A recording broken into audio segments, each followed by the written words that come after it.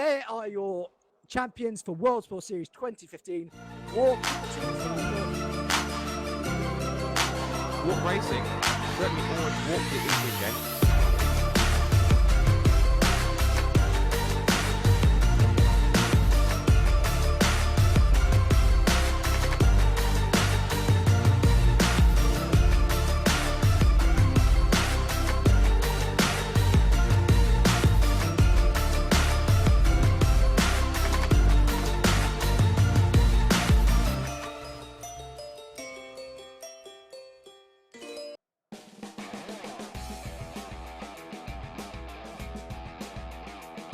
For the most realistic steering system available on the market, look no further than Sim Steering from Leo Bodnar. Designed and hand-built at the home of British Motorsport's Silverstone circuit, it's extensively used by professional driver training centres and race teams including Formula 1 since 2010. The high precision and completely linear response coupled with high strength provides the ultimate in realistic steering force feedback. Visit simsteering.com.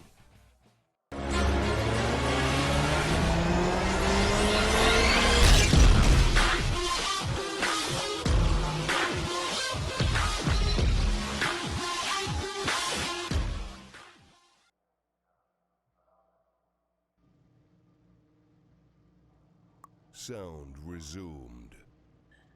Hello there, ladies and gentlemen, and welcome along to round one of the Virtual Endurance Championship Season 8. The hype is real, and we are finally ready to get going on what I think everyone is expecting to be a fantastic season of action.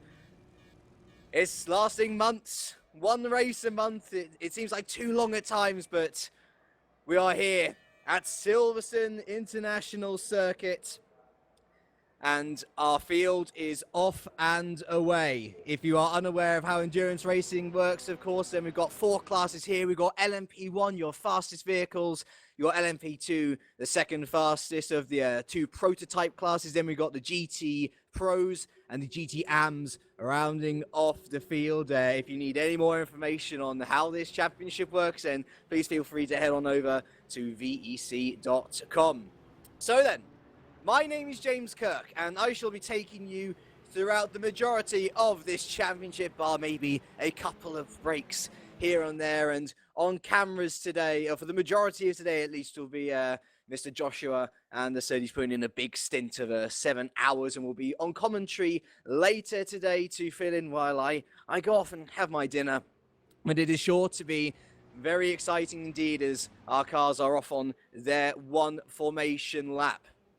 If you want to get involved in the conversation, then feel free to head on over to Twitter and either mention my Twitter handle at KirkyLife, that is at KirkyLife, or hashtag VEC Silverstone, and we'll make sure to get to as many of you as possible. We're also sure to have plenty of guests throughout our 8 hours live here today, and I'm sure that there'll be lots of discussion to be had on this first day of the season. Of course, it was a TXL P1 Racing who took the team's championship last time out, with the likes of Christian Michel at the helm, and Christian is taking TXL on their first stint here today.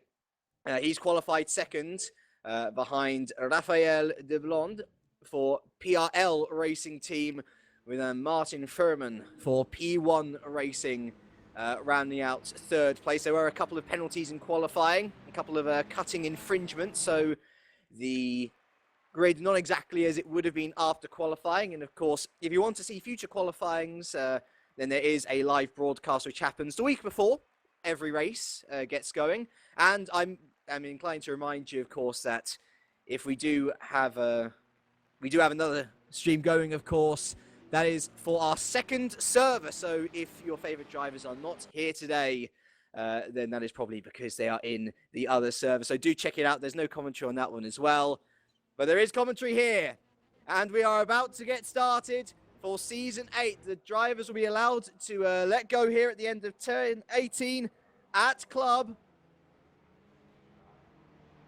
And the Blonde is off and away. The Virtual Endurance Championship Season 8 is a go. There's a decent start there from Lars Brugman in the Doug Henson Racing, overtaken though by Max Melamed into Abbey. The P1 streaming away from the P2 there. The difference in class clear to see. Christian Michel, he's had a decent start as well. Up behind Raphael de Blonde into Arena. Oh, we got a bit of a contact there as well as Max Melamed attempts to hold on to P5 from Lars Brugman. Took that from the Dutchman at the beginning. Henning Wallert in 7th there with Kieran Park in 8th. Daniel Canestrassi in 9th with Miguel Vasquez in 10th as we head down into Brooklands. And is that Brugman looking on the outside of Max Melamed? Yes, it is. The two of them dicing early stages here, the Austrian and the Dutchman, as we head round Luffield to go further down into the P1 class. We've got Anthony Jans, Pedro Gomez, Dennis Hadleck, Raul Pereira as well, with Juha Pekka Lamy and Per Rosaleni fighting for P15 and P16 as already up at Cops, we've got Raphael de Blonde. He had a massive moment out of Cops there, but managing to hold it. We've got some devilish anti-cuts on the exit of Cops as well, making sure that none of our drivers will be running wide there throughout the race. But the good thing about these endurance races, of course, is that it is an endurance race and not a sprint. So you can, of course, head into the pits if you need some damages. There we go. We've got Max Melamed there. P5 up ahead of him, though. We've got Yuri Kastorp and Martin Furman are going into combat. And Martin Furman has had to run off the road there. Is he going to lose a position to Max Melamed as well? We're heading down into the Vale for the end of lap 1. And Max Melamed around the outside of Yuri Kastorp there. And Martin Furman able to hold up the position. So Max Melamed up into 4th. Yuri Kastorp up to down to 5th, with Lars Brugman holding position in P6. As our first lap is now done and dusted. Let's have a little look back at the GT classes, shall we? Of course, they're only just going into stir now. We've got Kalle Corey for Revolution Motorsport leading Risto Capit there in the Walk Racing car. We've got Francesco Bigazzi 3rd, Miroslav Davidovic in 24th, and Carlos Carrascosa in P25. And of course, you'll see with our lovely overlay that we have all of the individual positions going across the top of our over the top of our broadcasters. There's been a bit of contact further up the road. I think it's Juha Pekka Lamy here as he's in P15 going down to P16. I think there was contact with one of the cars up ahead, but Juha falling down to P16 there behind Per Rosaleni. And Per has managed to get that position nice and secure into Brooklands. Up at the front though, Raphael de Blonde. He was able to pull out a nice gap through Sector 2 last time around, but Christian Michel, the champion who, of course, wants to retain that title along with his team TXL, is closing in nicely. The two of them separated by 6/10 behind. There is an almighty scrap going on for P3. We've got Martin Furman, who was able to secure that P3 after a battle with Yuri Kastorp. Max Melamed in these early stages, the Austrian, on a real mission so far for a Team RGPL. Having a little look into the Vale, but unable to do anything on this lap alone. And Lars Brugman there in the first of the Doug Henson Racing team cars. Looking up Kastorp as well, interested in perhaps looking for a move somewhere in these early stages behind these guys. We've got Wallart and Parkin in a little scrap of their own, and Canestrassi and Vasquez battling away for 9 and 10. And, well, Anthony Jans is flying away in the P2 class. He's currently got a 2.3 second lead on Pedro Gomez behind, who's been able to lose Dennis Hadlock there, the P3. But these top 3 are miles ahead again of Raul Pereira, so the P2 field really spread out at this early stages. In fact, the closest battle I can find, really, is Juha Pekka Lamy battling away with Thierry Charlotte now. And it looks like Lamy might have picked up a bit more damage than he would have liked, because Charlotte and Augusto Arias, as Charlotte was looking up the inside there of Lamy, a bit of pushing and shoving going on. Lamy will hold on to the position for now, but Augusto Arias as well, following in behind, just hoping that something will come at a cropper there. And then, of course, we've got the GT Pros falling in nicely as well, and GT Ams as well going along nicely. So not too many dramas here in these opening laps of the 8 Hours of Silverstone. Raphael de Blonde still holding on to the lead from Christian Michel, who's now fallen away to 1.4 seconds. And I do wonder whether he's just thinking of preserving the tyres a little bit longer. De Blonde with some pretty decent speed. As we go back to the battle for P3 now, this is pretty good stuff for the top of P1 here. Furman still holding on to P3. But look at this, Max Melamed going from attack to defense almost instantly as Lars Brugman, who's gotten past Kazdorp, now gets around the outside of Max Melamed. Well, Lars Brugman, from going on the back foot in the opening lap to on the front foot now, he is into P4. And Max Melamed under all sorts of pressure from Kazdorp, the Brazilian now. Into turn 1, Abbey we go.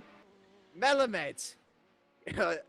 Switch of it's almost like a switch of a light. He's gone from on to off the attacking button and onto the defensive button, very much so. And what these guys battling for P3 is doing is allowing the likes of Vollert, of Parkin, of Canistrassi and Vasquez to catch him. And Vasquez there on the inside, goodness me, out the exits of arena, taking advantage of a mistake there from Canistrassi is that Kazdorp looking on the inside of Melamed. It is. Melamed runs wide of Brookland.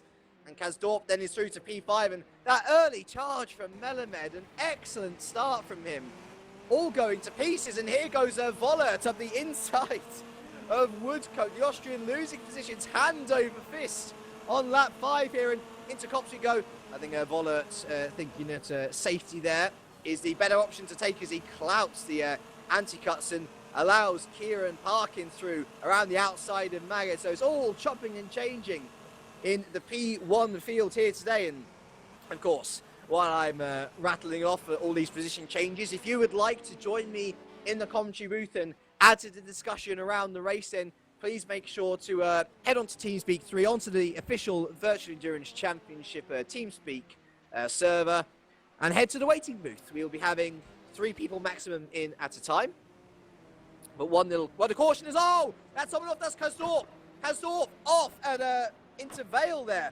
A bizarre off, and he's lost his front bumper as well. So Kazdorp, after getting past Melamed, makes a mistake, breaks on the grass, and that's going to be an early pit stop for the Brazilian run team. Well, the Brazilian team in this case, Revolution Racing.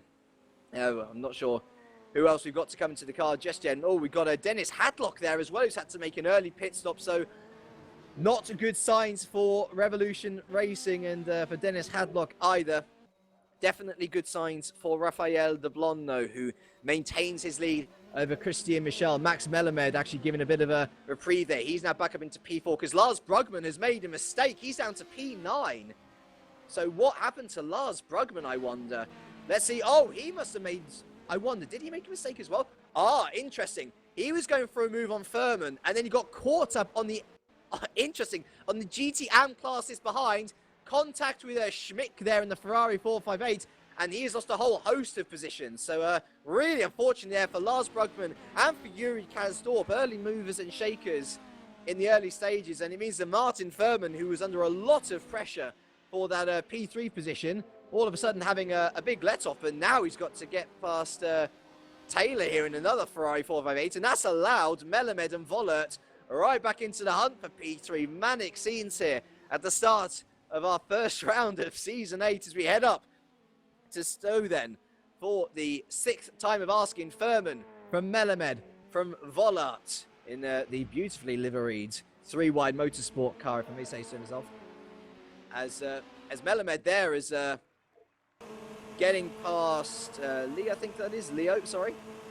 And this is, of course, one of the many skills that you have to learn if you're going to do endurance racing. You have to get past the back markers smoothly, but more importantly, safely. And perhaps it was, well, I think it was a bit of two and one or the other for Lars Brugman, a little bit too eager to get past the Ferrari of Schmick, but at the same time, could he have held back a little bit? Could the Ferrari give him more space? We'll never know. That is what the stewards are there to decide. Nevertheless, back to Melamed. P4 and P5 here with Vollert, tucking up into the slipstream of the RGPL car. He looks on the inside of Brooklands, and that's a late move from Vollert, trying to scare Melamed off the road. He has been off there before this race already, and it's just allowing Martin Furman, the German, to rush off into the distance. I'm sure he will take any respite he can for the P1 Gaming racing team, an all-German team, of course. As we're looking at Melamed here, wanting to focus on pulling away from Vollert, but then got Parkin 6th, Vasquez up to 7th, then Canistrassi 8th, Brugman down to 9th, and Anthony Jans in the P2 car up to P10, and still pulling away. He's now 6 seconds ahead of Gomez in that P2 class, so an extraordinary job done from Anthony Jans in the Team Spirit racing car. We've got Pereira third, and Per Rosenli, there we go, I've got his name right for once, sorry Per. But for Odin Racing, those two battling away. Of course, we've got Pereira in the Overstep racing car, so those two having nice battlers. Melamed's through on Furman, and that was through at Stowe. You can't take your eyes off these guys for 1 minute, can you? Furman trying to get back through on the outside. Oh, contact between the two, and Furman! Round he goes, able to save it, thankfully. Vollart through, and will Parkin be through as well by the time he gets to Avi? So Melamed through to P3, Vollart through to P4, Furman down to P5 after contact with Melamed. And he's able to stay ahead of Parkin for now. I'm sure that Parkin will be wanting to look into the arena section, perhaps a little late move. No, nothing doing there, and so Furman losing a lot of speed here, and now they've got to get past another overstep Aston Martin here. And the Aston Martin getting out of the way very nicely indeed, so Furman able to hold on for now, but his loss of speed is quite shocking actually, considering that he was qualifying P3. You do wonder whether he's perhaps a bit of a hot lapper, sets up the car for the qualifying session and not for the race session. And yeah, we've got a lot of these GTM cars, as there we go, being held up behind the Viper. Parkin takes that, thank you very much. And that's a lovely opportunistic move from Kieran Parkin of Doug Henson Racing, and the second of the Henson Racing cars, of course, the other one being Lars Brugman.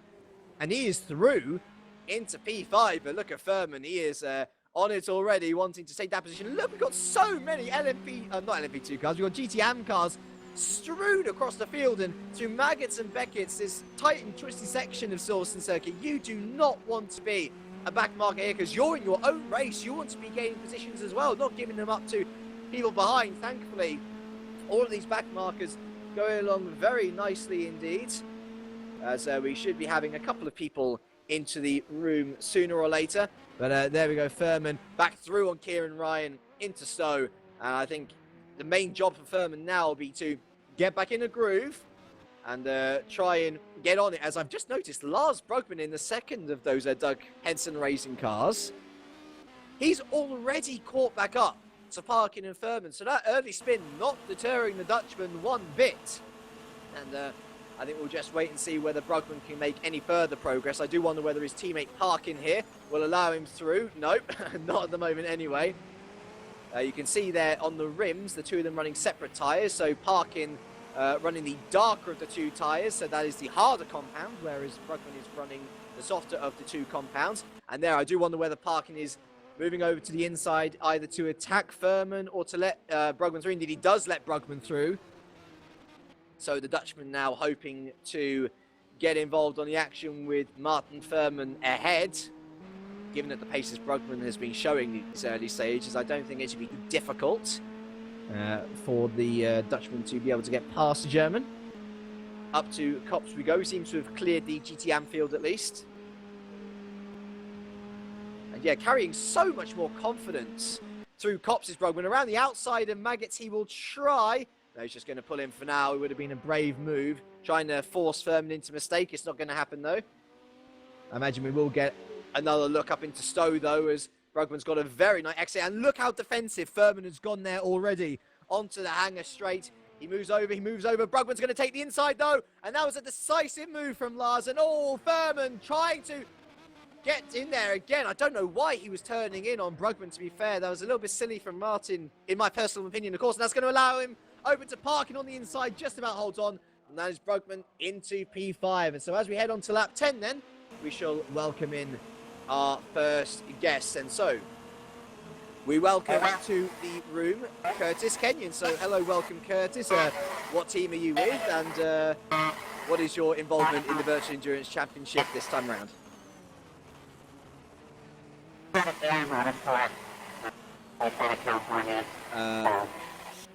don't think your mic's working too well there, Curtis. You might want to sort it out a little bit. Yeah, we'll wait for Curtis to sort out his microphone anyway. There's plenty of action to be talking about.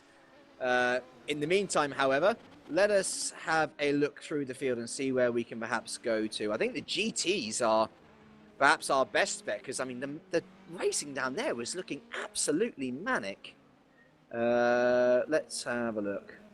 Yeah, let's go back to P25. Yes, there is. Good spot from our cameraman, Mr. Josh Anderson. So, P25, I think we've got the leaders here of the GT Pro class. Actually, no, we don't. So we've got Calicori, Risto Capit, Bugatti, Davidovic, Conor McCarroll, and then it's back to this battle.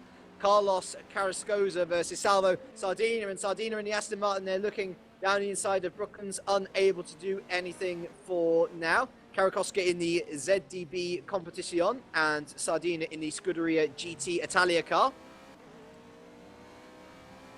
The Corvette C67 versus the Aston Martin DBR. I think the C7's a little bit better suited to the endurance, but that Martin has a bit of power in it as well. Going around cops around there. I must admit, looking at all these different cars and such, I would be very scared if I was in a GT car, and especially in this GT Pro class, you have to, in a sense, lap the most people. You've got to let cars through as well. You've got to let the P1s through, you've got to let the P2s through, but you've got to lap the GTMs as well once you get to it, if you get to it, of course. So perhaps the most difficult field to be a part of, but Carrascosa and Sardina doing a nice enough job going into Stowe. Not much going on there. And behind, I've noticed, of course, Dennis Hadlock, who was, remember, he was one of our early pitters with damage. And, of course, Hadlock is in the P2 class, I believe. Yes, he is. So he's working his way back through the field. And all these GT guys, they do not have to give way to him. This is fighting for legitimate position. I must say, I do love that car, just for the fact that it's got different coloured wheels. So shout out to PRL Logitech Racing for the wonderful neon style wheels as he will attempt to side his way further through. I mean, that is very interesting looking at looking and closing there on Thomas Bearhair. Closing speed is massively different in between P2 and the Pro class. Frightening speeds. Frightening speeds. And I must say, actually, let's go up to the top of this GT Pro class, Josh, because we've got a four-way battle for the lead. Kalle Corey in the Revolution Viper, Risto Capit in the Walk Racing Porsche, who's gone a little wide there, might allow Francesco... Oh, no, we've got a different car in there. We have got a different car in there. That's... that'd be one of the LMPs. Never mind. But it's still a three-way battle for the lead, because you've got Corey, Capit, and Bugatti as well. Francesco Bugatti in the Frecce Azzurre. Sorry if I've mullered your name there, guys. But he's in the Porsche. We've got three very similar cars. You've got the Viper, who's a bit of an all-rounder. And Captain Bugatti in the Porsches here, doing very nice. And look at the closing speed of Bugatti there through the S's here, as I believe we might be able to bring Curtis in just a second. We'll see whether Bugatti can make a move on Risto Capit here for Walk Racing into Stoke. He pulls out, but he chooses not to brake a little later, chooses to fall in behind. Save the move perhaps a little later, but it's great to see that we've got battling all throughout the field. The P2 is certainly the most spread out at this early stage. But the GT Pro class, very eagerly contested. And I must say, I am so happy to see a Viper up there, because the Viper is definitely one of the least loved of this URD Endurance GT mod. And it's great to see it leading for a change and actually having some success. So good on you, Callie, for selecting that vehicle along with your team. So then, hopefully then, we can bring in the first of our guests. In fact, we can bring in two guests. There we are. So we are going to bring in Curtis Kenyon, and we are going to bring in Lewis McGlade. So firstly, Curtis, you were with us before. Hopefully your mic is sorted now. What team are you with? What sort of involvement do you have in the Virtual Endurance Championship this season? And what do you make of our start so far? The start is absolutely bonkers, man. So hello from California. I'm part of DR Motorsport. We're starting pole in the P2 class in room 2. Just barely missed out from what I hear. So as far as involvement, well, I don't know. This is the first time I've ever been at the VEC or its other iterations from previous years. My teammates have been around a little longer than I have. I've been sim racing for about 3-4 years now. Done all kinds of things, seen some crazy stuff, and learned a lot, and managed to make it here somehow. So yeah, I think there's a lot of people. As far as the race goes, this has been absolutely crazy. Tons of traffic. Yeah, for sure. I mean, a lot of us can say the same. Like, there's a lot of us new here for sure. But given that this is your first involvement, I mean, it's almost mind-boggling how many people you got to lap, and even in these early stages, you only had 13 laps, and the entire GT field has been lapped already. Oh yeah, well, heaven forbid this is realistic, right? Oh yeah. I mean, if I remember right, the WEC Silverstone race was something like this too. It was absolutely bonkers. Which is all good for us. It means there's lots to commentate on. And of course, we'll also welcome in here Lewis McGlade as well. So, Lewis, I know who you're with, but tell everyone at home, please, what team you're with, what involvement with the Virtual Endurance Championship you have this year. Are you new here as well, of course? Yeah, I'm Lewis McGlade from England land. I drive the DHR number 8 car, which is currently being driven by Lars Brugman. And involvement-wise, I just drive. I kind of do a bit of standings and stuff, but I mainly just drive the car. Shut up and drive, really. I agree with the traffic thing. This is the second race I've done in VEC. The last one I did Le Mans and binned it, which is really great. And then I got hired full time, so that's fun. But I mean, it's I can terrifying. actually, sorry, if I just can talk over you for a bit. The traffic thing was no more evident here. I'm looking at your teammate now. He's just had to siphon through P2s, GT Pros as well, whilst attacking Henning Wollert, whilst defending off Max Melamed as well. And Lars, of course, has had to deal with an early spin as well, thanks to the backmarker Schmick. So what sort of challenges does Lars have on his hands now? I mean, you could argue that he's perhaps a little bit out of position. He shouldn't be in this fight.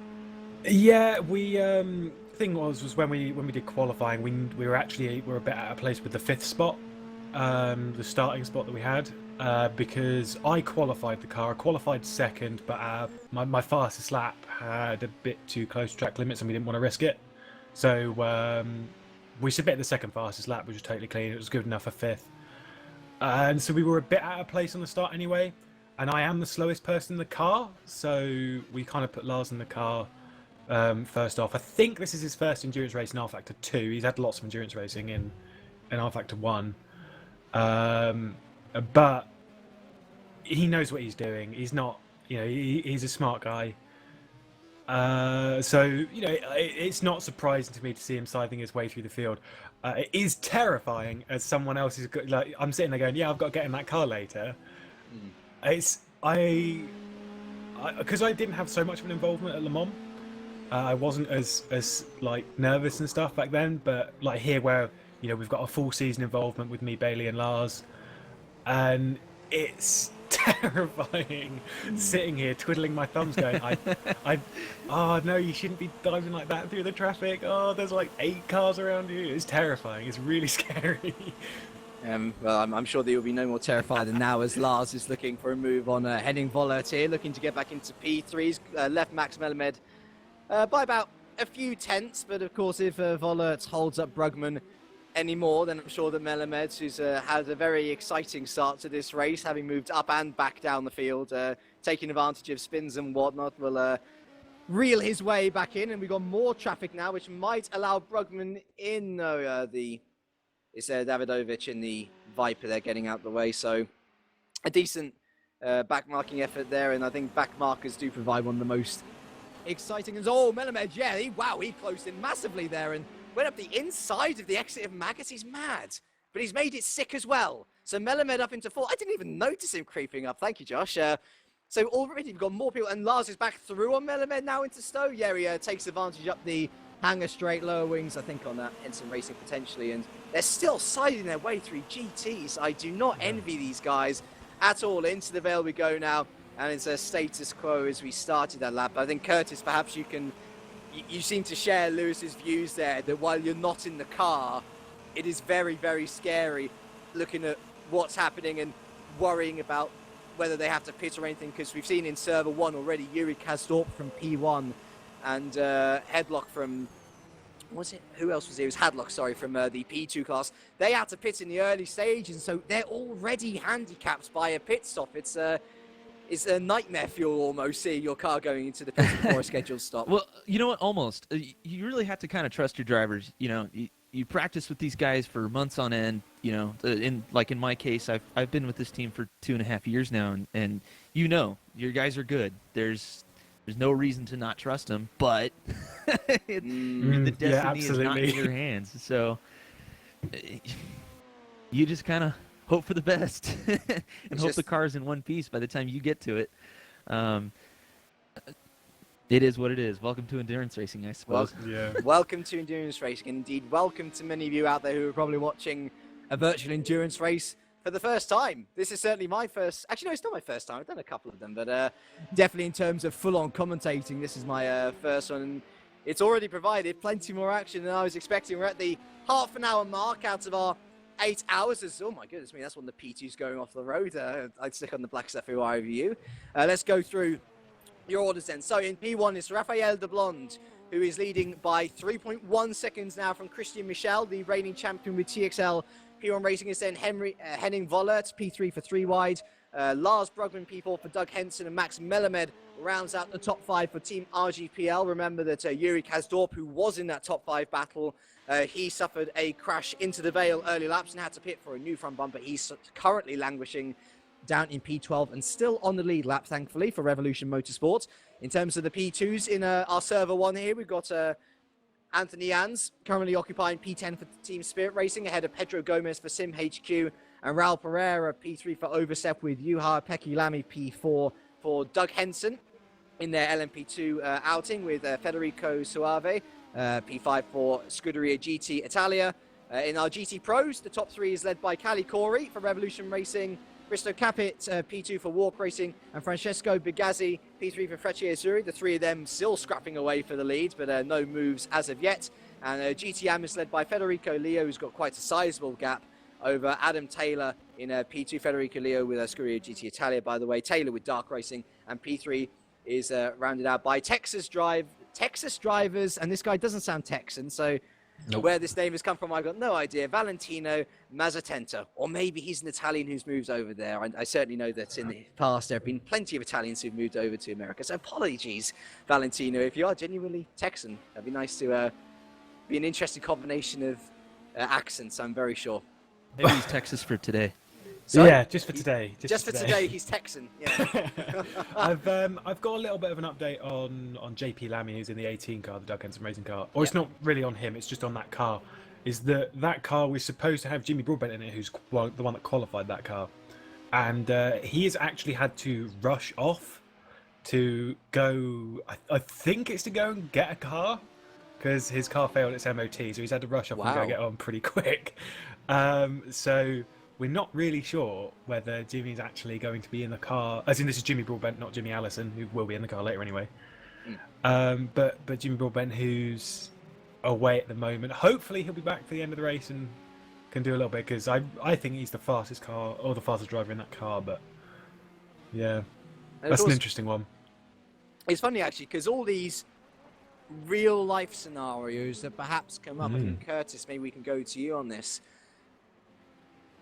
Along with pit stops, like unscheduled pit stops, it really throws off your strategy, because I imagine that all the teams here will be going meticulously through, okay, we're going to pit on lap X, and then on pit stop 3, we're going to put driver A into the car, and so on. So whenever there's an unscheduled pit stop, or whenever somebody has a real life issue which they have to go off and deal, you got to sort of rush around and change the schedule, or say, well, you know, you've got to stay in the car a bit longer. And we've got Yuri Kazdorp out of the race. Interesting, he's come back out again. Let's have a look here. Who's going through? Oh, wow, yeah, he went wide at Cops there. And those evil anti-cuts, which I talked about early days, they have caught him, and quite badly as well. So he is out of the race, but interestingly, he's just come back out again.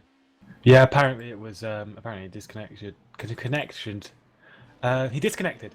As well, he hit the wall so hard that he disconnected. Yeah. Oh dear. Because that was definitely a mistake from the Brazilian for sure. Yeah, it's also he's come out, and because he disconnected when he did that, he doesn't have a front end. You can actually see it on the broadcast. Yeah. He doesn't have the front. That is going to be horrible to drive because of how much downforce that front splitter creates. So he's going to have to bring that back in. It's a long stop as well. Me and Lars tried it I mean, he was being a bit of an idiot and crashing all over the place, but Mm. we had 120 seconds of damage to repair in one of the practice sessions just to see what damage was going to do. So, yeah. I tell you what, I don't know whether the game is bugged out here though, because it seems that Yuri is losing position still to other drivers who are passing his position now. So, we'll give you an update on Yuri anyway. But the Brazilian's race goes from bad to worse, unfortunately. Let's say we'll see what happens when he comes into the pits, whether it rectifies itself. But just an update on time splits then. Henning Voller still in third, a second ahead of Lars Brugman, who is just passing the LMP2 car there. It's hard to see because the names are so small on our Factor 2. Melamed's trying to get through as well. Yeah, well, Melamed's... Oh, yeah, he's mighty through this sector. We've seen him catch plenty of times before, and it's the LMP2 of Pedro Gomez there, second in class for LMP2 as well. All of them thankfully getting through anyways. Yuri Kasdorp is into the pits, and it seems that his suspension retirement cause has corrected itself, so Yuri is still in this race, and it almost seems like it was a lucky disconnection almost. Because if he went flying into that wall, his car would have been totaled. That would have been end of race for Revolution Motorsports LMP1 outfit, but, well, he disconnected. Apparently, there was no disconnection. I guess the car went over the fence, and the game put him into the pits. Oh, put it back in the immediately. pit lane. Yeah, that's a possible thing. The thing is with the bizarre. P1 cars, is that unless you lose one of the front wheels, Sorry. Can we go to P8? Sorry, Josh. Daniele Canestrassi there has had a spin, and I think he was trying to get past plenty of GT cars. And Martin Furman there went up the inside. And, Canestrassi there, he broke a little too late.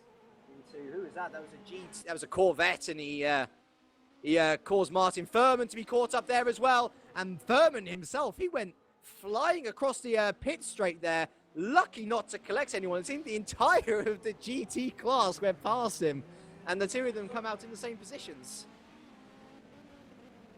No, Martin Furman does not have a rear wing. No! Oh my word, drifting through Abbey, very dangerous there, and who is that who's been going past him? It was the guy who's involved in the incident. It was Maybach, there we go, Daniel Maybach. He had to avoid him for the second time of asking. So Martin Furman, we were saying his pace wasn't looking too good in the early stages, falling back very easily. It's gone from bad to worse, and he's going to have to pit as well. So these P1 boys, after a pretty easy-going first stint, albeit with lots of battling, not going so well now as Furman spins again on the Wellington straight. the thing is with Furman and that P1 gaming car, the number 80, in the pre-season test, this is actually their first race in the P1 class, because in the pre-season test, they were actually a P2 team, and they were one of the teams to get promoted, so they're very, very new to this whole P1 aspect of things, which is good because they're called P1 Gaming, and having a P1 Gaming in P2 is really annoying. P2, There is P1, a P2, P1 car, yeah. but yeah, it's their first race. What they need to do is they need to just bring that back into the pits, repair it, and just, you know, sit tight, keep calm, finish the race, get as much on-track experience as is possible from this. Because working your way through traffic and stuff like that in a P1 car isn't that easy, because you'll be approaching like turn 1, which for us is easy flat in 7th. And then you'll have a GT car in front of you where it's like, oh, it's a bit of a lift for him. So, you know, we're going like 50, 60 Ks faster through the apex of T1. So it's just about getting that experience for that team. Let's talk about the GT cars actually for a bit. Cali Corey, Risto Capit, and Francesco Bigazzi in the GT Pro. They are all still separated by 3 seconds. It seems that these three are quite happy just to go along, minding their own business. They're not going to make any moves just yet. But I'm sure their team owners are going to be very happy. Cali Corey there as we come to him. Makes a mistake. He goes over the anti-cuts of Cops and just about holds himself together as Risto Capit is unable to capitalize. But mistakes starting to creep in for Corey. And Capit, the Estonian, will be looking to capitalize on any further mistakes that may or may not happen. And Martin Furman there comes into the pits. I realised I was on a tape delay, so that's why you probably didn't see it. It was a while back. Yeah, Furman into the pits there from P9, and that will allow Anthony Jans to head through into P9, which for a P2 car is pretty impressive, to say the Yeah. least, considering that we've got plenty more P1 cars in the race. I forget, Curtis, what class are your lot in? Is it P2? Yeah, we're in P2. Yeah. Yeah, so with the P2 race so far, we've seen that it's actually been quite separate. I mean, Antti Jans has been flooring the field so far in his race. But how is DR Motorsport getting on in Server 2? And has there been any worries so far? Well, not yet. Oh, Brugman's round. Sorry, Brugman's round. Uh-oh. We'll come back to you. Let's see. He must have gone for a move on Waller, surely. And he was down into Brooklands. And oh, yeah, Waller turned in far too early into Brooklands. And round went Brugman. Waller able to continue on in P3. Melamed capitalizes again. He's up to P4. But another mistake up in P1. It's getting a bit dodgy now. And actually, it dear. looks like Vollert is letting Brugman through. Perhaps no, he's not. I thought he was slowing. But he's not. Vollert is way ahead, yeah. And Brugman's been left behind, unfortunately. Still got 12 seconds to park in, mind you. So still comfortably in P5, but that is another spin for Brugman. And this time there was absolutely nothing that he could do. He went for the move, and Vollert unfortunately turned in. But this might allow Max Melamed in, as they're now only just lapping the GT Pros for the second time of asking, I think it is. And Melamed looking for that P3 once again. But sorry, Curtis, back to you. No, that's all right. You know, the P2 kind of looks a lot like this. In room 2, mind you, we were pole room 2. It looks like we've dropped back about 4th. Pretty normal for us. We kind of like to actually treat an endurance race like a real endurance race, and kind of take it easy for a while and just let people sort themselves out, make mistakes, and towards the end of the race, we just run like madmen, pretty much. So we've had to say goodbye to Lewis McGlade for now, as that latest spin has forced him to go down and help out the team. And it's, as I say, you never know what's going to happen in normal racing, let alone endurance racing. And for Lars now, it's about getting back in the groove for the second time of asking, of course, and trying to refine some pace. I mean, it's so frustrating, Curtis, isn't it, when you get hit round and it's not your mistake, and you've made so much time up from an earlier mistake as well, and then to be hit back down again. It must knock on the confidence, if not the pride, a bit. It's a little bit of both, actually. You know, and the only thing you can do, you have to remember, it's 8 hours. Yes. Get back in the race, do what you can, learn what you can, do the driver change, get it all done. Just finish the race. I don't know how many times we've scored, you know, way more points than we should have in one race, simply because we finished. Someone spun, ended up passing him, so we scored 3-4 more points or whatever, something like that. You just never know. I think especially in simulation endurance racing, you just never know what's going to happen. I mean, certainly for the likes of Miguel Vazquez here, who I think qualified 10th. He was one of the last P1s for sure. He's currently sitting up there in P7. He's 20 seconds off parking, but he's not too worried. He's sitting in there. He's going around. He's securing points for the team. Daniele Canistasi. I'll get your name right one day, sir. I promise. He is catching. But yeah, Vazquez really showing us how it's done. Just keeping the car going. You don't need to do any more than that. Just make it to the end, and you shall be rewarded. Try not to get in the way of the GT cars. Who slowed? Sorry, Josh? Simic just slowed. Simic is practically stopped on the track there in 37th. Schmitz, I wonder, has he run out of fuel? He doesn't appear to have a rear wing. He doesn't have a rear wing, Schmitz. This was the guy who got involved with Lars Brugman's earlier contact. And where is he on track? Is he in the pit lane? He's actually stopped on track. He's completely stationary. It's what's causing the yellow flag in Sector 3. Yeah, so he's stopped in the pit lane. I wonder why. I mean, he could have run out of fuel. It could have been a hardware problem or anything. Bad news for Andreas Schmitz. As if it wasn't bad enough with the contact with Brugman for KSM Sim Racing Team. He's gotten going again, though. I wonder if it is a hardware problem. I wonder if he's had to like quickly switch over to keyboard or something and get something. And anyway, he's back in the pit lane now, so he's safely off track. The yellow flags can come back in. But how bizarre. Weird issue there for Schmitz, the German. Moving back though to the P1 has died down a little bit. I wonder if Cali Corey is still going in the GT Pro. No, he's not. Cali Corey's down to P24, and Cali Corey is missing his front bumper and going very slow indeed. What has happened to the Revolution Motorsport car? I will tell you what, he saved it once before, but not for a second time. He went over the anti-cuts at Cop, and he has gone head first into the barrier.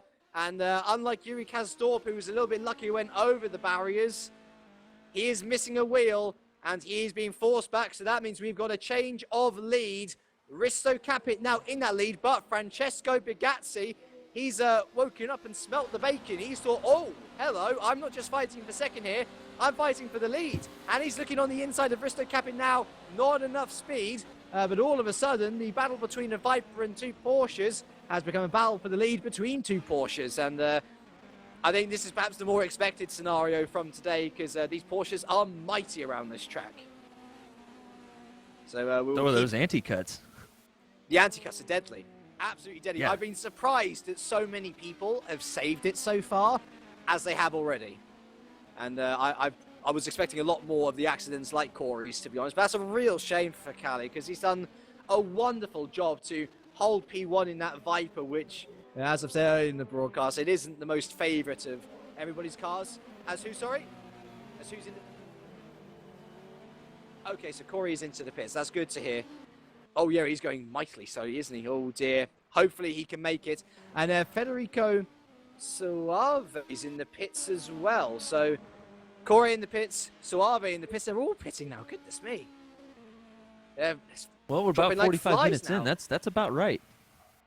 Okay, so maybe a planned pit stop then for Suave. He'd be one of our first planned pitters, if that is the case. If they're running soft tires or something like that, yeah. In the P2 class, of course, for Scuderia Sure. GT Italia. And here we go. Anthony Jans, the LMP2 leader, in perhaps to...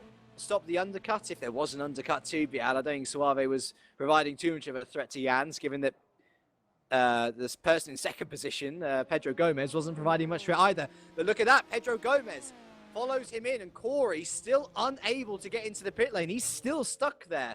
And I wonder whether this might be the end of the road for the Revolution Motorsport Viper. We'll have to wait and see. We look to...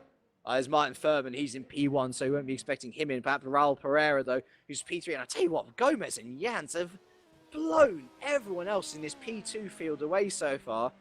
I'd imagine Pereira will be in pretty sharpishly as well, though, if he is to cover them off. That said, he looks like he's on a harder set of tyres.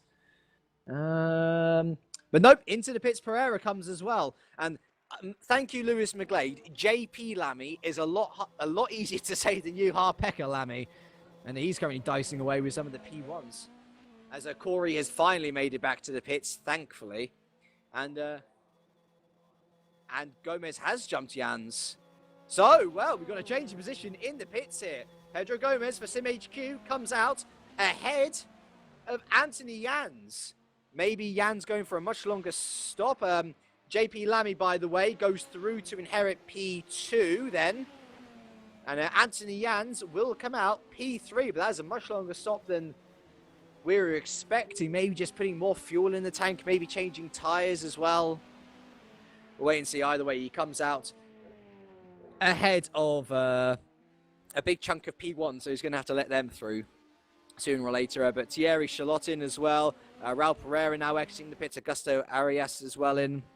So the P2s choosing this time to pit, and I imagine we'll be seeing the P1s in maybe the next 10 laps or so as well. So just a reminder, of course, if you do want to join us here on TeamSpeak, then head on over to the official Virtual Endurance Championship TeamSpeak server. Head on over to the waiting booth, give me a little ping, a little message, and I shall know that you're there, and I shall let you in as soon as possibly I can. And as soon as I possibly can. Wow, words already escaping me. I'll need a drink sooner or later. I got a little background on the SimHQ guys. I've raced against those guys in their own league. Very fast, very, very competitive, and they're super smooth drivers. It's almost art watching them drive. So with about 45 minutes in, give or take, that was probably a planned pit stop. Driving around traffic is probably eating their tires like crazy, and having traffic drive around them too, seeing as how they're in P2. Yeah, no, they're fantastic races. It would not surprise me to see those guys do very well here. Yeah, no, I know Gomez from other leagues as well. Very smooth drivers, you say. As we have our first P1 guys in. Henning Voller from P4 and Lars Brugman from P5 are into the pits. Lars, who's not had the happiest of races so far. JP Lamy in as well in the P2 efforts of the DHR guys. So that means that the Blonde, Michel, and by the way, the Blonde now leads by 10.4 seconds. Raphael doing an extraordinary job so far in, the PRL car there. Max Melamed still going around in P3, Park in P4, but clouting the anti-curb there, or just the curbing, we'll say that much, of the arena. Vazquez through now into P5, and Canastrassi through to P7. Still waiting on Brugman and Voller to go. And here comes Martin Furman then. One lap down, however, so I think this isn't to unlap himself, is it? So no matter where Brugman and Voller come out, they should be ahead of Gomez. As we've had a change of position, and Melamed slow. Melamed is slow out of Luffield there. And what has happened to Max Melamed? Interesting. Oh, wow, odd. He was battling with Parkin. He went slow off the corner, but there was 2 GTs ahead of him who were battling as well, and he just got slowed, and Parkin said, thank you very much. I'll take that position myself, thank you. So Parkin up into P3, Melamed into P4, Vollert out into P7. Sorry? Melamed stuck in 7th gear. Oh, maybe it was a hardware issue then. Could be a component on the car's gone, but this early in the race, I doubt it. Here comes Vazquez then, so Vazquez will go through to 4th, and Melamed, as he's got one of the most roller coaster races so far, and it's all falling apart as Kieran Parkin then comes into the pits, different person completely. Kieran Parkin into the pits for the second of the Doug Henson racing cars, and we'll see whether Vazquez and Canastrassi follow suit. Melamed, it seems, will surely have to pit with a issue on the car, and we're still not sure what the issue is. It seems, I think he's found other gears now, but he's into the pits anyway, along with Vazquez actually, as we now welcome the big boss himself, Jimmy Allison, to the room. Welcome, Jimmy. Hello. Well, just a quick note, Joshua. Your voice is very loud on the stream, and just read the messages I posted you. Ah, there we are. Okay. So, just a little sound issue there. Thank you very much, Jimmy. Good stuff, good stuff. Down 10. Use those words. I'm quiet now, I should be. Yes. So, Parkin, Melamed, Vazquez in, the Blonde, Michel, and Canastrassi still the only P1s left to pit, of course. Vollart and Brugman are through, and the Blonde is in. Our race leader is into the pits. Raphael de Blonde. We will see Christian Michel follows him in as well, as Lars Brugman is through on Henning Vollert, and that was into the arena.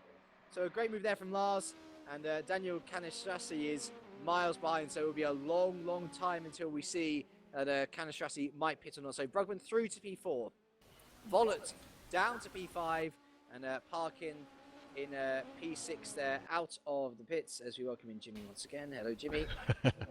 Hello. Joshua, I think you need to change it in OBS, in fact. Not on TeamSpeak.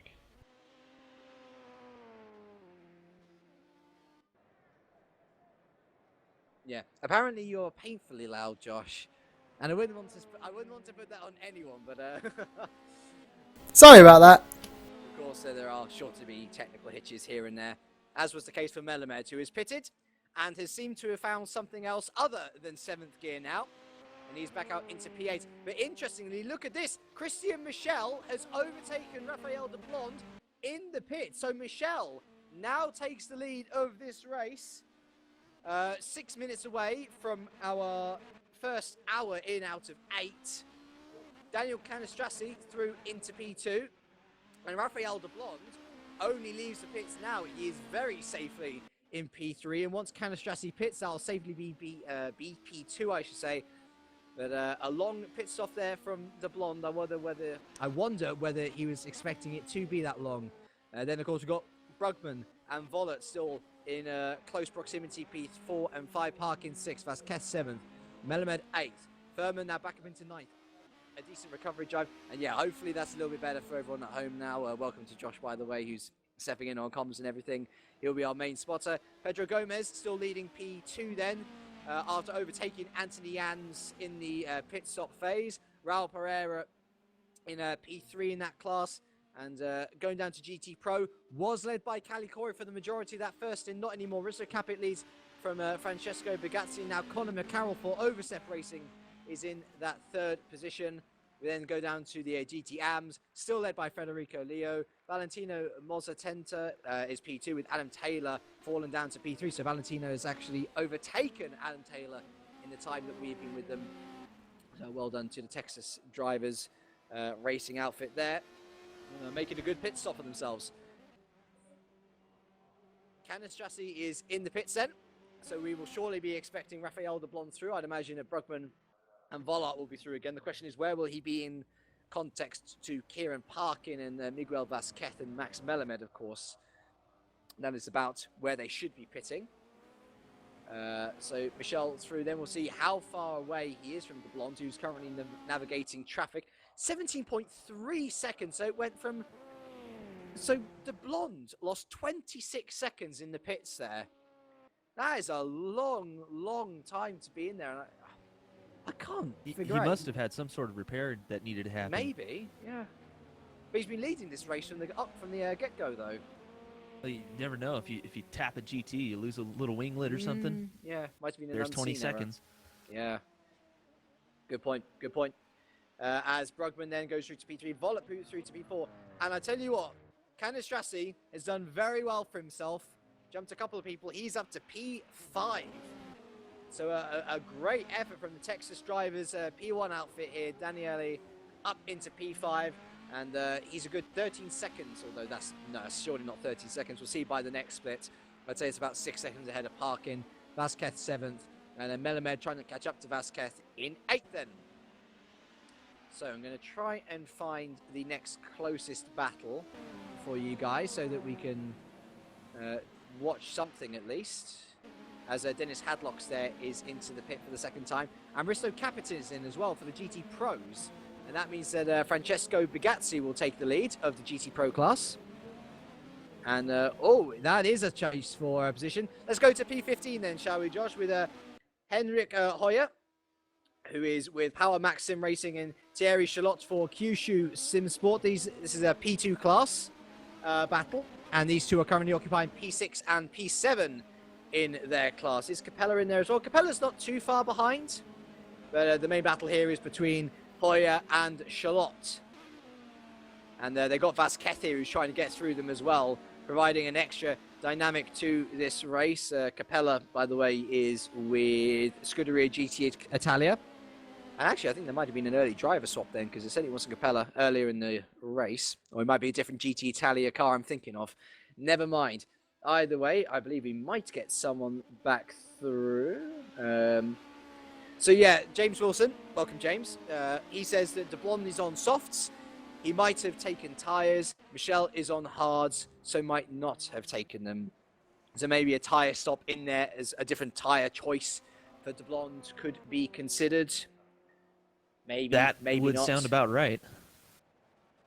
20 seconds or so. That's. Yeah,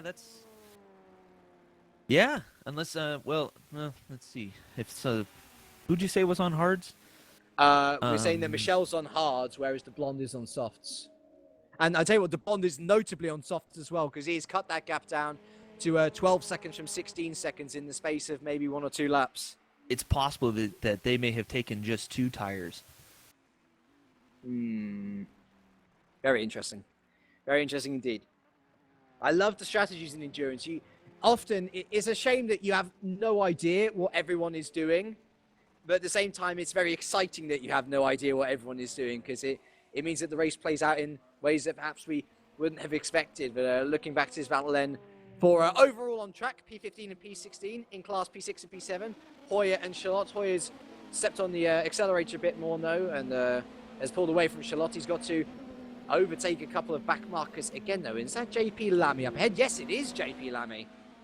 So they're just overtaking the rare endurance car there in the GT classes. But JP Lamy, who is currently P5 in class, started to fall into the clutches of Hoyer and Charlotte now, so we could have a much bigger battle on our hands as the Doug Henson racing car seems to be chugging along nicely, but not at the pace that perhaps he would be hoping. And let's have a little That's look a good here. thing we have 7 hours to go, huh? Indeed, yeah. 7 hours to go exactly, as it happens.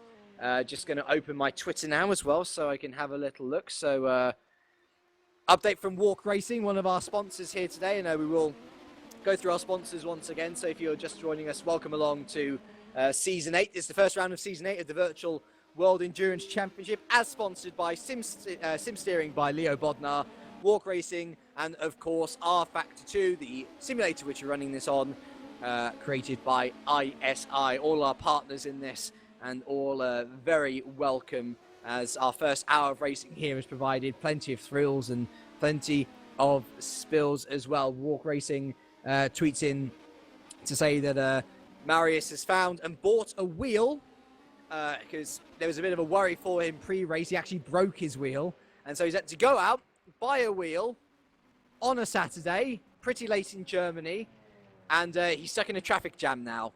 So Walk Racing might have to be putting Risto Kappa in for a bit longer, might have to find one of their other drivers to put in the car. Worries for them, of course. And remember, if you do want to tweet in along with Walk Racing, then mention my Twitter title, at Kirky Life. That is at Kirky Life. You should be able to find it. Or hashtag VEC Silverstone. So that's VEC in capitals, Silverstone, as you would write it normally. Just going to check the hashtag now. Nothing there for now, but if you want to tweet in, then you can do that for sure. Let's go back then to the racing. There we are. So JP Lamy still losing time to Henrik Hoyer here. Thierry Charlotte catching as well. And I tell you what, Vincenzo Capello as well is catching also. So we could have a four-way battle now, actually, from P5 down to P8. They're all closing on each other, and this is after the pit stops as well. So hopefully something juicy on our hands to get into, as I've had another thing through from the broadcast. Yes, we're just going to, we'll be keeping an eye on this battle. Hopefully by the time that, we're just going to go for an outbreak now. Hopefully by the time that is finished, we shall be game on in the battle for P4 in the LMP2 field. Don't go away.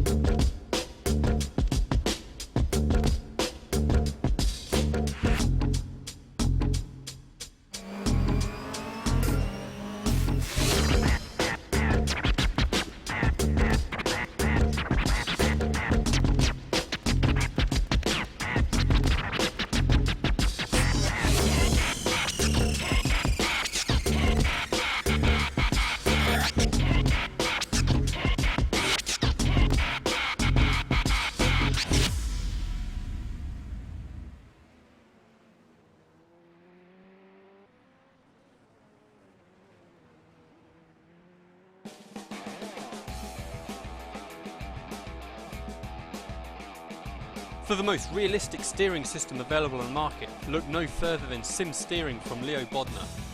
Designed and hand-built at the home of British Motorsport's Silverstone circuit, it's extensively used by professional driver training centres and race teams including Formula 1 since 2010. The high precision and completely linear response coupled with high strength provides the ultimate in realistic steering force feedback. Visit simsteering.com. There are your champions for World Sport Series 2015. Walk Racing certainly always walked it this weekend.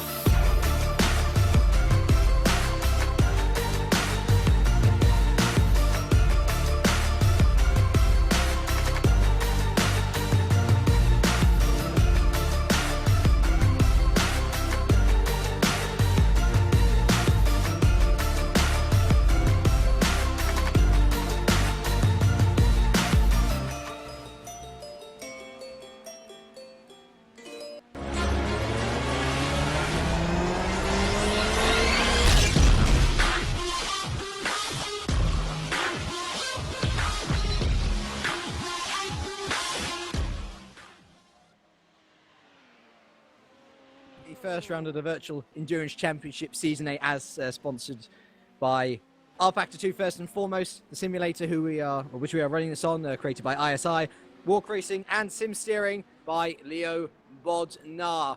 While we've been away, unfortunately, the battle that we were looking forward to when we got back has partially happened. Henrik Hoyer has taken the lead, taken fourth place, away from JP Lamy in the P2 scrap.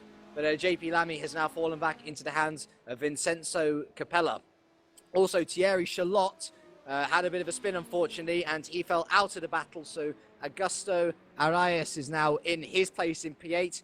But JP Lamy is just holding on now for that P5 in the P2 scrap, LMP2 scrap with Vincenzo Capella and Thierry Charlotte, who has no front, he's got nothing on his front, I've just noticed. He's into the pits, unfortunately, so the Frenchman not having a good day at all. I noticed that Cali Corey is... Oh, no, it's not Cali Corey, it's Davidovich, sorry, in one of the other cars there. And Davidovich, we've got a driver change. So Davidovich out of the car. In comes Matt Sentel. Welcome, Matt, to the race. Where is Cali Corey, though? I think he is out of the car, to be fair. Yeah, Corey is out of the car. I've got to find the other Revolutions Motorsport car, though. So there have been some driver changes here and there. There it goes. There's Mate Lakota. My apologies. Oh, no. No, I'm wrong again. So they must have had two driver changes because Davidovich was in the car after Corey. And then Matt Sentel has come into a third driver change for Revolution Racing in that GT Pro class. Not too good at all. Whereas Mate Lakota is in the other Revolution car in the GT AM class. Your leader, Christian Michel. For TXL, he is our reigning champion. They are our reigning champions, but they are being hauled in at a rate of knots by Raphael de Blonde, who lost a lot of time in the pit stop. We believe he was possibly repairing some damage from contact with back markers, also changing tyres, different fuel amounts. He's on the soft tyre, though, and he's been eating into that lead lap after lap. Gone down another second this lap alone, so perhaps in about 7 laps we'll be looking forward to a battle at the front in P3.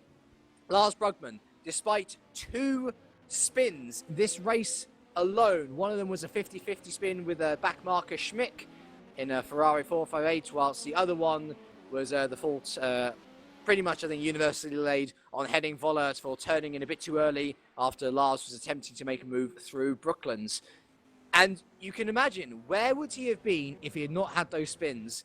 The answer, pretty sure it would have been the lead, unfortunately. So Brugman will be happy to be on the podium still, but could be so much more, could have been so much more. Vollert, aforementioned, is currently holding P4 with Canastrassi having a wonderful first stint. He is up into P5, skipping a couple of people.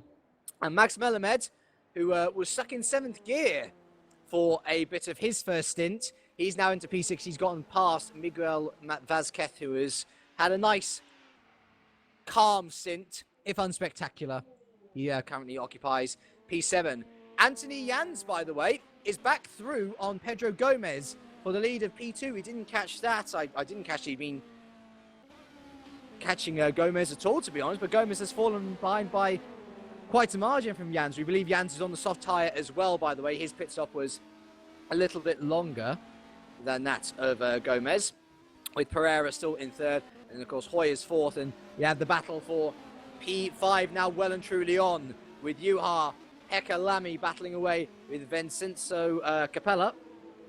In the Alpha P2 and Capella up the inside here. We've got, they're trying to let Voller through as well in the P1 class there, and thankfully getting out of the way, but a nice scrap going on here for P5 between, Lamy and Capella, and there was a bit of confusion there. As a back marker, it was my back again. He's been involved in a couple of things today, causes Lamy to take evasive action, and Capella is through on the straight, and once again a showing of how important the back markers can be to this race. They can either help you, but it seems that most times they can hinder you massively, Curtis. Yeah, you really got to pick your moments, especially this early in the race. You know, God, I swear, this is absolutely bonkers, man. It's an 8-hour race. Calm down. But no, you got to pick your moments to catch up and pass GT cars. You don't want to wreck their race. You don't want to wreck your race. And luckily, there's plenty of time left. He's got plenty of time to catch up to his competitors and pass them up again. Could make for great racing, that's for sure. Oh, absolutely. Absolutely. Just to give you an idea of how on it Anthony Jans is, he is now... what's happened to Lamy? Lamy slowed. Lamy is slowed. I was going to say he was going to be overtaking Per Rosenlee, who was in the same class. JP Lamy has slowed. And I don't know why. Let's have a little look. Let's see, he was... how interesting. He's hit the bollards. He's hit a couple of bollards on the inside curbing of Woodcote. And that's just slowed him down massively. Surely he hasn't lost his front from that. I don't see it, but either way then.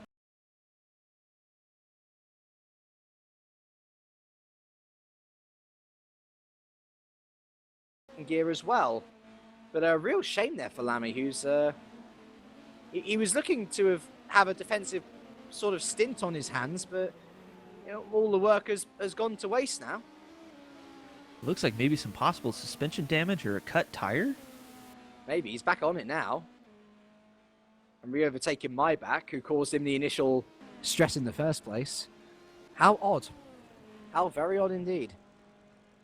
Oh, well, thankfully... He might have taken a moment just to make sure the car is okay, and you don't want to overdrive it after hitting something. So, yeah, that is very, very strange. There's Cali Corey back in P38. 39 drivers on track, by the way.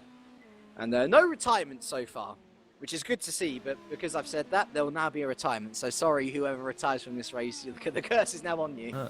Okay, good job, commentator's curse over here. Oh, no. It's happened. Just goes through the mind. I think, Josh, let's go up to P1, shall we? Christian Michel. The reason why I say we go on it now is because Raphael de Blonde is within 3 seconds of Michel, closing at a real rate of knots. I don't even think we're going to have much of a battle once de Blonde is with Michel, because the gulf in different tyres is astonishingly mighty at this stage. Let's see, how much time is he gaining on this lap again? Down to 2.9 seconds. He's gaining effectively 4 to 5 tenths per sector at this rate. And then now having to overtake Cali Corey, Christian Michel there, the ex-GT Pro leader. Or is that Centel? Sorry, Centel. The two Vipers look identical, unfortunately. And I'm interested to see how much he loses in this sector alone again to de Blonde, as he's overtaking more of the GT classes. Another 5 tenths. Oh, there is going to be battle joined. Excuse me, very soon indeed. Yes, we are focusing on the leaders. We've got a couple of people tweeting in. Good, nothing important. Remember, if you do want to join the conversation here in the broadcast room, then you are more than welcome to. Just hop onto the official Virtual Endurance Championship TeamSpeak server. Heading to the waiting booth room just underneath the broadcast booth, and give me a little ping, a little message on TeamSpeak saying that you want to join, and we shall move you up as soon as possible. We're looking to have a maximum of 3 guests in the room per time, and Curtis. Curtis is with us for this moment as Raphael de Blond has indeed been held up a bit. Caught some back markers at the worst time on the circuit through Maggots and Beckett, but he still gained 2/10 on Michel here. So we're still on it, Raphael de Blond. I need to check what nationality he is. I'm inclined to say that he's Spanish. He's German. German, there we are. And oh, that's a very strong team he's got actually as well. He's got Michael Callum back in that team as well. And the Austrian brothers, Jerry Elbs and Lucas Elbs as well. So certainly one out to look out for. And if you're interested in the TXL full outfit, then they've got Frederick Schornstein, Simon Christemann, and James Maskell, the Australian. So two very strong outfits here. Definitely two of the favourites for the championship early stages. And yet more traffic to get through. This time, Raul Pereira, the LMP2 car, Christian Michel going there. And look at 1.7 seconds the lead cut down to once again. And now the Blonde is clear of all the traffic that Michel has got through. Game very much on the rare endurance car, the next one for both of these two cars to traverse. So heading up through Woodcote now, the rare car gets out the way very nicely indeed. And here we go then. Battle is joined. De Blonde within 1 second of Christian Michel as we head through Copse and into Maggots and Beckett's. The P1 cars going through this complex at frightening speed. And is that Lars Brugman as well? Look at Lars Brugman. Snuck up from absolutely nowhere. So we've got a three-way battle for the lead now. And Brugman, remember, has spun twice in this race already. Incredible how much he's caught. So we got back markers as well. And De Blonde has lost out to Brugman. De Blonde chose the wrong line. Brugman chose the right line. So Brugman is through to P2. And what is Christian Michel going to do with this situation, Curtis, do you think? Is it best just to let them go? They are clearly miles faster than him. No, don't let him get away. I mean, I realize there's a hard tire, soft tire issue here. But if you can, don't let him get too far out. Because you have to remember, they're going to have to pit and change tires. Christian Michel is not going to have to change tires with those hards. So if they don't get too far ahead and they go in for their pit stops. And Brugman's through, sorry to cut you off there. And here goes De Blonde through as well. Nope, De Blonde not able to capitalise. But Brugman then, for Doug Henson Racing, takes the lead of the 8 hours to Silverstone. And now it's up to De Blonde to try and get through on Brooklyn. Sorry, Curtis, go on. No, that's okay. Like I said, just stay with him as much as you can. And, don't let him get too far out. You'll catch him in the pits easily. We do have a retirement, sorry. Daniele Canistrassi. He's done exactly the same thing that Yuri Kasdorp did. He's gone over the barriers, and he is out of this race, a full-on DNF. We'll see whether the team can fight back, but that's a real shame for Daniele, who had an excellent first stint to go up into P5. Now out of this race, unless they can rejoin.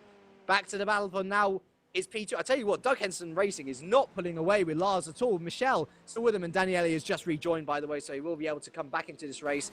But yeah, Michel holding on for dear life onto the back of Brugman. He's probably going to hope to use his slipstream to try and fend off De Blonde, but De Blonde has got a much better exit there. Out of Beckett, through Chapel, onto the hangar straight now. He looks all over the German De Blonde, his fellow compatriot, of course.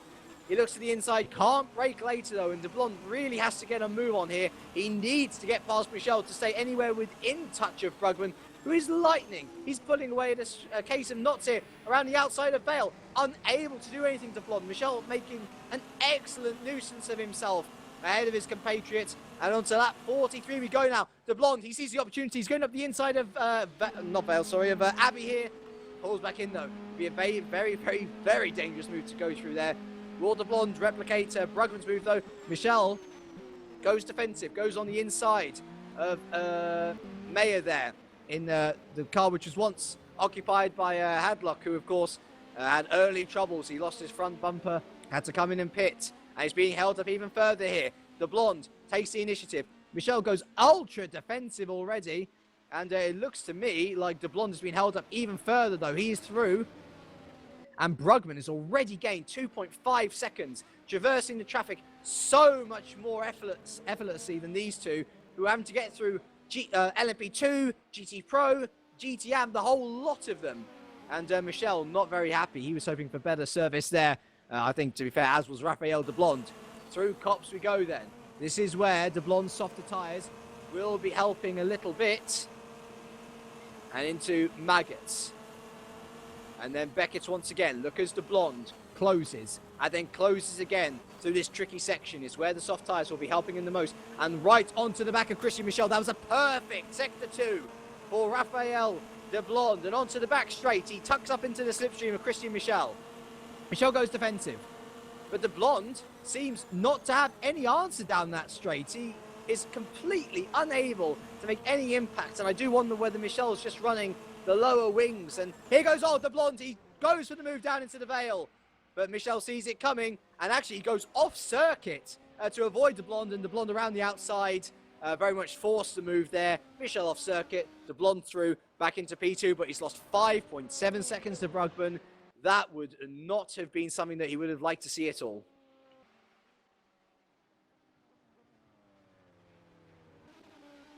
Yeah, with these two slicing and dicing the way that they are, Brugman's been able to get away quite a bit. I mean, we're talking near 7 seconds now. Man, that was a heck of a race, I have to admit. Right then, enough of P1. There's been a great battle there in P1, but we need to look for something else now. Maybe for the moment, Josh, just have a little look at Henrik Hoyer, who's currently P4. Now I think he is in P2. Let's expand that and have a look. Yeah, he's P4, Henrik. So Henrik Hoyer there in P2. He's got Capella, who was battling a little bit earlier, in and amongst these. Actually, no, Capella's right with him now, isn't he? It looks like Hoyer's been held up massively by the GT ahead of him. And so we've got a battle here for P4 and P5 in the LMP2 class. Capella on the middle there, looking to get past the Corvette. And already outside of Abbey. Unbelievable move from Vincenzo Capella. Great time to come to the two of them. Hoyer, though, he's not going to give that up just yet. He's going to try and stay with Capella as long as he can. But that was a beautiful move from Capella around the outside. His team, Scuderia GT Italia, can be very proud of that. I'm sure that you would have caught that on the stream by now, Curtis. Yeah, I'm looking at it right now. Oh my gosh. Very clean. With the Clean GT race, involved close, as well? but very, very clean. Incredible stuff. And, well, the two of them have now got a very interesting third element here as Max Melamed is getting involved. He's trying to lap the two of them. Hoyer gets well out the way. Gets back on the power out of Luffield. And, it looks like Max Melamed's going to be going through on Capella here through Cops. But Capella was well aware of that and made no hassle to himself. Melamed actually went off the circuit and Hoyer right back on it. So the battle for P4 and 5 most certainly still not over. Watch out for Per Rosenlee as well, who's not too far off these guys. He's going through Maggots now. Any mistake from these two, he will look to catch up on. And Yuri Kazdorp as well in the P1, who's had a torrid time of it so far. He's moving through as well. So will provide an extra lapping element to this battle. But Hoyer on the back of Capella, who will not be surprised to learn he's Italian himself. Hoyer, German, I think he is. Who's still going, sorry? Yeah, Kenneth Strassi, he's still going, yeah. He was a DNF, but because he went over the wall, he was able to rejoin. So it's counted as a disconnection as well, very similar to Yuri's situation, actually. As funny enough, Yuri actually comes into the pits there, so his charge through the field halted for now, and Capella starting to run away from Hoyer, so we shall move on from there. Let's have a look at who else might be close and who isn't in a P1 battle, because I know that people will be wanting to see closer stuff. So the update on the GT Pros, by the way, Francesco, actually no, it's not Francesco, sorry, Conor McCarroll. Yeah, look at that, Conor McCarroll has actually come into his own. He is into P1, past Bugatti and Capit. I wonder whether McCarroll is perhaps pitted for overstep there. Either way, Bugatti second, Capit third. We might have a close battle here between Carlos and Mark. Go on to P25 here. Josh, Carlos Carrascosa just ahead of Matt Centel. The two of them very close, or as close as they could be for a GT class. I'll wait and see whether there's anything closer further down the GTM classes. Yeah, this is the problem now. We're trying to find something other than a P1 battle, is that everything else is actually pretty spread out for the moment. Unfortunately, Salvo Sardina has become a DNF as well. We'll wait to see whether Sardina can rejoin. Calicori and Johannes Franke rounding out our field. I think Carrascosa and Centel are probably our closest bets for a battle outside of the P1 classes. Let's have a look. Where are these two in context to each other? So Carrascosa is P5 in a GT Pro, and Centel is P6 in the GT Pro. Not dead last, you've got Thomas Beha, the Northern Light Racing. He's P7 down in P32, way back. And then, of course, Sardina and Corey, who've had really not the best of races at all. They've had incidents galore, unfortunately, and they find themselves well out of the pecking order at this stage. But it does look now that Centel is starting to close, and Carrascosa is just getting past one of the GTM classes. And yeah, it might be worth keeping an eye on this battle as the two GTs might start battling away for P5 and 6 at the mid-pack of their class. We will keep an eye on P1 as well, though, as there are still some pretty close battles going on there. Let's have a look. Is there anybody else wanting to join? Not yet. Just a reminder, if you do want to join, then just head on to the official Virtual Endurance Championship TeamSpeak, head to the waiting booth, give me a message, and we'll bring you in. And it's time to have a little look at Twitter as well. Shout out to Sharon van der Sloot. He's hoping, I think you're with, are you in room 2, Sharon, I'm presuming? Yes, so I'm presuming you're in P2 there with the Quark outfit in the 95 car. Hoping to do very well as well. And perhaps we can have an update from you, Curtis, on how your team's doing in the in room 2 as well. I was just talking to him right now over over the Facebook. Yeah, we're just kind of cruising. You know, trying to let everybody just sort themselves out. We are down to 4th after starting on pole. Not out of the realm of possibility to win this still. It looks like the racing has been fairly close in the whole room. A lot like it is here in room 1. Nothing really too crazy. There was a disconnect. Couple little issues just from when I was able to glance in. But from what I can tell, it's been decently close. There is a definite difference between room 1 and room 2 as far as timing goes. That's for sure. Looks like it's a little bit spaced out when it comes to. I wouldn't necessarily say skill, but I would say definitely in the times that people are putting out. So it was probably a good idea to have the 2 rooms, I'd have to say. Just Blasco. Let's have a look there. I need to get back to it, actually. Where is he? Yeah, what position? What position? 34. Let's have a look here. Jorge Blasco. It's very odd. We've seen this a couple of times. I do wonder whether they just run out of fuel or whether they got hardware issues. I'm honestly not to know. Right. Maybe she's gone to have a coffee or something. How odd. As we look back to the GT Pros of Carrascosa and Centel, it seems that Carrascosa, now he doesn't have anybody lapping him, neither does he have to lap anyone. He's able to pull away, but Centel is still there in close pursuit. And I'm sure that he'll be, you know, with a physical entity ahead of you, I always find that that's more than enough incentive to keep pushing as hard as you can. Oh, it makes you push harder. Absolutely, because, you know... Now you have something to aim at. To aim at, yeah, exactly. Really? How interesting. Well, human nature doesn't, unfortunately, escape us all. Suppose we can't just, you know, wee in our overalls like the real racers do, huh? Be pretty embarrassing if we did, wouldn't it? Don't people have buckets under their chairs these days? I would not like to think that that's the case. You'd wonder how you do it anyway, just sort of bring it out. I mean, you got all the racing equipment ahead of you as well, so mind you, maybe not the best idea. As I'm just going to have a little look through. Oh, we do have a nice battle going on here. Oh, wait, no, there's Daniel Canistrassi is P1, isn't he? So he's got... Oh, okay, go on. Yeah, Andreas Smith is just they give us a nice notification on the TeamSpeak here. Hi everyone, sorry if I'm too loud again. But Smith is just giving us an explanation saying they're waiting in front of the pits because they want to do a driver change. Driver change. For repairs and driver change, they're waiting on the pits because the driver's not ready. Talking of pits, we have Christian Michel in for the second time. And I wonder whether we're going to see a driver change here at the outfit. I wonder whether we're going to see a tyre change, because of course the Blonde and Brugman, they were both through anyway. But Michelle still there. And I presume that Melamed will take over that P4. Vollert already through into P3. But maybe taking on some soft tyres, maybe wanting to bite back at Brugman and the Blonde, who have both taken soft tyres themselves. Melamed through to P4 then.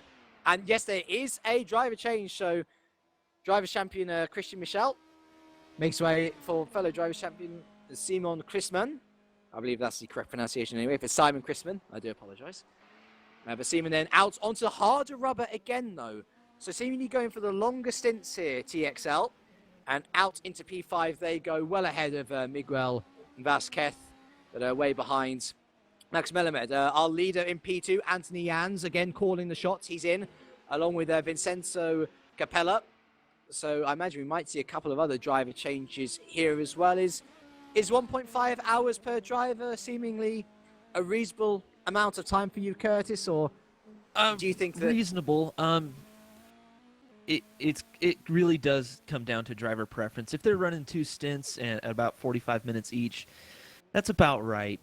I know that a lot of people, especially in the longer races, 12 and 24-hour races, we'll do 3, 4, sometimes 5 stints. It just depends on what's going on and how you decide to schedule your drivers. Yeah.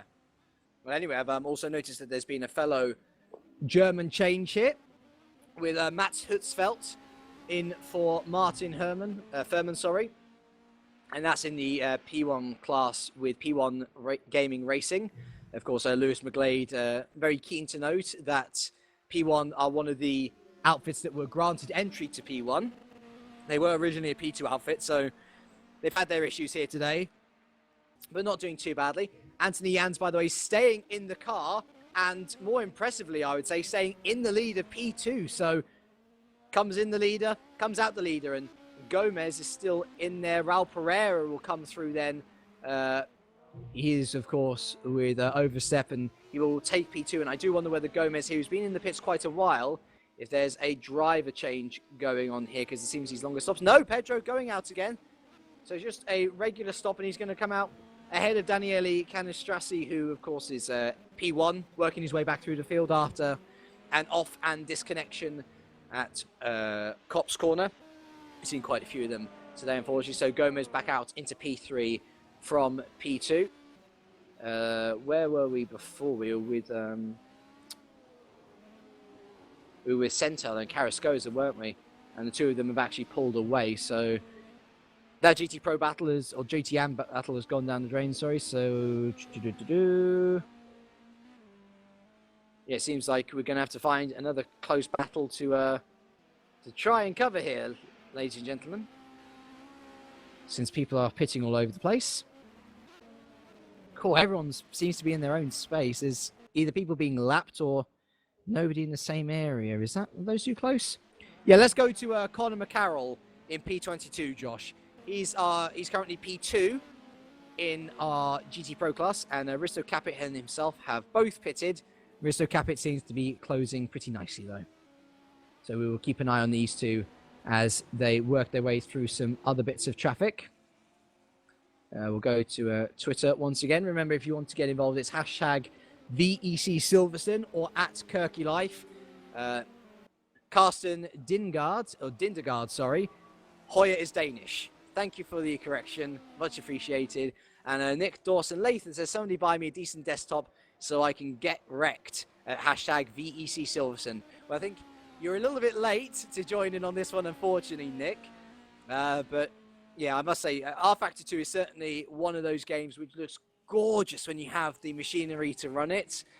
But if you don't, it is a bit of a problem. And I must say, it is so impressive that we're able to run 2 servers here today, Curtis, at all, and have everything running pretty nicely.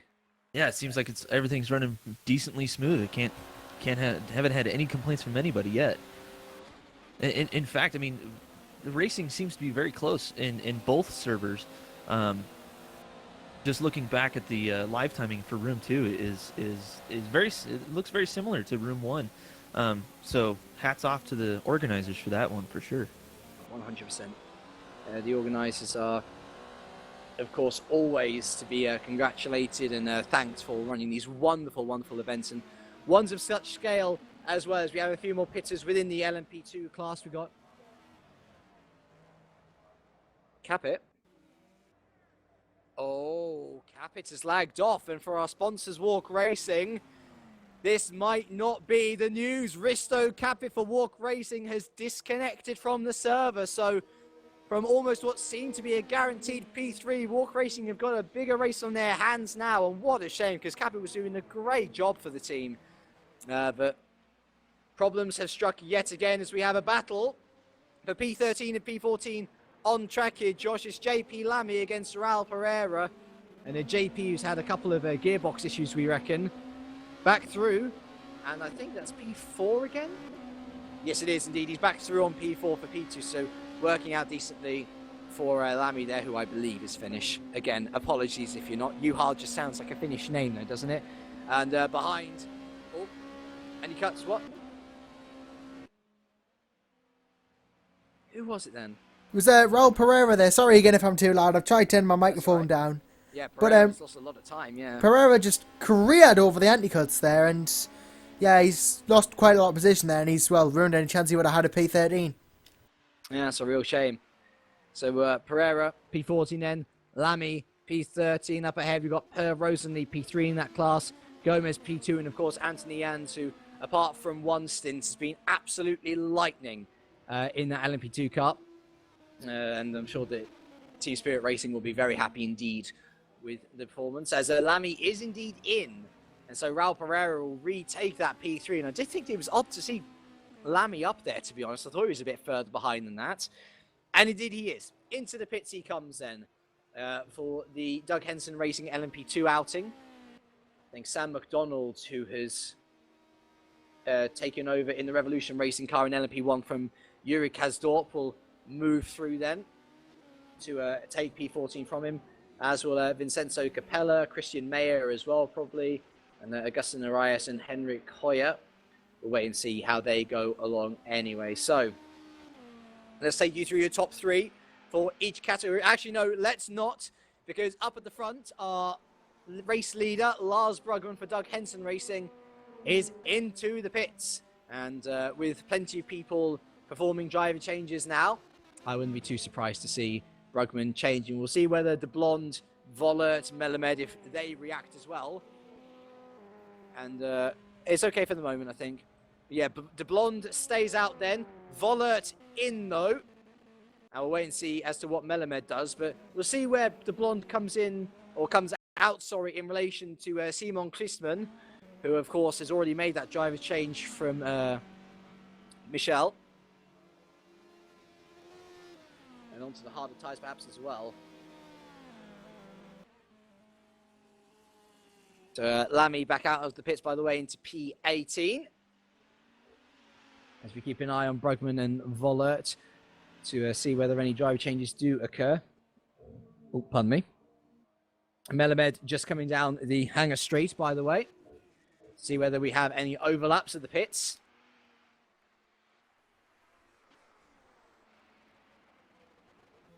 And yeah, once these two pit stops are done and dusted, given that we don't have any more, then we should be able to get going again. Lars Brugman stays in the car, and he remains P2. And I believe the same is to be said of Henning Vollert here. So Brugman is out into P2, but Melamed is up to P3. So this is a very, very long stop indeed for Henning Vollert, who will, he'll probably lose position to Simon Christman here as well.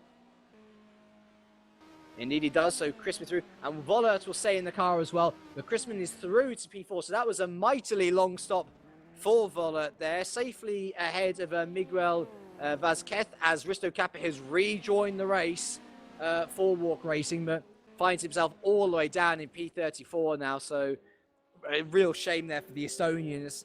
Disconnections are never really anything to blame on the drivers unless they know that their connection's bad and they know that they will be a risk. But Risto Kappa doesn't usually have a bad connection from all the sim races which I have seen him in, and indeed commentated on him as well. So it seems like this is one of the abnormal races for the life of Risto Capit. But we now look to Raphael de Blonde then. The German leads by 1 minute and 1 second.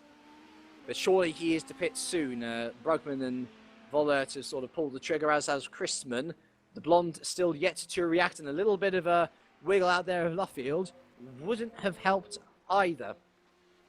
And Curtis, from the mind of just a team player, a team manager, when you see other people pulling completely different strategies to you, does it sometimes tempt you as a team to switch it up and switch strategies, or do you go into a race knowing what strategy you're going to do, and given that there's no problems like crashes or people having real life worries, you're going to stick to that? You know what? It's a little bit of both. You have to be flexible both ways. You go in and you're thinking, okay, my car's good on softs, or your car's set up for softs and everything else. Driver changes times and all that stuff. It's all usually pretty set for the most part. Then, you spin, a crash, whatever, you run out of gas, something happens. And you really just have to be flexible and adjust to that.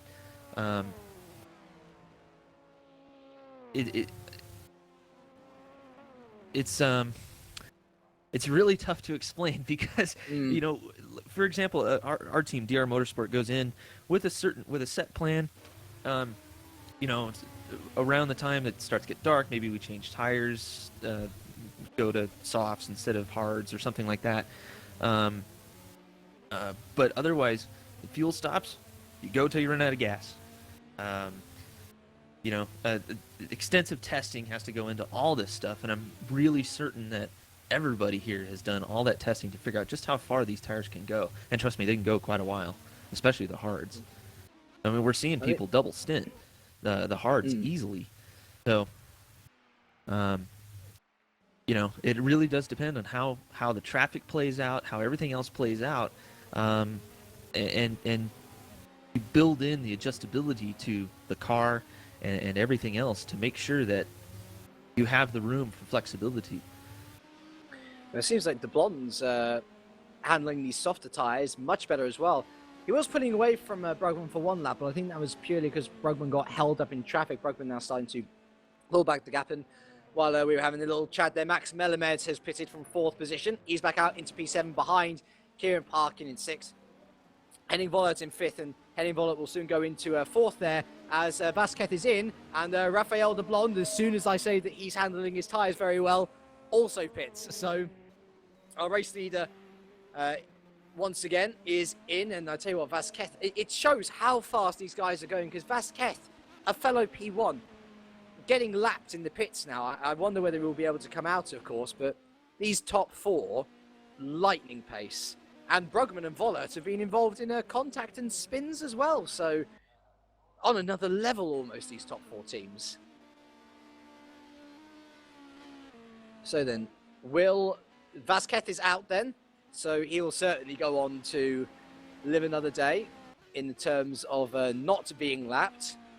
As for Raphael de Blonde, though, we shall wait and see whether there is a driver change in store. More importantly, will he come out ahead of Doug Henson Racing's Lars Brugman, who is rounding Stowe now, just coming down to the Vale.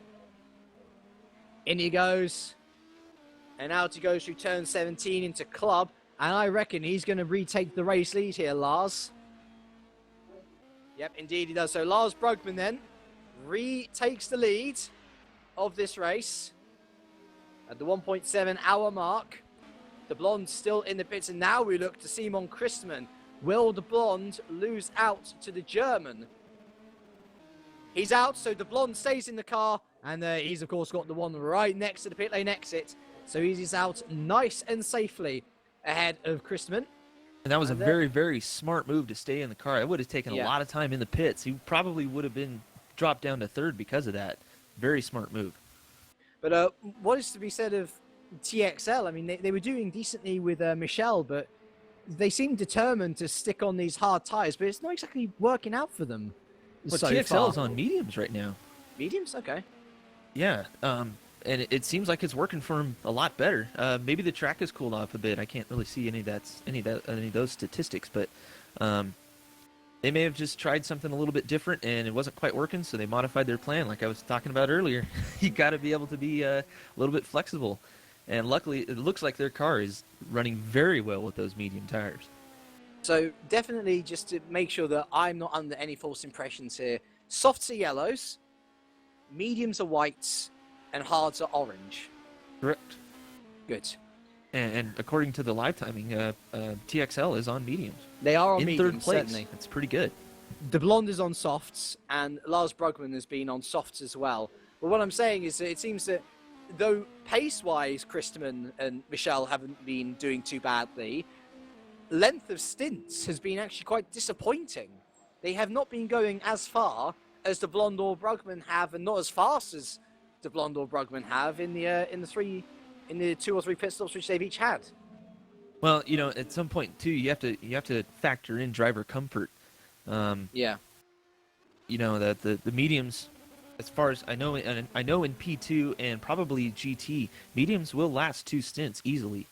In P1, I know they have huge tire loads, so that may not be the case, but they do stay in the optimal grip level for a longer period of time. So it might be a call for down the line when those softs start wearing out on the 2 cars in front of Chrisman, that he may start catching up to him quite quickly. I would keep an eye on him. Apparently Josh is still loud. I'm not sure about that, or I don't know. Turn it down a little bit more.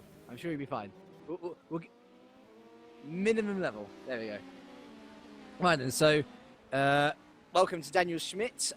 He says that Raphael de Blonde and Michael Kallenbach drive on one PC. Okay, right. And so they did actually have a driver change between de Blonde and Kallenbach, but it's just the name de Blonde is showing. So it is Kallenbach driving. Now, I'm not sure that's entirely legal. Do we have any confirmation on that? Are they allowed to do that? It would be legal if the Blonde's account were to, like, if they were to switch accounts, someone else, another teammate would get in the car, and then de Blonde and the other person would change accounts so that the name would actually show up the way it's supposed to.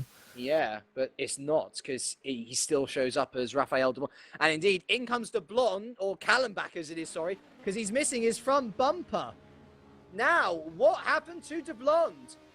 It was through maggots. He went through maggots, lost the car completely, off he speared, and into the barriers. So he completely missed that. In the controversy over the name not happening, Kallenbach has now been forced to pit. And all of a sudden, all of that hard work for PRL goes to waste. So Brugman now has a 31-second lead over Chrisman, and Henning Vollert remains in P3. But that is disastrous for PRL. And perhaps it might even be a double blow if they get pulled up on that lack of a correct name showing. Because we do have confirmation here that it is absolutely Kallenbach driving the car.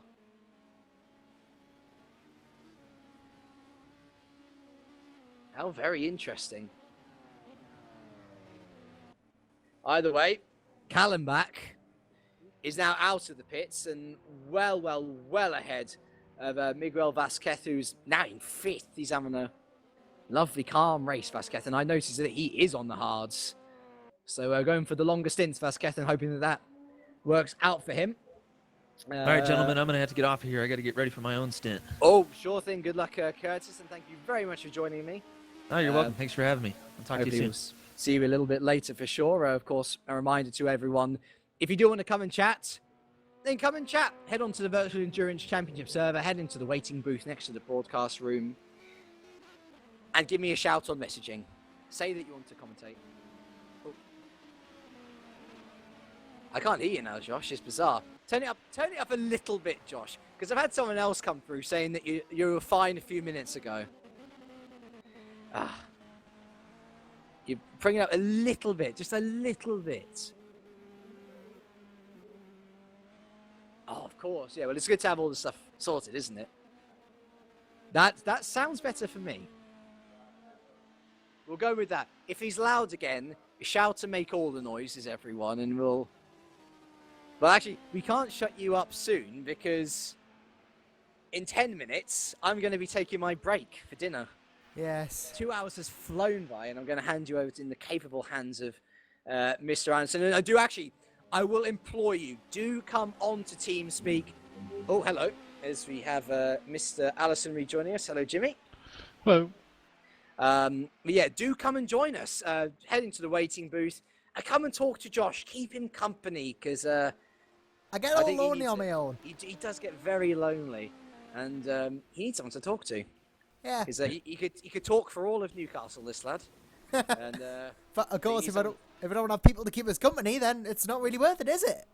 hopefully the battles will be good as well. But hello, Jimmy. Are you joining us on a regular basis, or are you just popping in for a short time? No, I'm just popping in to say that we can't hear Joshua on the stream. He has to highlight OBS, I think, but I'm not sure. We're not sure. It could be because I turned my volume down on the actual physical settings of it, and then no one can hear us because I'm too quiet. I've bumped it back to a different level now, so if you can hear us, please do tell me, and that'll be fantastic. Perhaps, actually, since Jimmy is here, of course, Raphael de Blonde has supposedly had a driver change with Callum back, but Callum back hasn't changed onto his account, so his name isn't showing up. Was that allowed by the league? So is there anything wrong there? Yeah, it's not allowed. Oh, dearie me. Oh dear, wow. So, confirmation then that the... Let's see, I'm just going to check here. He's definitely still de Blonde. So, confirmation that the PRL racing team, if Callum Back is indeed driving that car, he's driving illegally then in P4. Question is, how do you prove it? Because Daniel Schmidt has told me that, I've got it right here, Daniel Schmidt has told me Raphael de Blonde and Michael Callenbach drive on one PC. They changed during the last pit stop from de Blonde to Callenbach. Thing is, we try and prevent that because you can easily just don't tell anyone and just do it. So we're preventing this by adding a penalty if you don't swap out of the car after 4 hours, so you can't just continue on, you know? Okay.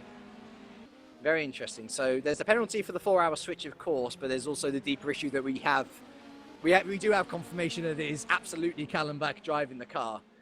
Unless, for whatever reason, Schmidt is saying that he wants a penalty or something. I don't know. Either way, interesting issue. And this race has had everything so far in the 2 hours that we've been talking over it, Josh and Jimmy. We've had great racing, spins, longer pit stops, different tyre strategies, driver changes, and now we've had rule infringements.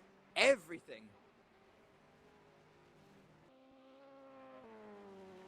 That is good news indeed.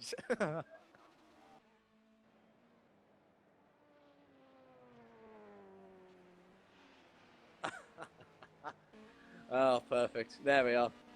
Okay, so Kieran Ryan. I keep on saying Kieran Ryan. I know someone's called Kieran Ryan. I apologise, Kieran Parkin. He's into the pits.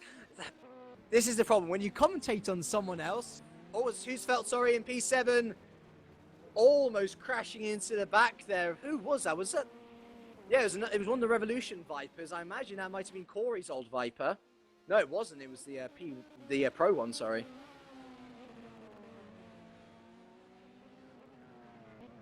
Thankfully, no rear wing loss this time for the P1 racing car. Oh well. Either way, there we go. Adam Hodgkinson then. He is into the car in place of Kieran Parkin.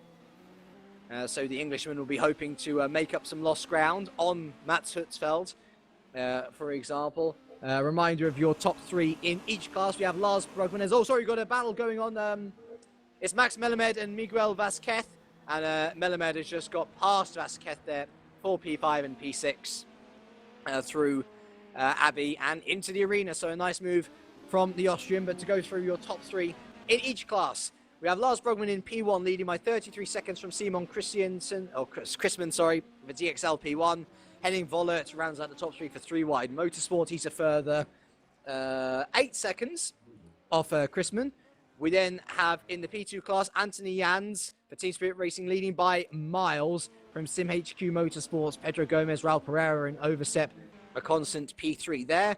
The GT Pro class is led by Francisco Bugatti now, who has seen both of the drivers ahead of him fall off in different circumstances. Cali Corey hitting the wall on the outside of Cops, and Risto Capit disconnecting for Walk Racing. Cali Corey with Revolution Motorsport, by the way. So Bugatti for Fletcher Azur leads from Matt Centel for the other Revolution Racing car in the GT Pro class, and Carlos Carrascosa is third for ZDB Competition. And then in the GTM class, we've currently got a battle going on in the pits. Federico Leo has been leading this entire time for Scuderia GT Italia, and he comes out of the pits in P1. And then we have Adam Taylor, who is currently P2 for Dark Racing, but is going to lose that P2 to Daniel Maybach, who's been in all sorts of trouble from cars lapping him. Not necessarily all his fault, of course, as Maxim Elamed now overtakes him once again. The Maybach for M.Technology Fruct24.de. Thanks for the easy to say team name, guys. And he's P2 with Adam Taylor in P3 in the pits. That said, Gersheli Barros could overtake him. Indeed, it does overtake him for Overstep Racing. So Barros is then P3 with Adam Taylor just coming out the pits in P4 for Dark Racing. So that is your lot. And I think now would be a best time to go to another ads break and for me to head off to get some gubbins and hand you over to Joshua Anderson. So stay with us. We shall be right back shortly after the break.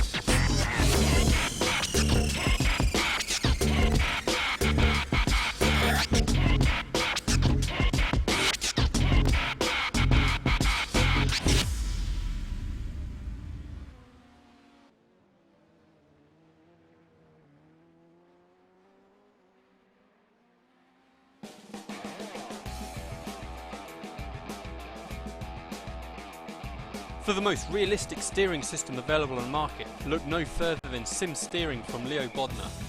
Designed and hand-built at the home of British Motorsport's Silverstone circuit, it's extensively used by professional driver training centres and race teams including Formula 1 since 2010. The high precision and completely linear response coupled with high strength provides the ultimate in realistic steering force feedback. Visit simsteering.com. There are your champions for World Sport Series 2015. Walk Racing certainly always walked it this weekend.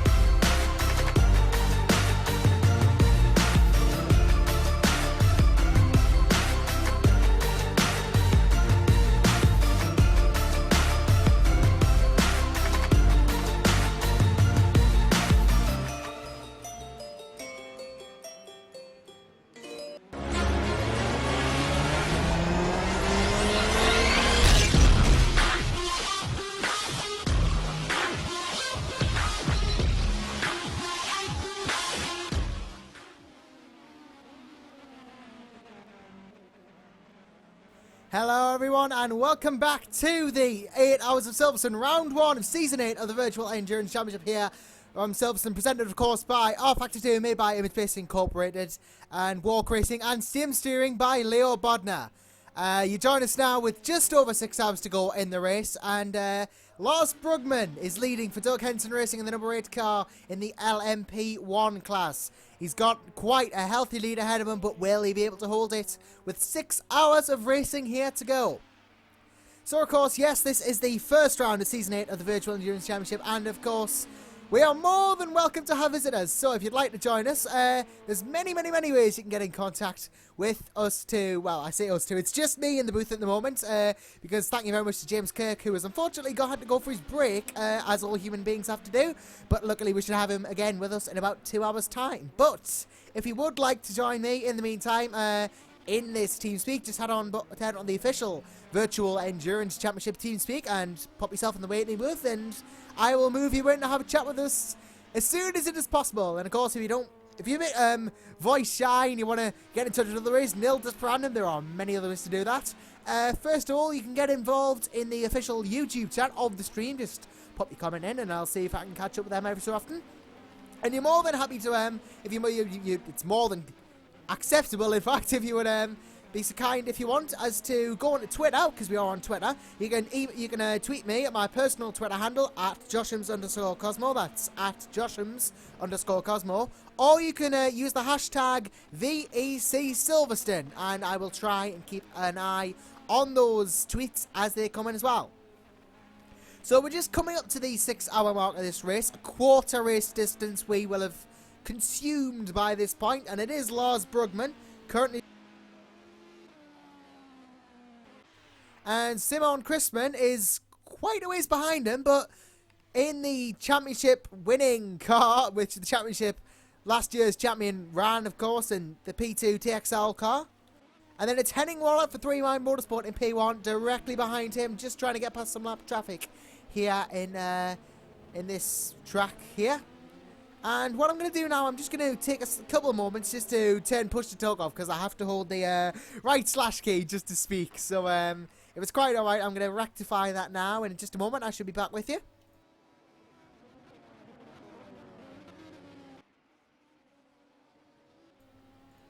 And that should be fixed now, and yes, it is. So yes, as I said, you're more than welcome to join us here in the broadcast, or on YouTube, or on Twitter, or any other medium that you can think of if you would like to get yourself involved.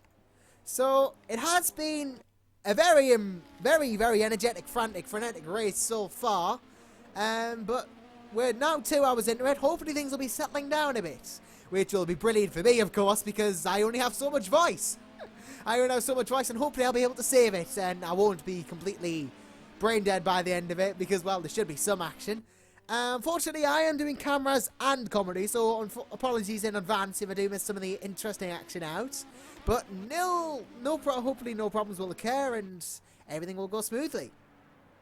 So we're just looking at, I'm just going to look further down the grid now, see if I can find a fight going on. As well, we're looking at Adam Hodgkinson at the moment in P8 in the number 7 Doug Henson racing car. His teammate, of course, leading this race by almost a minute from the next car, as it's just come up in the top there. But Adam Hodgkinson for Doug Henson racing there, he's taken over from Kieran Parkin. And, well, 8th place, considering where Lars Brugman is, might not be where Doug Henson racing want to be, but, well, it's good. It's good position. Getting to the end is what's most important in endurance races, because otherwise you can't score. So we'll just hope that Adam can get a couple more places up in that number 7 car. Ooh, gets a bit twitchy there in that corner.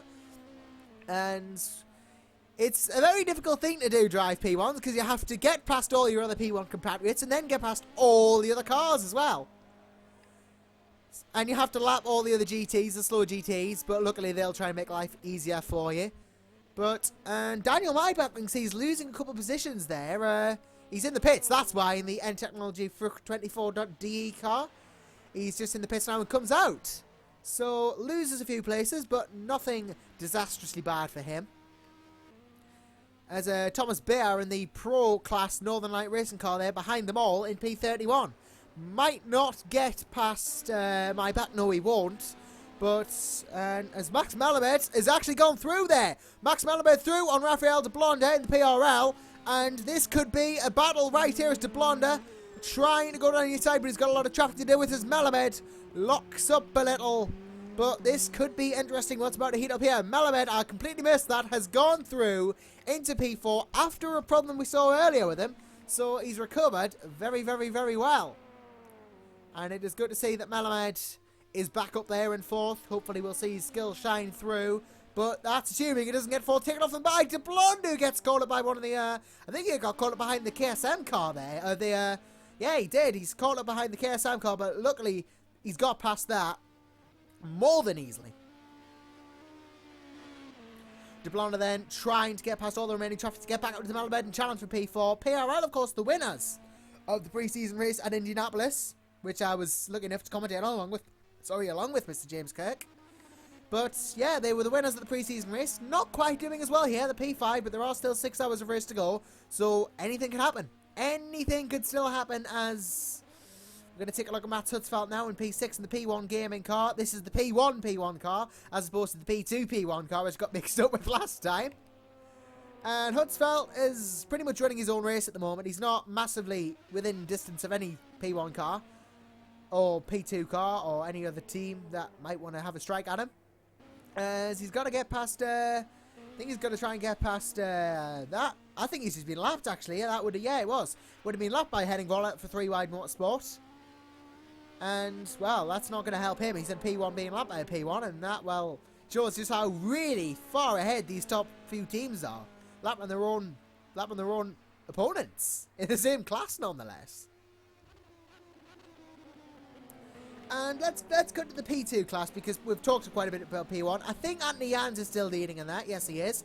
Anthony Jans still leads for Team Spirit Racing ahead of, well, Sam McDonald in the P1, but he's in the P1 fight. It's Pedro Gomez next up for Team HQ Motorsports, a long way back. And then Vincenzo Capella, the Scuderia GT Italia, the next in the P2 line in 3rd position. Just trying to get past some traffic here as he negotiates that very well. And then 4th place is Raul Pereira for Overstep Racing. Had a decent race so far himself. And in GT Pro, let's cut GT Pro now because, well, we like us some GTs, don't we now? Francesco Bugazzi, the leader, I think, is in the pits. The leader of the GT Pro class has pitted, and Matt Sentel for Revolution Racing is going to assume 1st place effectively for that class if he doesn't know. Well, if he gets a move on, he will. But Bugazzi might full well keep that lead, and I think he will. The leader of the GT Pro class will retain that lead if all goes to plan, but it seems to be a bit stop. Sentel is starting to close, but I trust he will get out in time. Stops can't usually take that long. And Roy de Munk in the SRVN car behind is in 3rd in GT Pro, 23rd overall. And behind him is Conor McCarroll for Overstep Racing, former race leader for GT Pro. So definitely force to be reckoned with in that sense. As let's see, Piccolo. Yet there has been a driver change. Alex Piccolo takes over in that car there. So there was a driver change. That's why it took so long. So we have a new driver. And, well, Bugazzi's stint has finished, and Alex Piccolo's stint has started. Very, very interesting name, may I add. Just on a slightly... And Matt Sentel comes in as well, possibly in response to the pit lane entry of the other car. So will there be a driver change here? I don't know, but Roy de Munk is probably going to take the place here. Does into 2nd in GT Pro. Going to cut to GTR now, the other GT class, the slowest of the two. Well, the cars are identical, but usually slower is DTM. As Adam Taylor leads up for Dark Racing, I believe. He's followed by Alexander Santos for Firehorse Racing even. And Sergio De Boros in the Overstep car is 3rd. And Daniel Maybach! Oh! Well, as I say, his name there has a bit of a cloudy do, and now he's... Oh, this is not going well, is it? He's clouded the GT Italia car, I think, there. Yeah, he has, and had a bit of a spin earlier. Let's go to the replay, see if we can see exactly what happens. Maybach... Oh, he just, let's see, the P2 car went on the inside. Maybach just went too wide and clouded the 3 wide car. Then clouded the GT Italia, so not very good back markership there from Daniel Maybach in the N Technology 24.de car. And, well, that might have a knock-on effect for Vollert because he's now clouded that GT car and he might have damage. I'm not sure, but he might have damage. very likely, if these cars are as fragile as, well, they seem people make them out to be. Sam McDonald in the P1 car has got past Anthony Jans. Not really surprising when you consider that's a P1 car overtaking a P2. But that will give him some clear air and hopefully allow him to get further back up the P1 fight. But Anthony Jans still leading for Team Spirit Racing. Jans, of course, would have had absolutely no obligation to let McDonald through. That was for the legitimate position there. McDonald was so far behind. But yes, he's going to have some clean air now, and he's already starting to pull the gap out, as you can see. So once again, if you would like to join me here in the TeamSpeak, you're more than welcome to. Just drop yourself in the official VEC TeamSpeak, go to the waiting booth, and I'll be more than happy to have a chat with you, because I do get awfully lonely up here on me lonesome, and, well, one man can only do so much on the cameras and commentary front, as Gregory Barros has just taken a place there from for Alexander Santos. He's in the pits, that's why, but Barros for Overstep Racing manages to move up a place. Adam Taylor for Dark Racing still the AM class leader, I believe. As we have a KSM 4 laps down. Roberto Schunemann is 4 laps down on the next car ahead of him, so that must be the problem for KSM. Maybach's moved up a place though in the meantime, as Thomas Beer does as well, up at the P30 overall. Let's have a look at Beer actually, because, well, he's not had a fantastic race in the GT Pro class behind loads of GT arms. As Risto Kappa there, trying to negotiate some lap traffic, and Thomas Beer could catch up if he's quick enough. I know lap himself on Cabot, but Daniel Maybach moved up to P29 in the meantime. Let's have a look at another look at Anthony Jan. Oh, we got a yellow in Sector 1. Let's see if we can find out where that's going on. That gives us something to do. As I don't think we are going to find it. Yeah, we are. There's a prototype off. And that looked like the Overstep car. No, it was the Overstep GT even. My sorry self. It was the Overstep GT. I think that might have been we've just looked at him actually. It was Gregory Barlos. Or was it the other Overstep car? A different Overstep car? I'm not totally certain, but a yellow car went off. That's all I need to know. Yeah. Oh, Maybach, not Maybach. Yes, Maybach. David Jones says on the, yeah, Maybach. I'm IE. Yes, I know how you spell it, but I'm just the pronunciation of them. Yeah, James and Josh shook at German names. Yes, we do. I actually did German, you know, as well, so I've got no excuse as to why I'm so bad. I should be able to pronounce these with pitch perfect pronunciation. I did German. As Barros is in. Gregory Barros for Overstep Racing in the Corvette C7R. Vic's his pit stop with 5 hours and 50 minutes to go of this race. And whether there'll be a driver change or not is beyond me. I am not the Overstep team boss. I do not know these things. So, Henning Vollert though. Vollert, sorry, missed that. He's got into P2. Past Simon Crispin. Now, what has happened there? We'll have to have a look on here at the replay as we do check that out. As Crispin, was it just a genuine overtake from Vollert? It could have been. Or Crispin could have gone off and, oh, no, he slid. Vollert, Crispin slid. Whether that was contact with Vollert or not, it seemed to lag out on the replay there. But regardless of how he did it, he's through in Pedro Gomez. Speaking of being people through, he's got past Sam McDonald, who's in the pits. So that's going to put him right behind the P2s again. Not where he wants to be, but Henning Vollert is in P2. He got into P2 for 3 Wide Motorsport. Will have first place in his hopeful sights, but maybe might not be able to go ahead and get it because they are a mile away. But Simon Crispin, oh, Vollert's getting caught up in traffic now, and this has allowed Crispin all the chance he needs to get right back on the tail of Crispin. Sorry, Crispin back on the tail of Vollert in the 3 wide car. I think it's Audi versus Porsche here, and the P1 battlers are going side by side down into this corner here, but it hasn't quite worked. I need a track map. I really do need a track map. I can't say this corner and that corner. And yeah, Josh, next time I come on TeamSpeak, I'll teach you guys. Duly noted, David. Thank you. I will take that lesson. But Crispin now trying to catch back up. I'm gonna get that. I'm gonna go right on ahead and get that track map up because, well, who doesn't like the track maps? But let's keep an eye on this battle for the second as Crispin tries around the outside, but it doesn't quite work for him. Gonna have another crack at it here. Down on the back straight possibly. That might be able to get some draft going here. And if he does get a draft going, all the better for it. So, passes the Revolution Racing car, or whatever car that was. I think it was the Revolution Racing. And Simon Crispin has got his work cut out now. He's got a draft on a P2, a draft on a P1. All the slipstream in the world as he passes the GT's Harley car, but it's not enough. It is not enough for him, as he still fails to find a way past as we have a yellow in Sector 3. Adam Hodgkinson goes into P6 for Doug Henson Racing. The yellow's killing it off. I was about to have a look at it, see if it was anything major. But Adam Hodgkinson has gone through for Doug Henson Racing. Fantastic news for him. That will really benefit the team. Just getting this Silverstone track map up, so I can use... I'm not very familiar with tracks. Silverstone track map. There we go. That's perfect. I'm going to open that in a new tab, and I shall refer to that every so often. So, let's have a look at Hodgkinson. We're still on Hodgkinson. He is in P7 still. That much hasn't changed since I've been looking away. Matt Hudsfeld. Gonna get past him, and we'll be charging towards Hodgkinson, of course. Hodgkinson even. As Augusto Arias in the MVO Racing Team gains a place there. On Henrik Hoyer, I think it was, for Power Max. Or was it Per Rosenley? I'm not sure, but position change even as Christian Meyer now, 17th place. Gains a place as well. It's because Capella's in the pits for Scuderia GT Italia. That explains everything. That's why he's losing positions. Is JP Lamy as well for Doug Henson Racing. The P2 entry of Doug Henson Racing. They have 2 P1s in this server and another P1 in the other server. And then they have this P2 entry as well.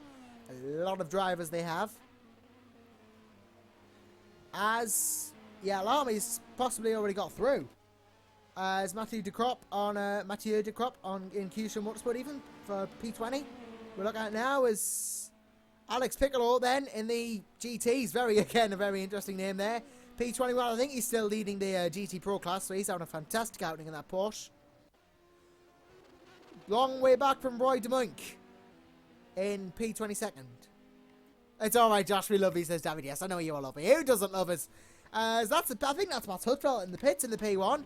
Yeah, it is Matt Huttfeld in the pits. He has gone into the pits. I thought I saw that blue car go in. Has, in fact, gone into the pits. So, is it possible we see a driver change? It might be, as well, with any pit stop. I don't know what's going to happen. So, let's actually keep an eye on this. There's nothing really much going on track elsewise, or at least I can see anything going on. Yeah, we're going to see him lose some places here. Let's see if there is a driver change going on between Hutzfeld and company. Oh, we do have someone in the waiting booth. Sorry to keep you waiting. We're going to drag him in now as we welcome to the broadcast booth Mr. Martin Schmidt. Yeah, thank you. Hi, Joshua. Hello. Good job for you.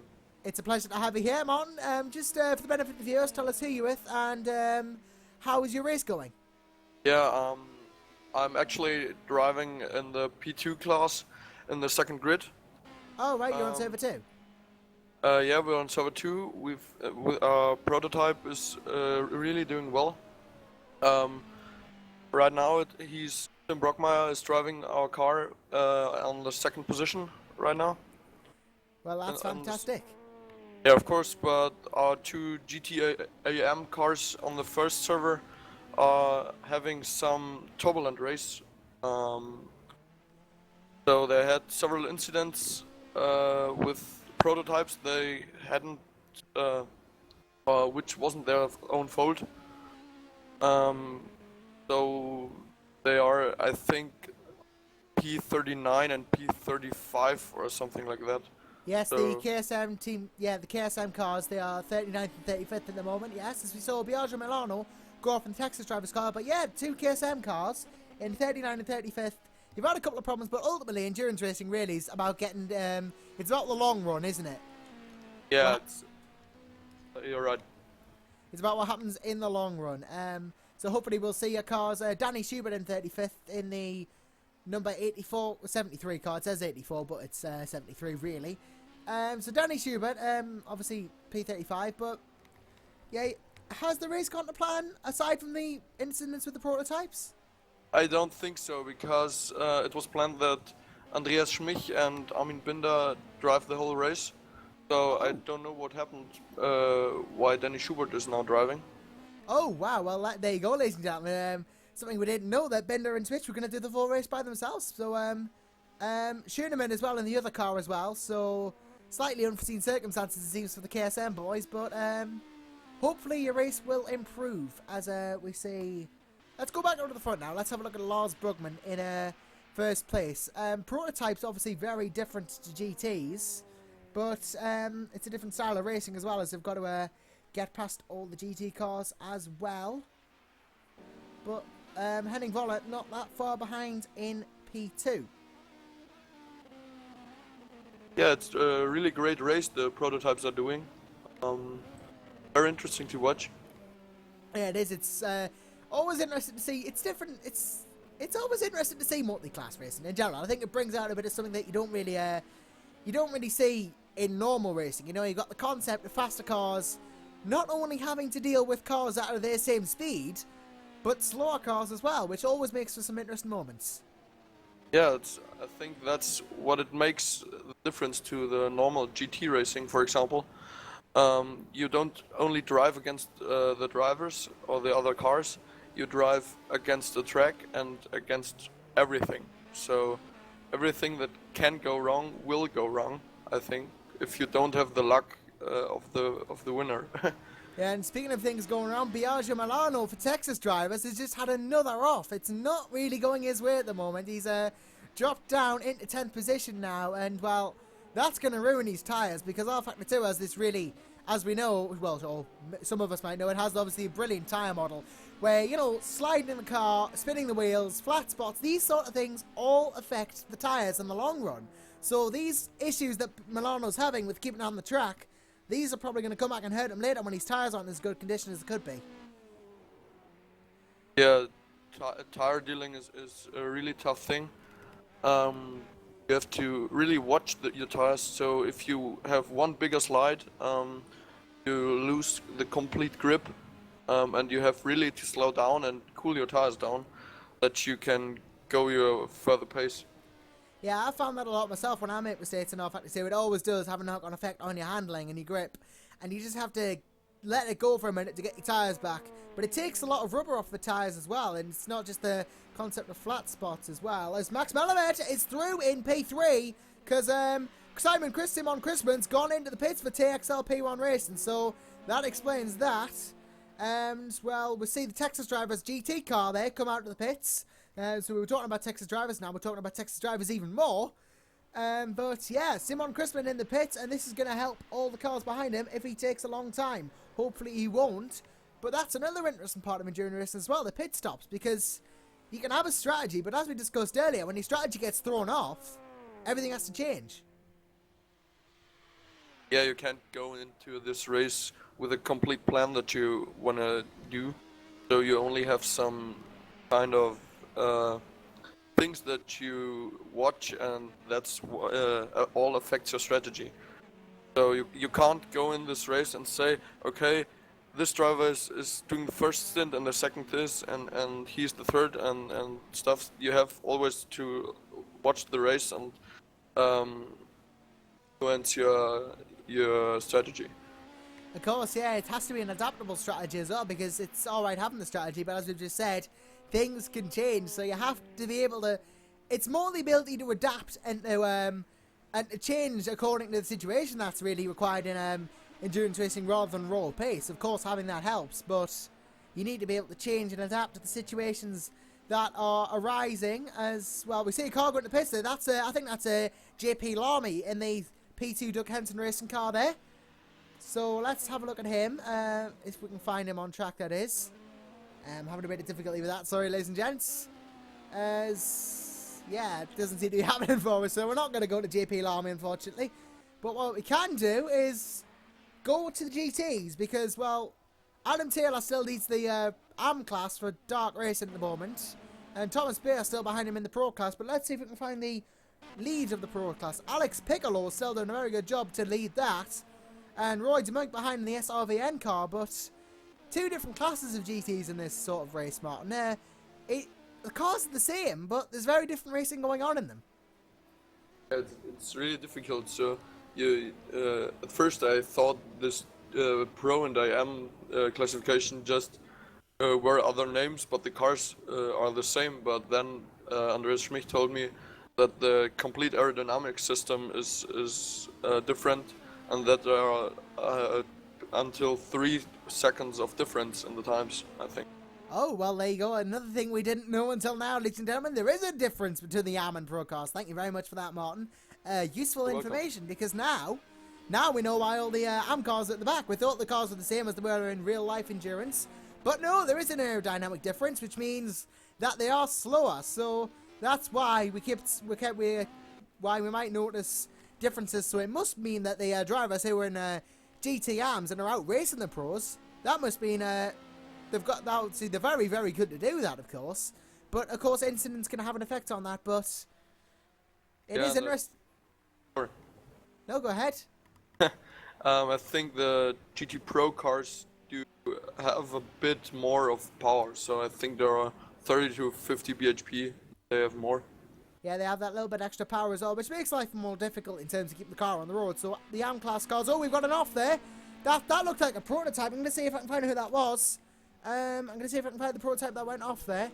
Because, well, it's always good to do that. It was Crispin! Simon Crispin's gone off. And, well, let's see what happened. Just came into the Beckett's complex. And, oh, I think he cut too much of the grass there. Yeah, the back stepped out.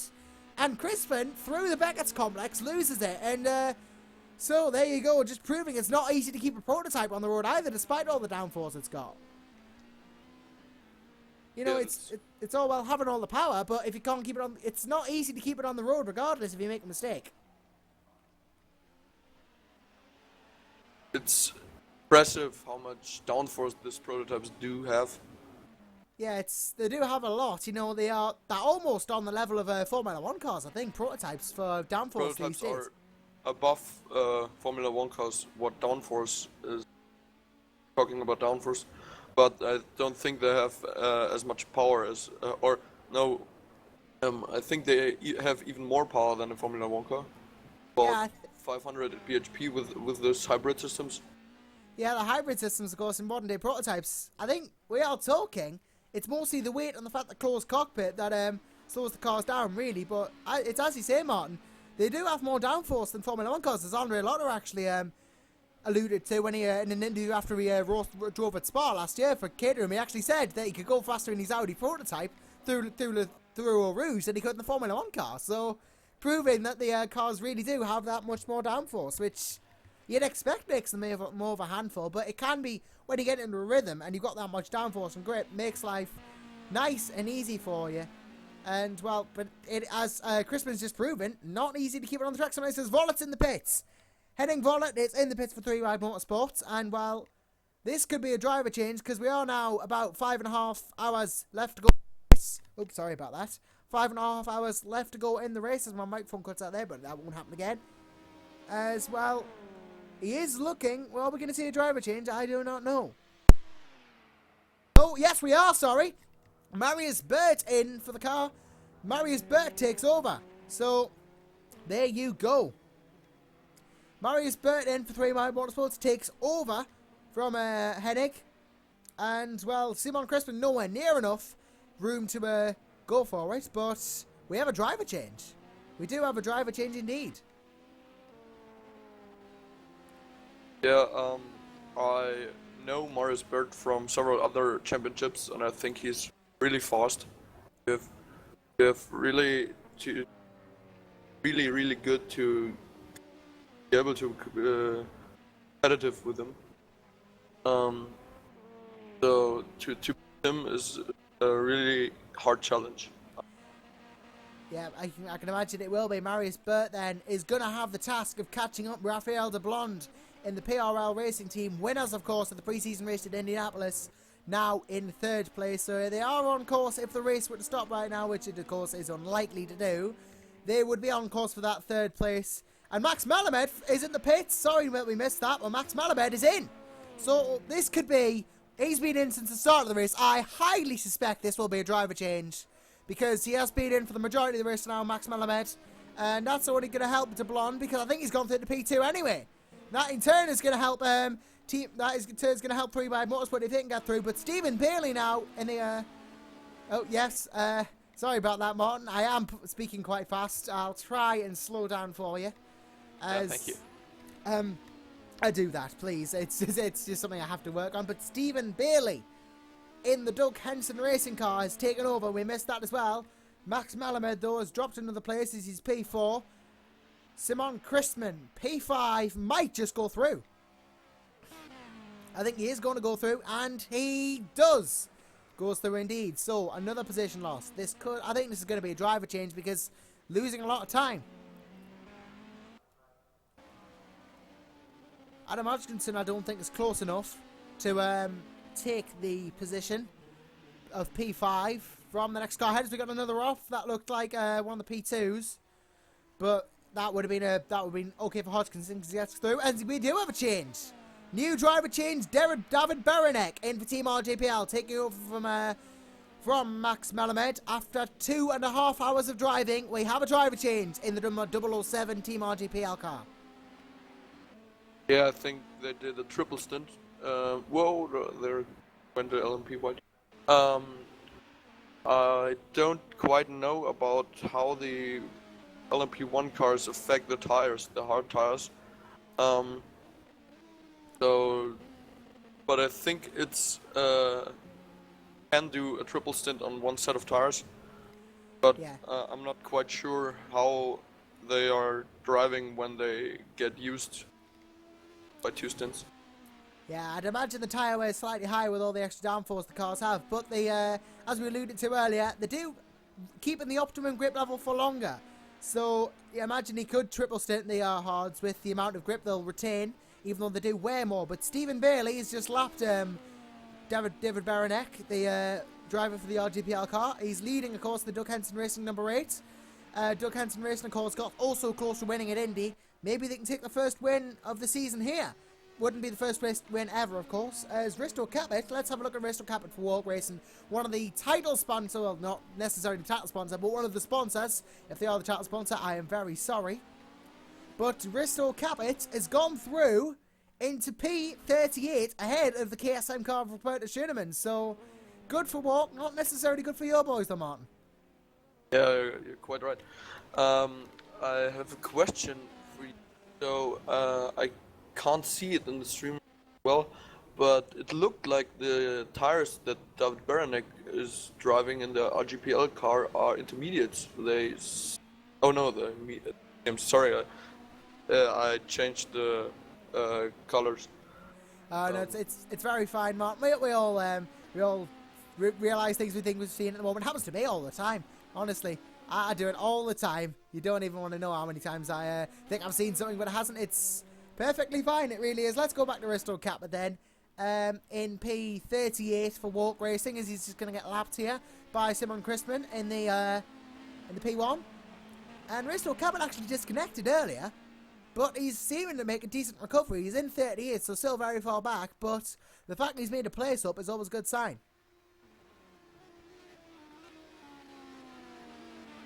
It's always a good sign, especially for Mr.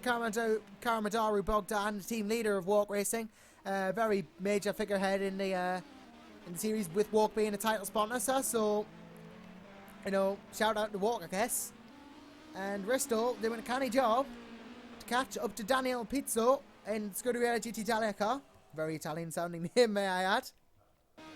And if Capit can catch up, 37th overall will be his. And it really does show, really. We're seeing all these, Martin, we're seeing all these fights at the back. It's not just the lead where you get good battles in endurance racing, you get them all over the grid. Yeah, as I said, you have to don't drive against the other drivers, you drive against the traffic.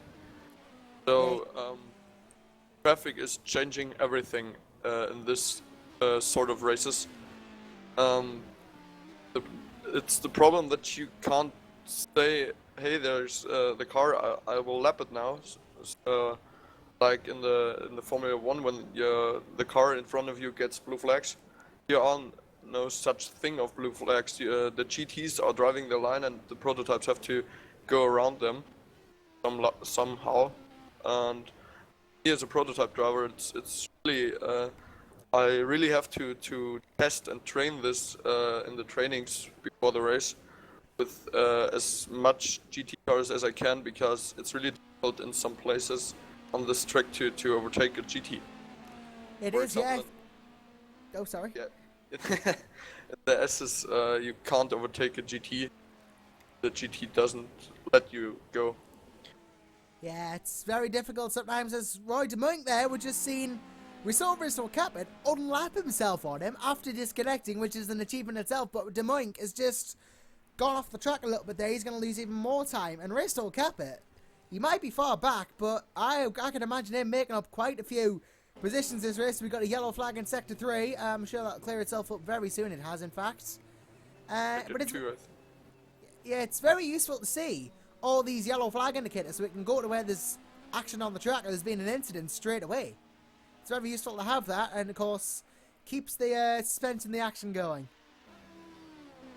So just a reminder, everyone, obviously we have Martin in the booth with us at the moment, but if you would like to join us, you are more than welcome to. Just hop over onto the VEC TeamSpeak and pop yourself in the waiting booth, and I will get to you as soon as I reasonably can.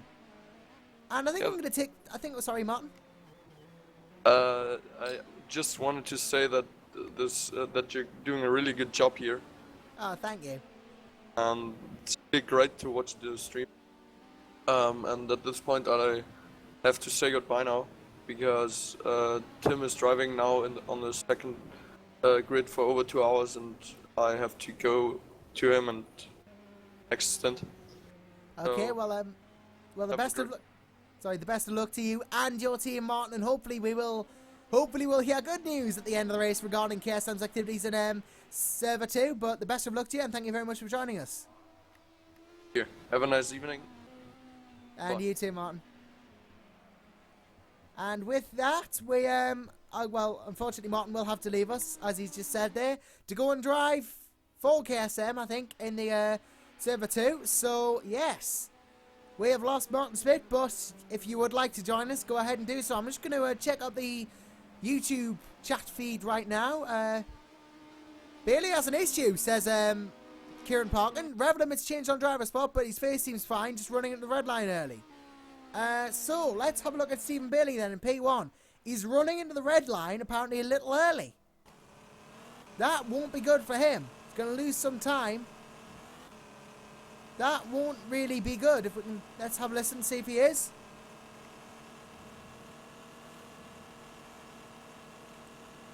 He does seem to be redlining a little earlier than you'd expect. I do have to agree there. His time seems okay apparently though. So let's check the Twitter feed if we can, because, well, I'm interested to see if anyone's contacted us on Twitter. Because it's always a good thing to see if there has been Twitter interaction. As, still look at Stephen Bailey, who's leading out there. Yes, we have a notification on Twitter. Sharon van der Sloot, yes. He has sent a Twitter message, lovely commentating. We hope to have Cork 95 and Room 1 next race for you to talk about. That was an hour ago, unfortunately. I did miss that, sorry. But, yeah, Sharon. Actually, I think James covered that, actually. So, yeah, Sharon, hopefully we'll see your car in the room next time so we can talk about it a bit more. But let's run you through the current standings of the top 3 in each class. So, Stephen Bailey still leading for Doug Henson Racing in the number 1 car. He's followed by Raphael de Blonde in the pits. So let's not do that, actually. Let's focus on Raphael de Blonde. He's in the pits of PRL, and Simon Crispin might have a shout and a half of having a crack at him, as Max Melamed says hi in the YouTube chat. Hi, Max. Please feel free to join us in the broadcast booth if you would like, as Simon Crispin goes past Raphael de Blonde in the pits. The TXL car back into position 1 then. Position 3 in Prototype Class 1. As de Blonde still in the pits, David Baranek might just be about to go through on him here, and the Team RGPL car would gain a place back from Max Malamed after he pitted. And Adam Hodgkinson, probably a bit too far back, but you wouldn't count him out, given the amount of changes we've seen this race. As, no, Raphael de Blonde, so closely holding on to 4th, but doesn't. Just loses out. Position 5 is no longer, is going to be where he's going to have to be making do with, as David Baranek does gain 4th as he passes the Texas Drivers GT car there, and Raphael de Blonde will have to do the same very, very, very soon.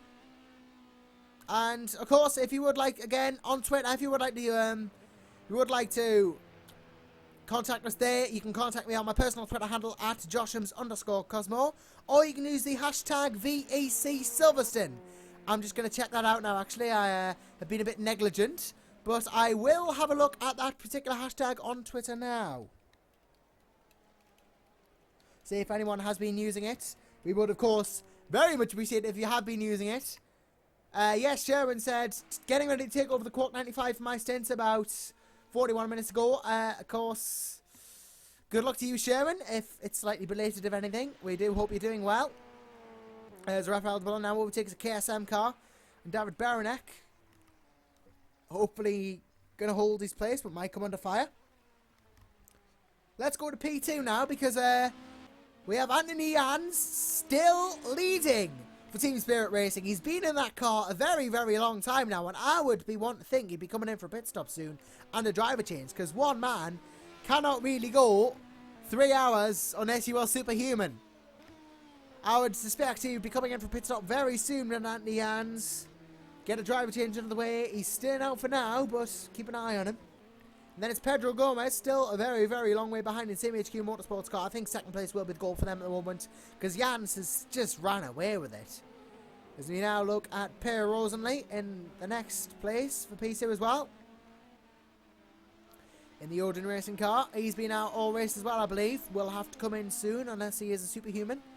But then again, you'd have to have a driver change anyway, because we have a rule here at VEC. Can't do more than 4 hours on a stint per driver as well. Mr. Jimmy Allison very kindly pointed us out to us earlier. And let's go to GT Pro now, because we've missed some action there. Alex Piccolo still very much the leader there, by a good 40 to 50, well, that's just the timer actually.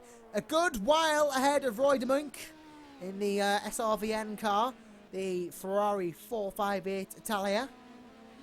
Is very much in second place, and he's ahead of Conor McCarroll for Overstep Racing in the Aston Martin. Would have been him who went off earlier when I said an Overstep car went off. He is in P3 in the GT Pro class. Then it's Matt Sentel in Revolution Racing's other GT Pro car in P24, fourth place in that class. Let's go to GTM now, see if we can find what's going on there. Adam Taylor still very much the leader in that class. 27th overall, first in the class, and then Daniel Maybach, second for GTM for N Technology Frucht 24 Deutschland, or .de for short. Hopefully that bit of German was better than my last. And please, David, tell me if I pronounced that wrong again. Maybach. Could you do a phonetic pronunciation? Answers on a postcard, please. I would very much appreciate. And then Gergely Barros in the other Overstep GTM car, the Corvette P29. He's followed by, Jimmy Jewel Halverson. Can I call him JJ Halverson? There's been a driver change for Northern Light Racing. He's in P30, not being their race again, but could still look up for them. Current last placer is still Roberto Schoenemann in the KSM, and then it's Hector Thompson for Revolution Racing. Looked like an RNN, sorry about that, but let's go back up to, I believe we're going to go to P4. As we look at David Baranek again, there's not really that much action going on really at the moment. Not many battles as Marius Burt tries to get through past the dark racing car. There's not many battles going on. Can't really commentate on much unless we go to Stephen Bailey. In fact, you know what we're going to do? Because we have time and we don't have anything else to worry about. There's a yellow in sector 2, but that's all there is really, and that's cleared itself. So, I think what I'm going to do now, because I have a little bit of time where nothing really massive is happening, I'm going to go for an on-board lap with Stephen Bailey, because it would be nice to see what this track is all about. Deutschland. Yeah. Get my name right, I might not scratch it, says Wilson Plays. Yeah, let's go for this on-board lap with Stephen Bailey then. As he comes round, I've got my track roll up, so I will know what I'm talking about here. Stephen Bailey comes round the final couple of corners here to start a brand new lap of the Silverstone circuit. Let's have a look as he comes through down into Abbey, the first very quick right hand turn. We've seen people go off here and try moves here. We've seen all sorts of happening here. Tries to lap a P2 car. Stephen Bailey comes through farm curve into Village, brakes for the turn. Nice turn in there, clips the curb nicely as we see the nice bumper cam here as we go through the loop. A fourth turn into Aintree, the fifth turn. There is 18 turns in this circuit, the new layout of the course, because they changed it. Mats Hutzfeld through and Adam Hodgkinson. We'll come back to that in a bit, but now coming down the Hanger, well, not the Hanger Straight, the Wellington Straight into Brooklands. Sixth corner, actually tightens as you go around through it, very hard to do right, into the Lovefields. 180 degree right-hander into Woodcut, the very fast right-hander, which you will be coming into now, and traversing, if you will, down the National Pit Straight. The National Circuit is the pit straight. Yeah, the old pit straight, if you are a fan of the old Silverstone. Into Cops Corner, what used to be the first turn. Very fast, almost flighty thickness. Little bit of braking, and then we come up to the infamous Beckett's complex. Through Maggots first, then into Beckett's. The two fast left-rights, and it brakes. Gets slower through another left-right. And then through Chapel, which is the left afterwards. Going to lap another prototype car here down the hangar straight. This one is the hangar straight. As we're going to arrive into Stowe, past the speed trap. Very difficult right-hander again. It tightens as you go through it. Almost, or it seems it does. Then into the final 3 corners. The Vale corner first, turn 16, the left-hander. Into the right-hander, into Club, the final right, back down the pit straight. And that, ladies and gentlemen, as we come through Club now, is a lap of Silverstone. Bit late into the race to be doing that in December. Matt Hutzfeld, we touched on him going through past, well, who is now Kieran Parkin, because it was a driver, it was evidently driver change. Parkin back in the car from Adam Hodgkinson. Matt Hutzfeld, P7 goes through. And Miguel Vasquez in La Biela Racing's P1 is in the pits also. Expect a driver change there. He's been all on race. We should see the driver change over. It's about that time in the race where you'd expect a driver change to take place. As I did a rhyme, that is always a pro. So that was a lap of Silverstone, and go Tim go is the message here. Not the smartest hour from Max Melamed, so he's went 3 wide, forgot to pit and had to do another more lap with 1.2 litres. Ah, that's why you slow it down, Max. You had run out of fuel as Jorge Fernandez takes over for La Biela Racing. And, well, Kieran Parkin's not going to be close enough to do anything there. But Jorge Fernandez, welcome to the track, sir. Hopefully you enjoy your stay. So, first new driver for La Biela Racing, we believe, in the number 77 prototype, the Porsche 919 hybrid. Except in Factor 2, I don't think we model hybrid physics yet. So the Porsche 919 is taking a new driver on board.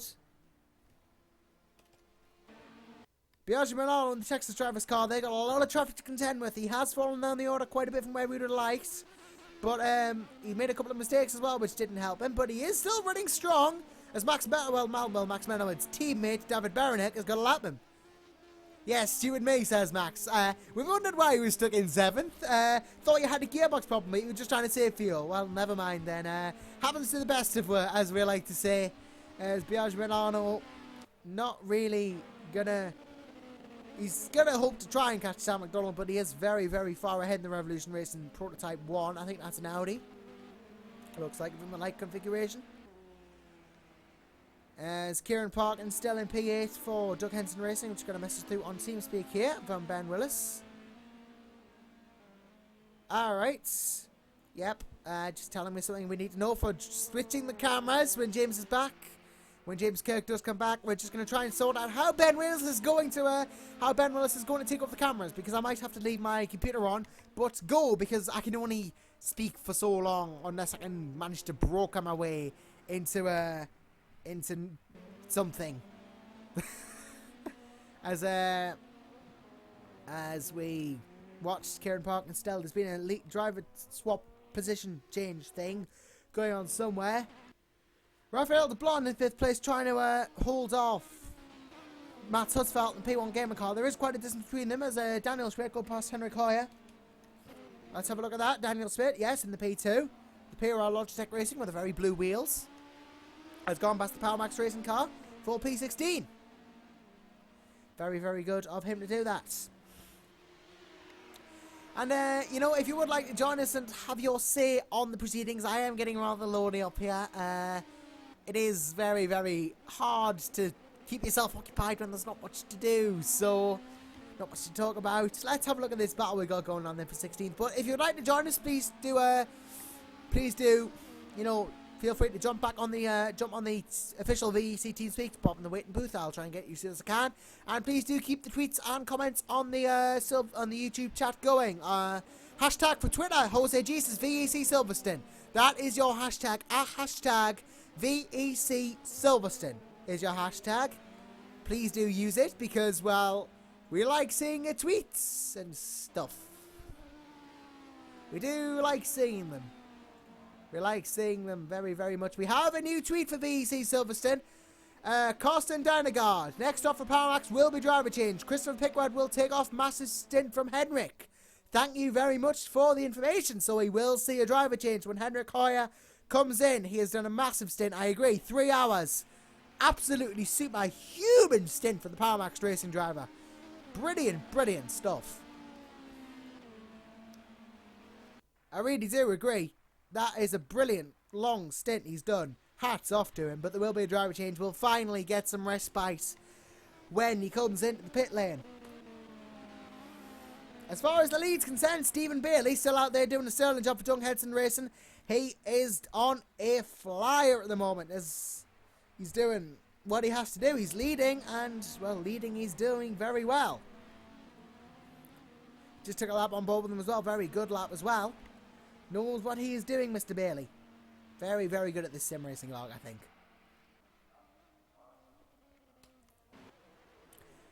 Matt Hutzfeld has still got a very long gap to Jorge Fernandez in P6, and Rafael de Blonde P5 still way ahead of him.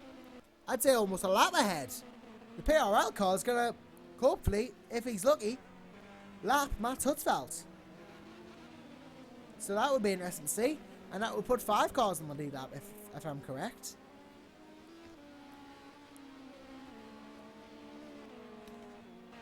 As Biagio Maloney was the pits, as well, no, Biagio Maloney, sorry, not him, he's gone through in the place because Sam McDonald's at the pits. This should be a driver swap as well. Keep an eye on that. Henrik Hoy is Danish, that's useful information. Thought he was German, but he's Danish. Well, James Kirk did at least. I only took over the commentary recently. Only about 50 minutes ago. We're about halfway through my stint as lead commentator. James Kirk should be back at 8 o'clock, at which point I will hopefully be able to go get some food. So I might have to set it so the cameras work themselves without me as I go get something to eat. Go get something to eat and stuff like that, because we all need to eat, always, we're all human. Pedro Gomez, P12, for Same HQ Motorsports, is still trying to catch up at Nians, who has done what can only be described as a superhuman stint of his own. Massive hats off to you, and he's leading still for P2, so Anthony Hans is more than doing what he has to here. He's going above and beyond the needs of his team, because 3 hours is an extremely long stint. Absolutely massive. Huge stint. As Yuri Kastorp back up in the 10th after a horrendous start to the race. 3 hours in, and he's in the 10th place spot for Revolution Racing. In with the other P1s as well, which is going to be crucial for him, as Biagio Maloney for Texas Drivers is in 9th, as we said. I think Kastorp has actually gone back in the car. That would be why Adam McDonald switched back to Yuri Kastorp. That would explain everything. So the team are back in 10th, which is good to see after the problems that they had earlier. Closest back on track is P3 and 4 for LMP2. We will have a look at that. David Baranek and... yeah, we'll have a look at that. That is the closest fight on track at the moment. Well put. It is Per Rosenly and Vincenzo Capella. Those two are still... they're a bit far away, but the closest we're going to get. We should focus on them for a bit. Per Rosenly has done a very long stint in his own right. But he is being caught, I believe, by the car behind. Just look from the rear camera here of Per Rosenly. As they come down the back straight. Got to get past the Texas Drivers GTM car once again. As, yep, he is closing in. Vincenzo Caballa is closing in. We can have a lead change on our hands here if he's not careful. For the Scuderia GT Italia driver on the car ahead of him. Let's have a good gander at this fight then. Capella starting to close in, which is crucially what he needs to do. Really needs to do that. Keep an eye on that fight then, as we have someone in the waiting booth to join us. Very sorry for any delay, but we are joined by Mr. Hugo Collado. Oh, someone that knows my name. Yes, of course. It's there on the TeamSpeak. Did I pronounce it right? Yeah, actually, yeah. Usually most people don't know how to say it, so... Well, I admit that was a guess. So, I guessed right is the... I winked it correctly, so always a good thing to hear. No one can complain anymore about your pronunciation anymore. No one can complain because I got Hugo's name right. So, Hugo, welcome to the broadcast booth. If you'd like to just give us a few bits of information on who you're driving for, who you're team manager for, who you're involved with, and how is your race going? Well, I'm the manager of Dark Racing, the team that you guys have been seeing by Adam going as blast. That guy is fast as hell. And now we did a driver swap. Pedro, a new signing, got in. So I'm hoping with the swap, because we are on the fight with GT Italia, we have been around 8 seconds behind them all race long. So we are hoping to get a little bit more with this swap, because from what we saw in practice, Pedro should be a bit faster than Angelo. So let's see what Pedro has on his tank, because I was pushing his head to the limit, like, you have to go for it. And, well, we are a new team in VEC, so we want to do the best we can. I tried to find the best guys around that not only fast, but also nice people to talk with. Because if you don't have a nice environment in the team, that's it. No one will play well, and no one will enjoy the race until that's it. Yeah. But well, I've been extremely happy with everything. The organization is beautiful. Live timing is going so. Sometimes it goes down and comes up. And comments perfect, broadcast perfect.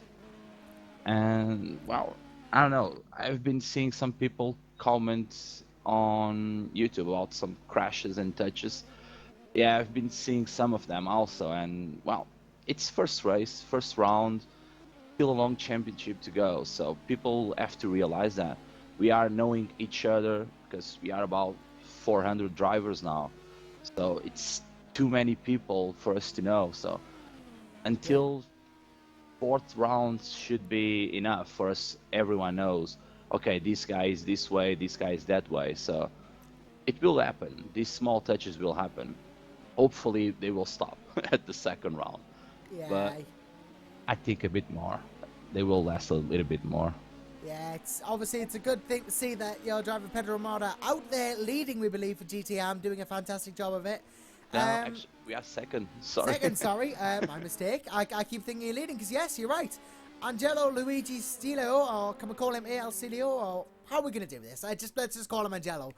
He's leading for Scuderia GT Italia in the Ferrari 458, their GTM entry. But yeah, just to touch upon something you said earlier, Hugo, about the atmosphere in a team. That's something I've always held as a personal philosophy of mine, that to have a successful team, you have to have a friendly atmosphere. It's something I hold with my own sim racing team as well, Cosmo Motorsports.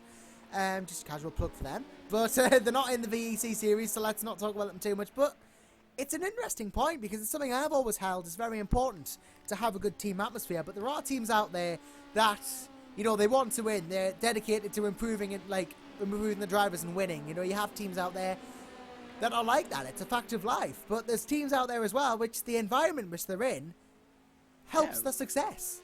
But it is. Obviously, we want to win. When we got in this championship, I said to everyone, our objective will be room 1 and top 10 all year long. But in reality, when I got Adam and Pedro, I soon realized that we had a stronger team. We could fight for podiums. And the main thing I tried was the environment had to stay the same, because me, Thiago, and Marco, the other 3 guys on the team, we already know each other for 2 years. So our environment is like friends on the pub. So when I brought Adam in, it was straight away a nice guy, very proactive on the team. So he didn't ruin anything we had. So he even improved it more, because he tried to taught us some bits he knew already from his previous experience on Le Mans. And Pedro is a Portuguese kid that has been on the roof now, because that kid is racing for a Portuguese league and he's been on a boom. So I'm gonna give him a shot. And on his first trial, straight away, on the same pace as Adam, and I was like, well, let's first meet him, let's have a small talk, it's a bit of chit chat, and it was it. Nice guy again. So for me, it's like that. It must be spot on. If your environment in the team is always friendly, everyone will help each other. You will get a better work on the setup. Everyone will help on that little bit you need to get that 10th or that second on a lap, and that's it. Because if everyone wants first place, it's good. Yeah, everyone wants to fight, everyone wants to win. But if someone makes a mistake, that's it. Everyone was going yell at each other. So why bother with that? Well, we lost. Yeah. Oh well. That's it. We're gonna learn from that mistake. Next round we will do better. Yep, indeed. It's all about that improvement, isn't it? You just got to think. It's always you got to have a positive, forward-thinking attitude to things, haven't you? You just got to you got to do that. There's been a slight change in plan, unfortunately, ladies and gentlemen. I've got to go for food break now. So I'm trying to get a lead commentator in to see if it can take over from me. We're due to go to an ad break anyway, so there's been a slight change in that sense. I have to go get some food because I'm getting very, very hungry, and I think I might pass out if I don't get some, so we don't want that. I'm trying to arrange for a lead commentator to join us, and I think he's about to. As yes, we do. We say hello to Mr. Ben Willis. Hello. The leader of, or someone who drives for DR Motorsports. We're going to go to an ad break now, but when we come back, we will have Ben Willis on lead commentary. He'll be able to talk to you about some things and keep you occupied while I go get some food, and I will be back. So don't worry, we're going to go to an ad break, but we will be back very, very soon.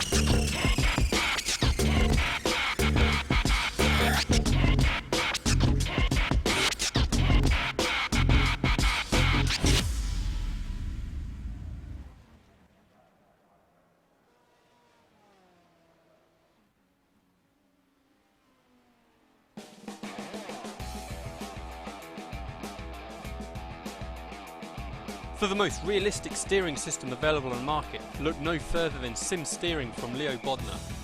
Designed and hand-built at the home of British Motorsport's Silverstone circuit, it's extensively used by professional driver training centres and race teams including Formula 1 since 2010.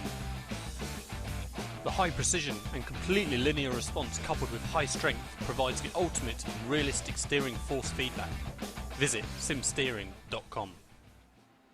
There are your champions for World Sport Series 2015. Walk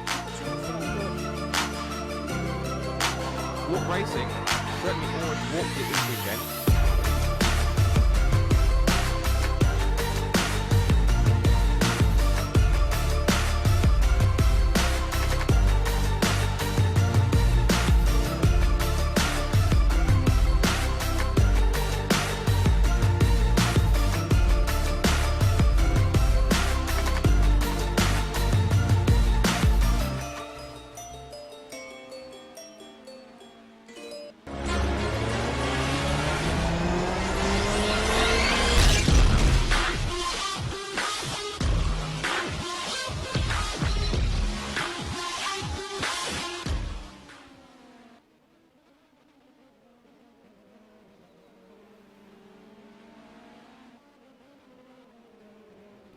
Well, hello everybody and welcome back to the 8000 Silverstone, sponsored by R-Factor 2, made by ISI. We've also been sponsored by Walk Racing and Sim Steering by Leo Bodnar.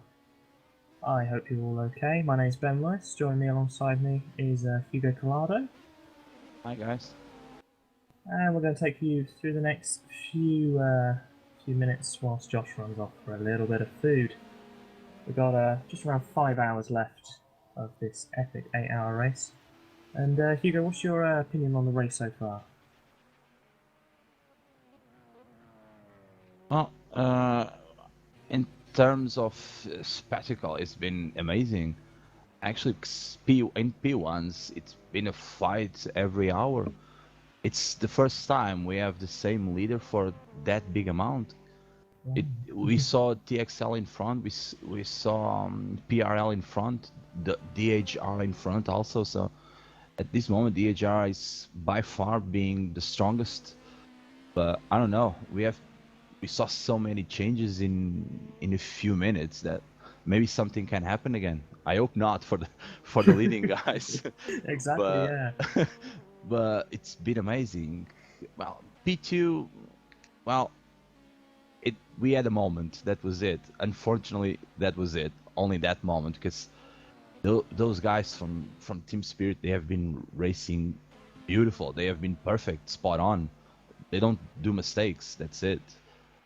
GT Pros, well, it was a three-way fight until something happened to Revolution Team, but still pretty close them. So I hope we still see a little bit from them. And well, on this one, I'm a boogeyman because it's my team. So we are getting close now. Yeah, we are getting closer and closer to GT Italia now. So I hope Pedro can keep the pace. Something soft. He doesn't push that hard, so we can last the full stint. And hopefully, no mistakes. Hopefully. Hopefully. Well, let's run down the top three in each class. We've got Stephen Bailey for Doug Henderson Racing is leader of the P1s at the moment. Closely followed by Maris Burt for 3Y Motorsports, and then Simon Chrisman in the TXL P1 Racing. Looking down at P2, we've got Nicholas Perez for Team Spirit Racing, and he's being followed by Jari Venari for SimHQ Motorsports, and Per Rosenly for Odin Racing. Just having a look down at GT Pro, we've got Alex Piccolo for Frecky Azure, being followed by Roy de Munich for SRVN, and then Raul Pons for ZDB Competition. And last but not least, we've got Angelina Louis Siller, I think, for Scuderia GT Italia. He's leading GT AM at the moment. And then behind him, we've got Pedro Ramada for Dart Racing, and then top third in the GT AM, we've got Gergely Varos for Overstep Racing. As the leaders are on their 105th lap already in just about 3 hours.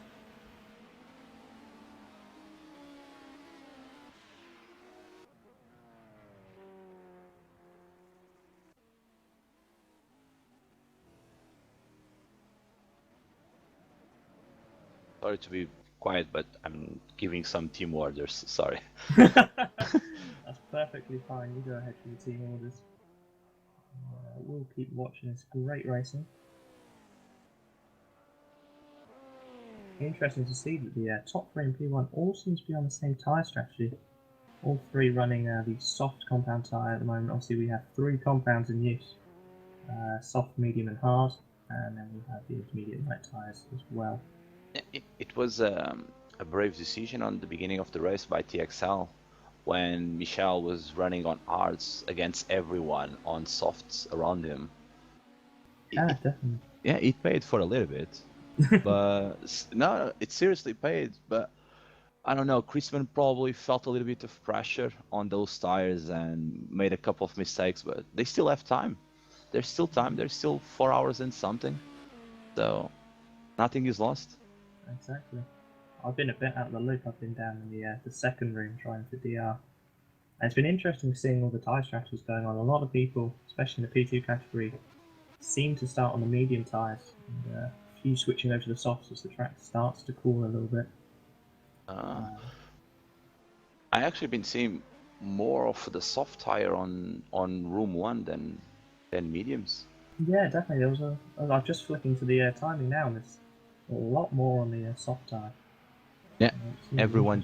Yeah, the track is getting colder and colder now. It should be around 12 degrees now at this time of the day, 11 probably. So everyone needs to get that little bit of the edge now, because it's getting colder and colder by the minute. So Yeah. And as it gets colder, obviously the tyres don't wear as much, so yeah. you're a bit safer moving on to those softer compound tyres.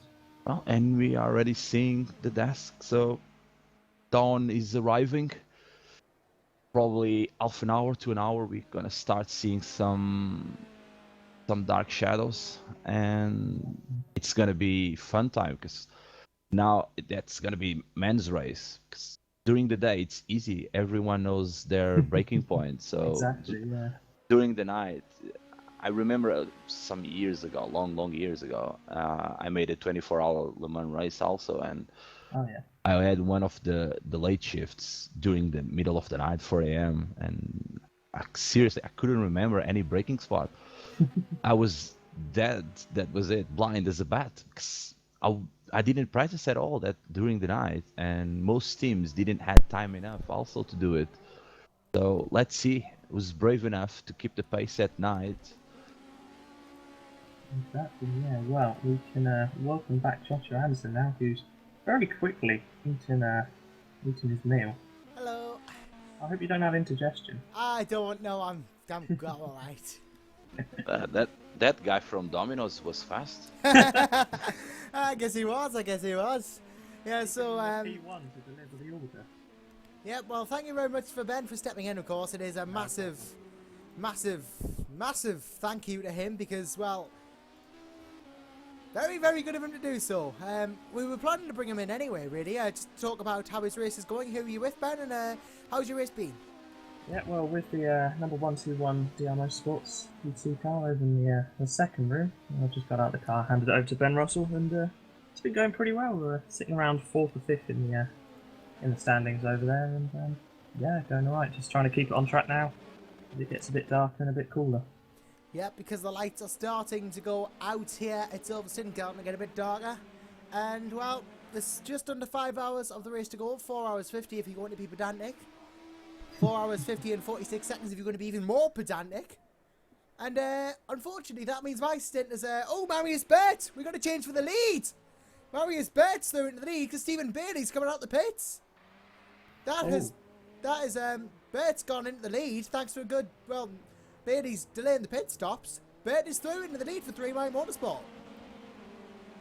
Yeah, it's a big change there. They're still both on the same compounded tyre. So. Yeah, so we'll have to see Burt come in as well. But, yes, as you were about to say, unfortunately, only 50 minutes, I wish it was 50 hours, 50 minutes of my stint as lead commentator remain in this race. We will be welcoming back Mr. James Kirk to resume his role of lead commentary after a 2-hour break. And that will hopefully take us, well, he'll hopefully take us to the end, but I'll, with some luck, be able to chip in as well, because I do love commentary. But, you know, you never know. We'll have to wait and see what happens. Yeah, that'll happen, and, well, this is happening now. Stephen Bailey down at the second, and Simon Crispin. Oh, well, we thought there was going to be a fight on for the lead change in P3 in the P1s, because Simon Crispin has gone at the pits. That has happened. David Baranek has gone through into position numero 3. I don't know what Spanish for 3 is. I really do not know. But thank you very much to Ben Willis. It's been an honour to have you here. Thank you so much for filling in for me while I go get a food break there. And, well, it's been great having you. Thank you. I'll speak to you guys soon. Alright, well, goodbye to Mr. Ben Willis. And, well, Ben Willis, yes. Thank you, Ben. Goodbye and good luck is the phrase I think we're going to use as well. Well, let's talk to Hugo a bit more, because Hugo, well, your boys in Dark Racing are they still P2? And I wasn't around. Are they still P2? And they are still P2 in GTM. A lot closer now, but still P2. Closer, but still P2. Let's have a look at Pedro Armada then. He is getting closer. Yes, he is. He's just coming out of the Beckett's complex now, but the last corner is being entered by the GTM leader, Angelo Luigi Cilio for Scuderia GT Italia. So they're having a good race in GTM, but you're having a good race as well. Obviously, I didn't say anything that happened while I was away, but I do trust Ben did good commentary. I think he's got more than capable hands to do so. Everything was perfect. Don't worry about it. Yeah, Ben did great. Ben did great. I'm sure he did. Ben, when does Ben not do great? Well, like I was saying to Ben, it's all gonna be about nighttime. It is, yes, when the night approaches. The fun starts, as I've just coined that phrase now. Yeah, but things get interesting. Things get interesting when it gets dark, but as the Dorothy song goes, nothing good comes after midnight, because that is when this race is going to end. We have 4 hours and 47 minutes left to go. Should end spot on the change of the day from the 3rd of October to the 4th of October. And, well, it will be dark by then. It will be very, very dark indeed. It will be very... Maybe the dark racing cars will thrive in the dark. Who knows? We'll have to wait and see. Let's have a look at the top 3 in each class, just very briefly here. Stephen Bailey has resumed the lead for Doug Henson Racing and in P1 in the P8 car. He's then followed by David Baranek, quite a way behind in P2 for Team RGPL. Then it's Marius Burt, who has pitted for 3 Wide Motorsport. He's down in P3 at the moment. No driver change, though. Raphael de Blonde is P4 in PRL Racing Team. We may as well do the top 5 for each class. Simon Crispin, P5 for TXL P1 Racing in that P1 class. P2 is headed by Nicholas Pates. We have a driver change while I've been away. So, there is a driver change for Team Spirit Racing. He now leads ahead of Yari Venari for CMHQ Motorsports. Another driver change. Then it's Per Rosen. He still hasn't got out of that P1 car. Has 45 minutes to do so for Odin Racing in P13 overall. Then it's Vincenzo Capella, Scuderia Italia, in 4th place in the P1s. And then 5th is Daniel Schmidt for PRL Logitech Racing. Let's go down to GT Pro now. Is Alex Piccolo still the leader for, well, it says Group 49, but I'm sure he's driving for a team. And then it's Roy DeMunk for SRVN, 22nd overall, 2nd in GT Pro. Behind him, 3rd in GT Pro, Raul Pons for Zeta Weight Competition. Miroslav Davidovich, Revolution Racing, 4th place in GT Pro, 24th overall. And 25th is, Jimmy 27th overall, Jimmy Joel Halvonsen, Northern Light Racing, 27th overall and 5th place in GT Pro. Going back up, it's Angelo Luigi Cilio for Scuderia GT Italia, leads the GTM class. Followed by Pedro Amado for Dark Racing. Then it's Ed Trevelyan Johnson for Evolution Racing. Then Enrico Schala for N Technology for 24.de. Then it's James Wilson for Overstep Racing. A very English sounding name. I don't know whether you are English, James, but I've heard of a sportsman called James Wilson, and he's English, so that's where I'm getting that from. So it is still, it's starting to spread itself out a bit more, Hugo, obviously, with it being the later hours of the race, coming up the half race distance. Things are starting to spread out, but that doesn't mean we won't see interesting things happen on track. Does not mean we will not see interesting things at all. As Kieran Parkin, we'll look at. Obviously we have Hugo in the booth here with us at the moment, but if you would like to join us here in the VEC commentary box, you're more than welcome to. Just pop yourself in the waiting booth here on the official VEC TeamSpeak, and I will get you as soon as is humanly possible. And of course, if you want to get involved in other social media, it is more than fine too. We have Twitter, where you can get involved by messaging me at my personal Twitter handle at joshams_cosmo. Or alternatively, you can use the hashtag VEC Silverstone is the one. And that's hashtag VEC Silverstone. Do feel free to get involved that way, and use the YouTube chat if you feel it best as well. We're watching that too. Kieran Parkin then, P6 overall in the Doug Henson Racing number 7 car. They have 2 cars here in the server 1, which is the one with commentary. There is a stream over for server 2 on the VEC page, the YouTube page as well. Unfortunately, that doesn't have commentary, but there is a stream for both servers, so please do feel free to go check that out. It is fantastic. Of course, we have 2 servers. Major props to Mr. Jimmy Allison, the league owner, for doing that. Always good to have 2 servers, gives more people chances to race. And double the fun. And double the fun, of course. That's quite right, Hugo. Double the fun, double the cars, double the servers. More reasons to watch. As we, let's see if there's any other fights going on track now. Yes, there is. I think there's a fight going on for P5. David Baradak and Simon Crispin. Yes, I completely missed that. There is a fight going on for position 5.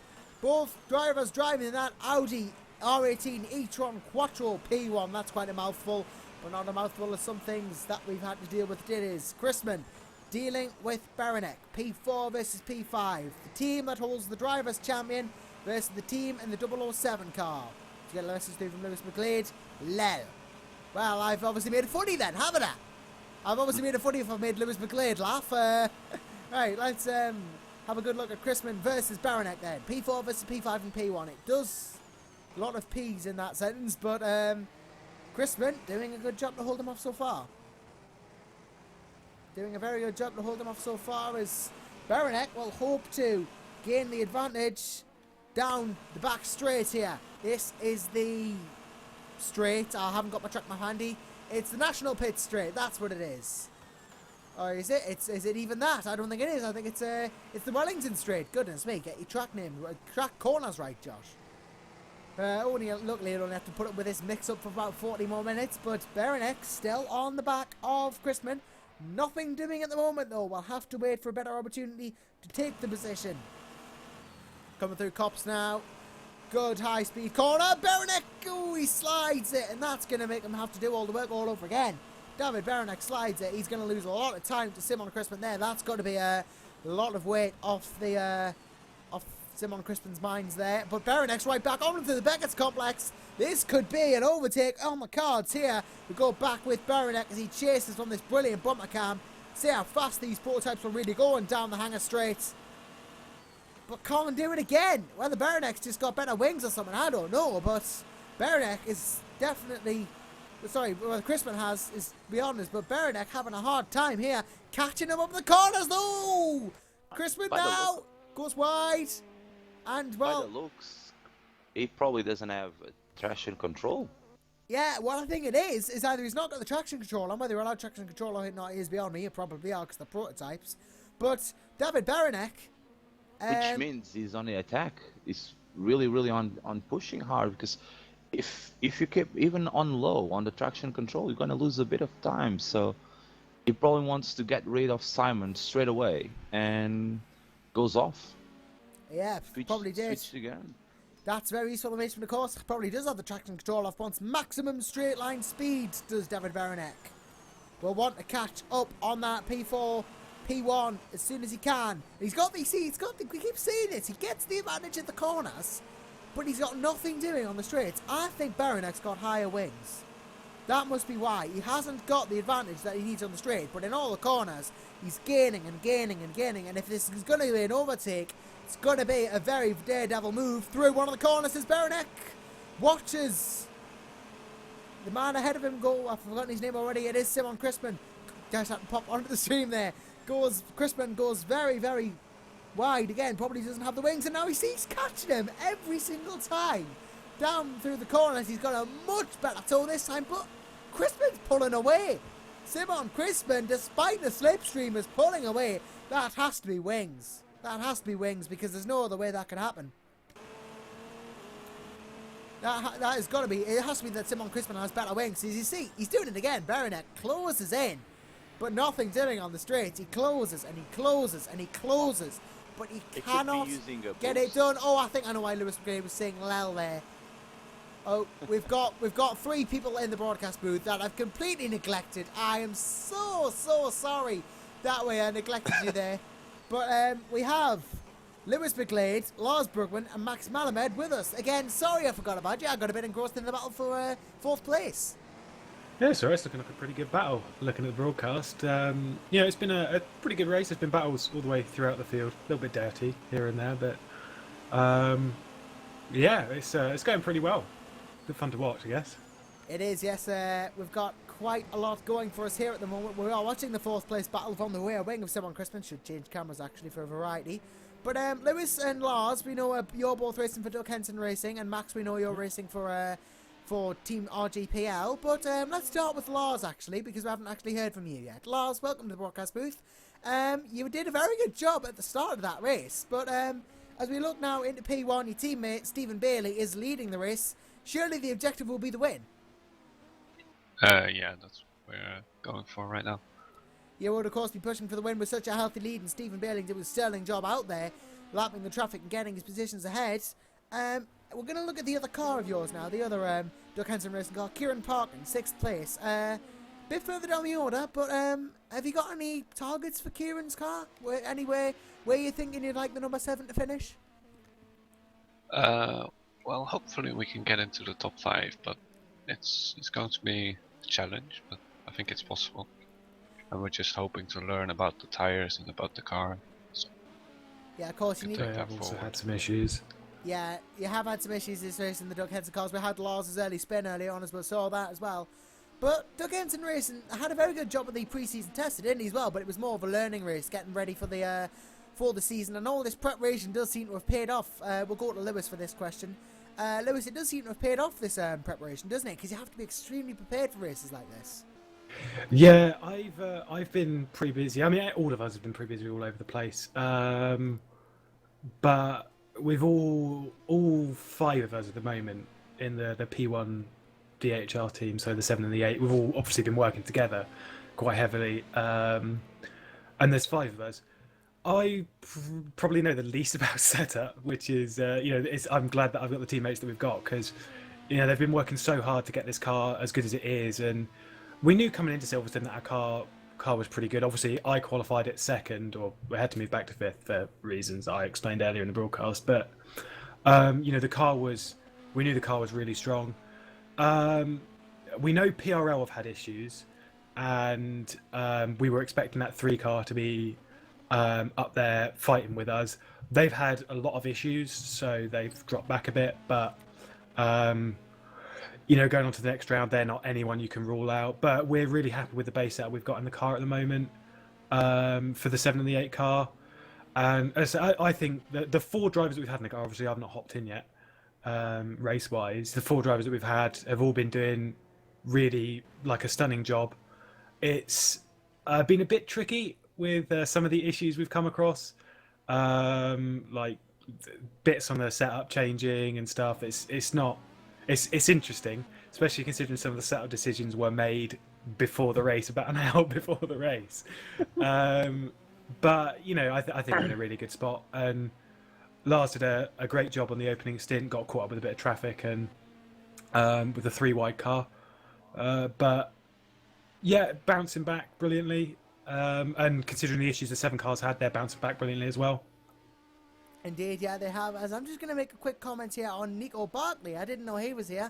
He's gone into P32 for Overstep Racing. Welcome to the race, Nico. Or hello and hi if you've been here quite a while. Nico, not a stranger to GTs, of course, having participated in another GT series, as I personally know of. But at this time, I'd probably like to go to Max Melamed. Hello, Max. Hello. Sorry for the delay in getting to there, but let's have a look at your team's car. David Beranek there, P5 for Team RGPL. You were in the car for quite a long time though before that. Yeah, true. I decided to do a triple stint because after 2 stints I felt like still got some breath, and there wasn't a really good rhythm back then, and then we decided, just continue. We continued to do, and worked out pretty decent, except my fail at the first stint. Yeah. Of course, we saw that. We saw you. We wondered why you were down in 7th gear. I actually thought it was a gearbox problem or a problem with your hardware, but no, you were just trying to save fuel, as it turned out. It was a max problem. And that was just what it was. You were just trying to save fuel. Yeah, so that was a superhuman stint for me, though. By my own admission, I would never be able to do 3 hours. It's something that takes a lot of doing. I'd probably only stick at a 1 and a 1.5 max for myself, because after that, you really start to lose concentration. So let's talk about that, actually. How do you keep concentration? How do you keep going when you're doing such a long stint?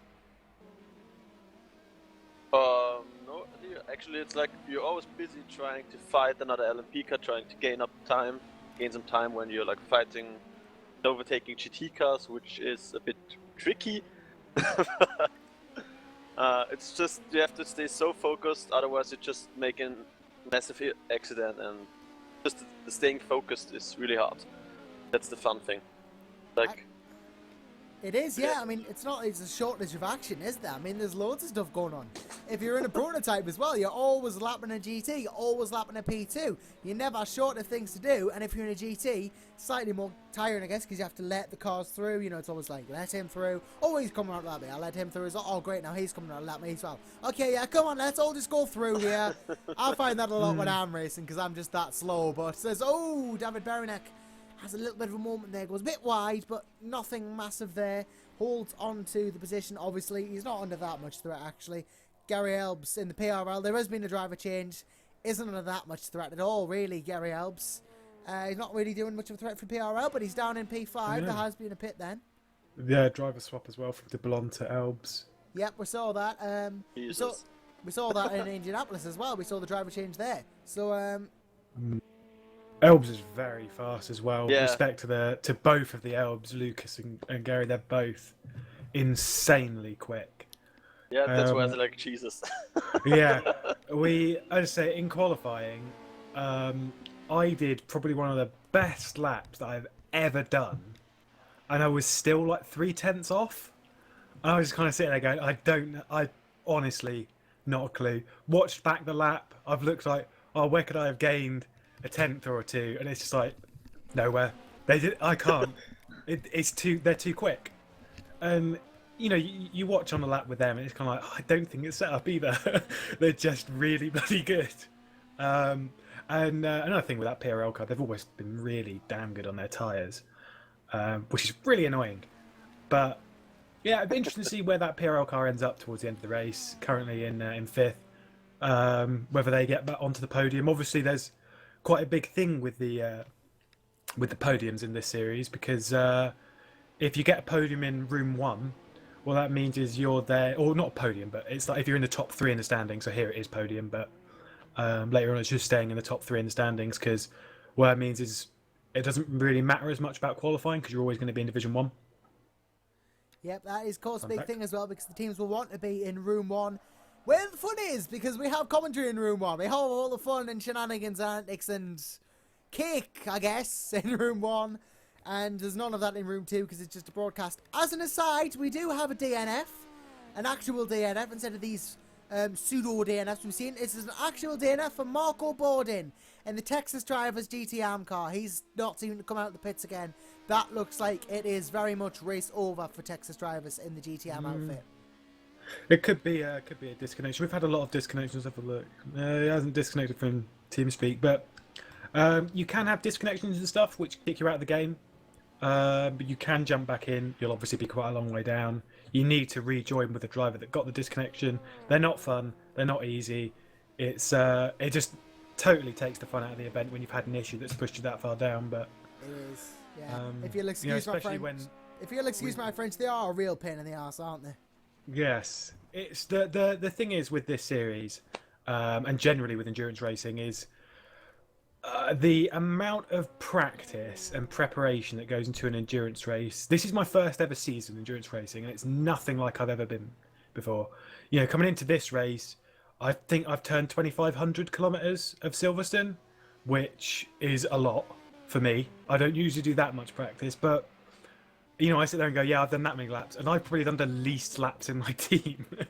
You know, there's so much preparation that's gone into making sure that everything is as perfect as it can be, and we obviously know that there are so many teams out there that are doing that are putting in all that effort, and to have an issue in a race like a disconnection's absolutely brutal. I was having internet issues back in Indianapolis, that's why I didn't do the test race, and so we've like drilled a hole in the corner of the room and dropped a Ethernet cable down through there and made sure that it's all good, it's all sorted, so I don't disconnect. Yeah, of course. Now I've said it. Of course, it is key, isn't it? Because that you stay honest, really, because we don't want to say that. You know, it is though. You need a lot of. It's a totally different experience. It's like God has said to you, "Welcome to endurance racing. We're going to throw you right into the deep end. Enjoy your stay." You know, it's like one of those really hard things to get used to, isn't it? But yeah, we saw Kieran Parkin make a pit stop while we were busy chattering away in the Doug Henson Racing car. He's down in it at the moment. Lewis will probably know quite a bit about this because he's a Doug Henson Racing driver. Yeah. They've just been having a couple of issues. They had Adam Hodgkinson in the car a bit earlier, and he was having some audio issues. Every time we've changed the driver, we've had rev limiter issues. It's just like the issues are here, there, and everywhere. It's like it doesn't want you to win, does it? But you're doing it nonetheless. Oh, yep. He's just having a little bit of a slide there. I saw from it was a bit delayed in the broadcast, but. Yeah, I'm proud of the 7 car. They're doing a really good job with, because they're supposed to have 3 drivers, but it's just those 2 for this round. I think Nick Woodbury should be back for future rounds, but not too sure. But he had to miss this one, so it's just Kieran and Adam in that car, doing a good job as it is. Just to deal with all the issues, but you know, I suppose it's all a bit of fun. Yeah, it is no mean feat, of course, doing a 8-hour race even with just 2 drivers. The next round, I think, is the 6th rounder at Fuji, 6-hour at Fuji. Yeah. So we should have 6 hour. I think it is a 6-hour because James is going to be doing commentary for all of it. Yeah. You're not going to have me next time on Lead Comms. Interlagos, and then we have our first 24-hour race of the season. Yes, we have a 24-hour race. I have no idea how I'm going to be part of that. I may have to restrict myself to. I may have to restrict myself to call comms only for that because there's no way I'm leaving my PC on for 24 hours. No, it's that's going to be the first big test of the season. Obviously, you know we've had the first round now. We're approaching the halfway point pretty quick, but you know we've got that 24-hour race that's not too far away, and the teams like us in the 8 car and the 7 car, they've both got the same issue as well, and especially our GTM car which is in room 2 at the moment, with Stenbeck and Nielsen. They've only got 2 drivers in that car. Coming into the 24-hour races, there's no way you can do a 24 hours with 2 drivers, and it's a push to do it with 3. So you know, that's the point where it's going to be looking around to try and get a 4th driver in the car for that and Le Mans. But you know, I think we'll be all right. I think all teams will be all right when we get there. Actually, I'm really looking forward to that 24-hour race, Daytona. I hate road wars, so I'm actually quite looking forward to it. It should be a bit of fun. It will be fun for the drivers and fun for the commentators as well. I would personally, I'm just putting it out there, I would love to be lead comms, co-comms for a bit of that. Obviously, cameras for the full race would not be possible for me. Can't leave the PC on for 24 hours either, so we will be looking for cameras and commentators. If you are interested in doing cameras and commentating for VEC, please do get in touch with Mr. James Kirk. He's the head of broadcasts here at VEC, and he'll be more than happy to take you on board. As unfortunately, we've got to lose Lewis McGlade now. He's got to go back to his team. Thank you for joining us. See ya. Have fun. Good luck. Enjoy. Probably back later. And, well, I think it's at this time we might want to talk to Max Melamed, because we haven't actually heard a lot from you, have we, Max? Well, we have talked a lot because we're pretty new to W. Easy. Yeah, sometimes I'm tired and stupid. Sorry. Yeah. just call it VEC. VEC. Okay, let's call it VEC. Yeah, well, it's good at the moment. I think David is the only one on mediums in the top 5, so the other teams are all going on soft. But we're a bit too scared of softs because we're running like more downforce and have higher speeds inside the corner, so there's more load on the tires. So yeah, he's doing a cracking job out there on the mediums. He's no slouch there. He's doing a great job. He's holding on to P4 very well, and considering he is on the hard to come out of tyre, just goes to show, really, doesn't it? I think the thing with the soft tires is they're a bit quicker for like the first 5 or 6 laps, and then it equals itself out. Teams stay pretty solid for one stint, so if you don't double stint them or anything like that, they're fine. Speaking of tyres and stints, Yuri Kazdorp's in for Revolution Racing. So we'll see what happens here. Of course, if you do want to get involved with us on the stream, the hashtag on Twitter is VEC Silverstone. Be sure to use that, or, you know, use my personal Twitter handle and contact me there at Joshams_Cosmo. And if you'd like to use the YouTube chat, go ahead, type your comments in, I'll get to those as well. And join us in the booth with me and Max. In fact, we're going to bring someone in now, actually. Good thing I mentioned that. We have brought into the booth Mr. Per Rosenley. Hello. Hey, guys. Well, Per, you did a fantastically long stint there. If you'd just like to, for the benefit of the viewers, just say who you're with and how your race has gone. Yeah, I'm driving with Mr. Joe. And the race has been up and down. We have an accident at the start of the race, about 20 minutes in the race, and I could not avoid an accident with some cars ahead. Yep, we see, you're driving for Odin Racing, of course. Joe Chiamba has taken over the driver's seat for that. You did an absolutely superhuman stint, though. Almost 4 hours. Hats off to you, Per. That was I wouldn't be able to do that. Yeah, I would like to go a little longer, but we are not allowed anymore this season. Yeah, unfortunately, you can only do 4 hours at a time, though, so that almost kills it for you a bit, doesn't it? Yeah. Yeah, you just, that's a very optimistic attitude to have, really. You know, someone who would do more than 4 hours if he was allowed to, but nonetheless, we have Joe Chiampa in the car now. How's your race been in overall for Odin Racing? Because, you know, we haven't really focused on P2 that much this race. We really ought to. Yeah, but the races have been good, like actually. The first we went into the accident and then we were last. Now I think we in fourth or third, I think. I don't got the take a look at after I get out of the car, but it's going quite great right now. Yep, it is going well. I think you're fourth in P2 at the moment, so you're doing very, very well indeed. P2 and P1, we've just been talking to... we talked earlier about the downforce of the P1 cars, which Max, I'm sure, will be familiar with, being a P1 driver. But there is a lot of difference between the P1s and P2s. It seems like they're just... You'd think they were just less powerful P1s, but that's not the case at all. There are lots.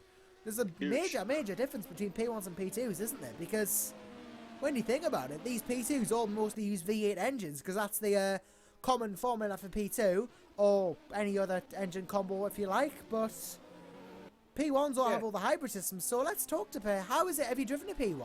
Are you familiar with P1 mechanics? I just try one car only, so I don't know a lot about it. So. So you're only familiar with your P2 car then? Yeah. Yeah, so it is a bit of a different beast though, really, when you think about it. It's completely different to the P1s, as I'm sure you would experience if you drove it. As Nico Barkley here has gone past Bram Braylon in the SRVN car. Nico Barkley for Overstep Racing's Aston Martin Pro car is now in P31. And I don't know where he is in relation to the other Pro cars. I think he's further behind because we're just looking at James Wilson in the Overstep Corvette now in P29 for GT AM. So he's behind an AM car. That really can't be going well for him. But Alex Piccolo has just, ever since he's got in that car, he's ran ahead with this lead. Alex Piccolo in the 21st place overall car, that Porsche. We saw Biagio earlier in that car, chasing with Risto Capit, but it seems that car is just broken ahead of the others now. But while you've got your pair, we know obviously lapping cars in P1s is quite difficult. Is it? Obviously, because you're not going quite as fast as the GTs, there's not as much of a speed difference. Is it actually more difficult to overtake in P2? Because you've got to worry about the P1 cars overtaking you? Yeah, sometimes, but if the GT cars stay on the line, then it's up to us to find the right way. Usually, I think it's going okay to get past. Yeah, it's because obviously you've got to worry about the P1s coming through as well, but the most part, you're rolling out a lap in other cars. If you're in a P1, unless you go a lap down, you don't really have to worry about blue flags and letting other cars through. But in a P2, you do have to worry about that. Yeah, we are. But I think it's going okay. There's some tricky situations sometimes, but always it's going okay. Yeah, speaking of your team, Odin Racing, their car is actually under threat now. Yokoyama Daniel Schmidt for PRR Logitech Racing is catching up. So this might be an interesting battle in the making as we watch Daniel Schmidt now catching up to, or trying to catch up to the Odin Racing car. Obviously a battle within P2 here. This will be, I believe, for third or fourth overall in that class. So not really a battle Odin Racing want to lose. Especially not while the driver's in the booth with us. As might have some choice words for the team if it does lose the place, but hopefully not. As let's have a good look at this. And we do unfortunately have to say goodbye to Max Malabent now. It's been an honour having you with us. Goodbye, and we'll be sure to have a look at the RGPL cars at some point in the future. But yeah, we will look at them and give them very good regards. We will entertain you. Yeah, they will entertain us. I'm sure they will. Thank you for joining us, Max. It's been a pleasure to have you. As we still watch Daniel Schmidt take on Joe Chiampa. Oh, yeah, Joe Chiampa in the Odin Racing car there. Still watching this fight. As happens, we will go to the RGPL car soon, as promised, but... Yeah, but there's a long race to see what happens. Yeah, it's a long race. You know, that's exactly it. Endurance racing is just that. It's a marathon, and it's not a sprint. So last year we did 24 hours, Joe and me, in the Lamborghini Giallo, him and me only, so yeah, you know all about endurance. Yeah, you never know with endurance. I mean, you think this is long, eh? This is more like the Great North Run compared to the London Marathon, which is the 24 hours of Le Mans and 24 hours of Daytona. Those are seriously long races. This pales in comparison. Yeah. There's a lot more work going on. Look at this. There's a P1 car overtaking two P2s at once. There you go. There goes Revolution Racing's P1 entry. Then he runs a bit wide, but Chiampa now has got to fend off the car behind him. He's doing it pretty well so far, but now we have potential movers. Smits tries to go for it, but he's going around the outside, bless him, but it's not going to work. Daniel Smith cannot find a way through. Yeah, he'll try on the straight. He will try and he will try and he'll try. As we go down the back straight now. He's got the slipstream. Can he do it? He's not getting the speed on the straights. It is very much issue. It's the same thing as we had before with Beranek. He's got the speed in the corners, but it's the straights where he's losing out. Yeah, we are fortunate. We have a good speed down the straight. Yeah, Kiertman must have a speed advantage on the straights because we saw Smith drafting, but nothing was doing.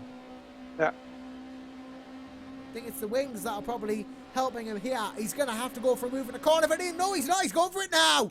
Daniel Smith going for it right this very minute into the Beckett's complex. This will be an amazing move if he can pull it off somehow. Down the inside, bit of contact between the two, but he gets it, I think.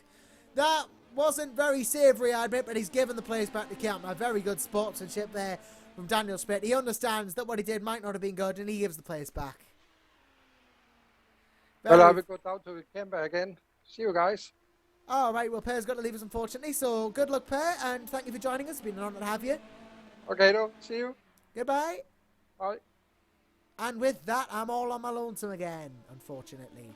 But that hopefully won't be the case for long, as we have 16 minutes or so until we will welcome Mr. James Kirk back into the lobby after his 2-hour break. It'll be a pleasure to have him back again, and it will give my voice a rest. Hopefully I'll be able to continue with the talking and the shaking and the shoking and the or whatever that was supposed to be. Team LNR, we are now up to P4 in Pro Class. Jimmy on good pace. Great stuff. That's a good thing, actually. We're going to look at them, actually, because that's a very good thing to do. Let's have a look at Jimmy Joel Halvorsen for Northern Lights Racing. Team LNR, of course. Jimmy Joel Halvorsen up to P3. So, there you go. P4 even. Good pace indeed. He's having a cracker so far. Has caught up right back to where he wants to be. And of course, with these last 15 minutes of myself being in the lobby, if you would like to join me for some fun and shenanigans, you're more than and you want some fun, I'm more than happy to. Please do. I'd love it if you came in here. Please do join the waiting booth of the VEC TeamSpeak channel, and we will have you with us talking. So let's run through the top 3 of each class now. We still have Stephen Bailey leading for Doug Henson Racing out there in front, ahead of Marius Burt in 3-wide motorsports car there, ahead of the TXR P1 racing car Simon Chrisman, and David Baronx P4 Team RGPL. We're going to look at him actually because we said we would. Simon Chrisman under threat now, it seems, from him. Could catch up very soon. We'll come back to that in just a bit, but in LMP2, the lower prototype class, it is Nicholas Pades for Team Split Racing still leading out there, ahead of Yari Vanani. I think that's how you pronounce it. Yari Vanani. Venari, even in the same HQ Motorsports car, ahead of Joe Cameron in the Odin Racing and Daniel Smith, the PRR Logitech, still duking it out. Back in GT Pro, it's Alex Piccolo still dominating out there in the Porsche, ahead of Raul Pons for Z08 competition. Then it's Miroslav Davidovich for Revolution Racing, and then it's a bit of a gap to the next car, but it's Jimmy Joel Halvorsen for Northern Lights Racing in P4 in GT Pro. Then it's Angelo Luigi Cilio for Scuderia GT Italia in the lead for the GT Am class. We've got Pedro Armada for Dark Racing in second place. Then it's Enrico Oshala in the N-Technology 24.de car in P3. And then Ed Trevelyan Johnson, P4 for Revolution Racing. And I went through the top 4 for each class there. But hey, what you do? So, what we're going to do now is slightly earlier than planned. We're going to go for a commercial break. I would have gone in 15 minutes, but my voice needs a bit of a break, if you'll excuse me. And that will also give me ample time to introduce live on the broadcast back Mr. James Kirk. Because, well, would give a nice way for me to tone down and for him to tone up, if you will. So, if you will excuse me, we're going to go for commercial break now. Feel free to join the waiting booth in the TeamSpeak channel if you want to join us now. Join me, though, and we will be back in just a few.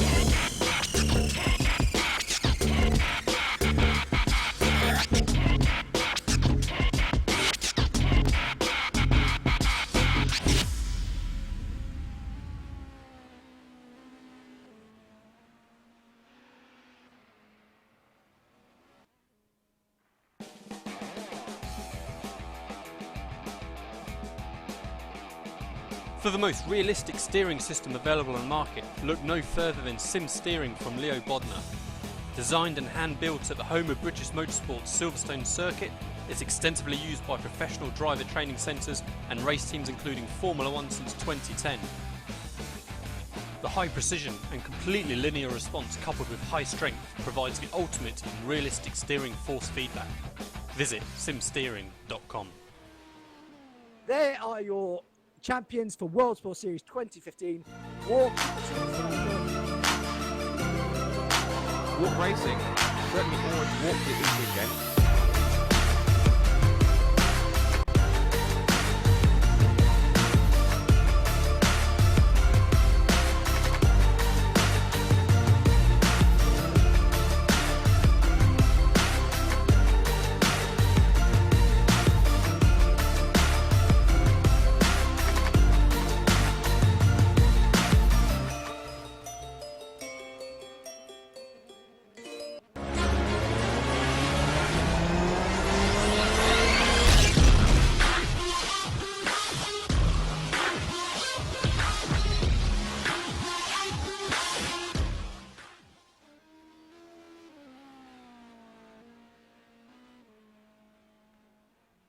Hello again, everyone, and welcome back to the Virtual Endurance Championship 8 Hours of Silverstone, brought to you by R-Factor 2, made by Image Bits Incorporated, Walk Racing, and Sim Steering by Leo Bodnar.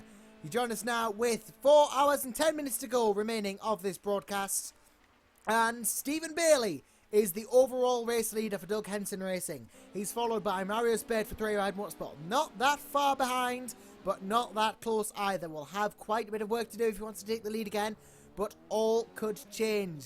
Simon Crispin for TXR P1 Racing in P3 at the moment. Again, hoping for that podium, because podiums are all important here at VEC. So, of course, if you would like to get involved in this broadcast, the hashtag, as you should now know, is hashtag VEC Silverstone, or you can get in touch with me directly via my personal Twitter handle at Joshams_Cosmo. And if you'd like to get involved with the broadcast directly, please feel free to, because, well, we have the YouTube chat open, but if you want to hear your voice be heard, to the masses and the millions that are probably not watching, we're probably not talking millions, but to the people who are watching, then please do feel free to join us on the VEC TeamSpeak. Get yourself over, pop yourself in the waiting booth, and I will get to you as soon as I can. So with just over 4 hours of this race left to go, is about 10 minutes until, actually, I don't think it's even going to be 10 minutes. I think we have Mr. James Kirk back with us now. What? Yeah. I noticed you're all on your lonesome again, and so I thought that I would come back just a little bit early to help you out. He has. He's going to help me out for about 8 minutes until I officially hand the torch over, but realistically, I'm still going to be here. Just going to be here doing what I do best. Always here in spirit. Yeah, James is going to be here with me. He can give us a hand, keep an eye on the on-track battles, because it's only us two that are officially out to be in the server. So for these 8 minutes, I might be slightly better, thanks to Mr. Kirk. Well, I've noticed that there have been a lot of people going a lap down and multiple laps down since I left 2 hours ago. Only 2 on the lead lap as well. It seems that Doug Henson Racing and let's get into the thing there. 3 Wide Racing, or 3 Wide Motorsport, sorry, decided to blow away from the field. And I don't know whether this would be disappointing or not for Simon Chrisman and TXL, because I remember when Curtis Kenyon was with us earlier. He's part of the DR Motorsport outfit, who's currently in Server 2, which of course has its own broadcast, by the way. If you don't see any of the drivers that you recognise in this server, that's probably because they're racing in the other one. It's got no commentary, so this one is better, of course. You know, it's got us two and everything. This broadcast has me. That's enough reason for you to watch it. That is enough reason, exactly. But yeah, go, if you can't see the drivers that you're looking for, probably in the other server, and we do have that broadcast going as well. But he was talking about how maybe TXL were trying a different strategy and that it was actually looking pretty good for them. I don't think being 1 lap down from the leader, after that car in particular has had 2 spins, is a very good start to the year for the champions, to be brutally honest. Nah, it's not really what they've been after at all. Simon Crispin, though, doing a sterling job in P3. Not what they wanted, but it's what they've got, and they'll have to make do with it, as the saying goes, if you will. And let's talk about how these two are. Let's talk about these two, Stephen Bailey and Marius Burt, how they're the only 2 on the lead lap, because It's an 8-hour race. It's a long way. We could still see the 3-wide car get lapped. And it would be quite an achievement, of course, if the Doug Henson Racing number 8 car did lap everyone. It would show just how much they've dominated this race. After Lars Bruckmann's earlier brilliance. Has Lewis McGlade been in the car? Actually, he's just pitted, actually, as it happens, Stephen Bailey. There you go. So we're deciding to take a pit stop. This, I would suspect, will be a driver change. Yes. And maybe this is because Lewis McGlade, he's very modest about his driving, and he was saying earlier when he was with us, I think he came back for a second time, but for the first time he was with us, he was adamant that he was the slowest driver, and he was surprised why he was selected to do qualifying. And so maybe the other teams see this as a chance to catch up. I mean, Marius Burt is what? At the time of pitting for Bailey, 1 minute 15 behind Bailey and Doug Henson Racing, but we've only just hit the halfway mark. And so you're perfectly entitled to think, well, if they can gain 1 minute 15 on the rest of the field in half the race, then they can also lose 1 minute 15 in half the race. And so if we do see Lewis coming into the car, it'll be interesting to see how the other teams react to that change or whether they start pushing. It will be very interesting to see how they react to that indeed. It's going to be still a very, very good race. Oh, I've just got a message through on Steam there. My Lord, I need to close Steam or do something about that. We can't have happening on this broadcast. It's happening again. Shout out to our sponsors, ISI, who of course have brought R Factor 2 to Steam. Yes, because R Factor 2 is now on Steam. See, just casual plug for both platforms. There you go, ladies and gents. Get yourself on Steam. You can get R Factor 2 even easy now. Nice and simple. As oh, look at that. Interesting situation. So no driver change for DHR, but Marius Burt has taken the lead of the race. Yes, so he's taking the lead. He'll want to stay out for a bit longer, but it's going to be difficult because I don't know where they've pitted recently. So Marius Burt might find himself giving that lead straight back up with the next lots of stop. And then let's see. So 5 people have unlapped themselves as well. So we've got Christman Berenaku, of course, is in for Max Melamed. And that's at Team RGPL. And then PRL Racing with Jerry Elbs. I believe it's Jerry Elbs. If it's Gary Elbs, again, I apologise. I use Gary, but if it is Jerry, then... Yeah. But that, I tell you what, we've still got that whole thing to talk about with the Callenbach issue. Yes. Because, of course, they were running the Blonde earlier in the race, and him and Callenbach were using the same machine, but Callenbach was supposedly driving under the wrong name. Actually, he's just performed an overtake on Berenac there, Jerry Elbs, I guess, or Gary Elbs. We'll call him Gary Elbs. We'll go with your pronunciation. So moving up the field, but what sort of consequences will that infringement of the rules bring? I'm not sure, but Jimmy Allison, who's the league manager, of course, didn't sound too happy about it. Yes, I'd suspect some quite severe ramifications would result. I'm tempted to say it could be a DQ for that car, but I'm not really a big one on the rules, and I might just be over-dramatising things. Maybe. It could be a DQ, but it could just be a time penalty. Yeah, I mean, they could be like really nasty and slap on a 2-hour time penalty saying, well, the Blonde was supposed to be in the car for this long. But, you know, then again, it's a technical infringement of the rules. It's suggesting that one driver was driving under the alias of another. And that's not right. It's as simple as that. If, I don't know. That's not right, to be fair as well, Jimmy was talking about how no driver is allowed to stay in the car for over 4 hours as well. And we're just coming up to the 4-hour mark anyway, so that wouldn't be the case. So, I don't know. It'd be interesting to see how that is ruled after the race. But yeah, do just keep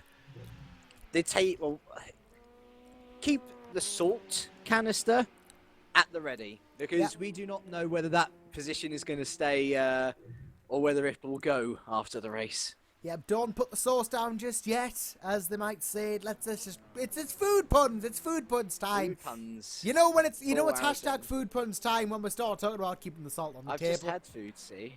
Yeah, you see, so have I. I didn't have it that long ago. Obviously, thanks again to Ben Willis for stepping in when I did, because without you. He's a legend. He's covering the last hour as well. What did you have out of interest, Josh? I had a pasta bake myself. I went full gourmet. Bake. I see. I went full gourmet myself. I went even gourmet, and I had a steak with wedges. Oh, that's... You see... And, oh, we have a lead change again. Sorry to interrupt our food talk, but Stephen Bailey has retaken the lead with Doug Henson Racing. Not really that much of a surprise. But what might be a surprise if there's a driver change for 3 wide. Yeah, so it was... so it's Marius Burt for the last, hour or something, I'm guessing? I think he's been longer than that myself. Right, and it was Voller who was in the car before. I mean, let's see what other options we have, because I do... I have all the entries open, so I can see everything. I know which each team has got once I get to them. So, interestingly, it is only Marius Burt and Henning Voller who are registered drivers for that team. So if it's going to be a driver change, it's going to be back to Vollert. No, I don't see why. Yeah, it would be interesting if that were the case. And, well, let's go down to P29. I've just seen a position change down there. Yep, it's because Enrico Schall's in the pits. That's why. Lots of people in the pits now, actually. There's 3 cars. No driver change there for Schalla. But let's keep an eye on Marius Burt as we are about to cross in 4-hour mark of this race. It would be interesting to see. We have already, I believe. We've got 26 seconds to go. No, very good call, very good call. Yes, I've got it. Started a little bit after, didn't it? 4 o'clock. Yeah, and no driver change, so Burt stays out. That's He no will surprise. stay out for 3 wide motorsport, just like Stephen Bailey stayed out for Doug Henson Racing. But as he is coming up to the final 2 corners, the final 3 corners of this track, just coming up through this last section here, we are gonna do this once and for all, ladies and gents. We're officially at halfway distance. We're fourth. The halfway mark has been passed. We're halfway through. 4 hours to go in the race, and Stephen Bailey still very much the race leader. This is where it's going to start to get interesting. And you know what the scary thing is? This is a 6th of Le Mans. This is a 6th of Le Mans, yes. So if you thought it was bad enough having me and Kirk for 2 hours and 2 hours each, wait until Daytona. Got 24 hours of Daytona as well, gosh. It is going to be mental, that. Of course, as I said before, if you are interested in joining us for that, being a commentator or a cameraman, we could do with all the help we can get. So do feel free to contact Mr. James Kirk himself, and he'll be more than happy to fit you in some way. Nah. Screw all the cameramen. No, serious point, though. Yeah, we are looking for anybody who is interested in doing cameras, especially.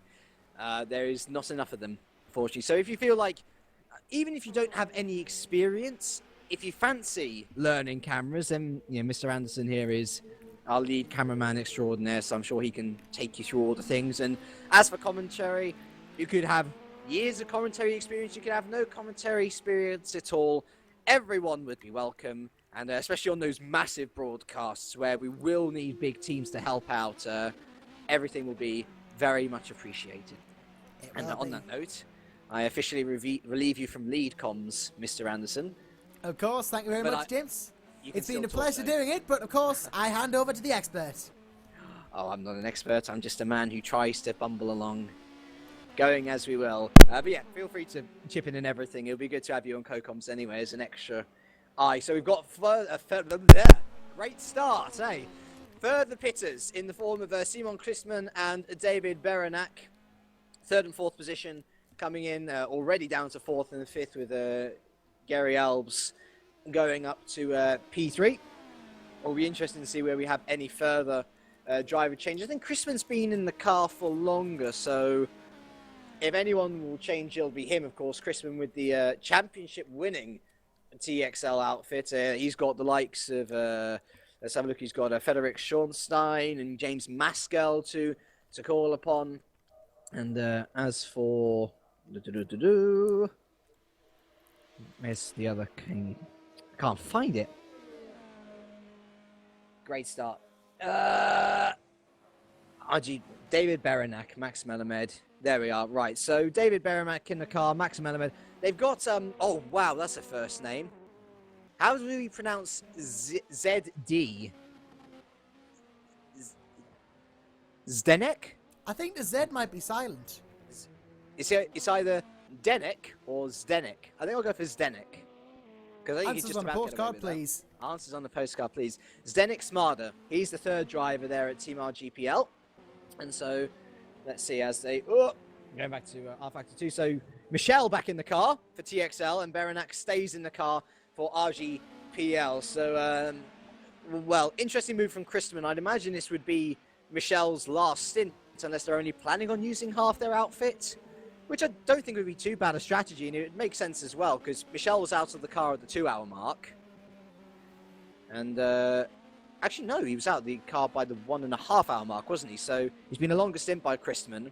Wouldn't be surprised if just those two drivers were used anyway. But what these pits do mean is that it is back to the situation where we only have the top two on the lead lap. That is Bailey and Burt. And I tell you what, Bailey is really not too far away from Burt either, maybe a sector away. So by the end of these 8 hours, we could very well see only one car on the lead lap, which would provide a very comprehensive victory for Doug Henson Racing, providing there are no late troubles or worries for the team, of course. So let's take you through our top three in each of our categories. Of course, it's Bailey and Burt up top for Doug Henson and 3 wide, with Gary Elbs rounding out the top three for PRL, and then looking down to LMP2. Team Spirit still very much in the driving seat. Now a lap clear of their next competitors. It was Anthony Pars, wasn't it? Oh, I forget the names of them all. So many drivers. Anthony Yans, there we are. Anthony Yans, who was in the car. Now it's Nicolas Paye, I think it is.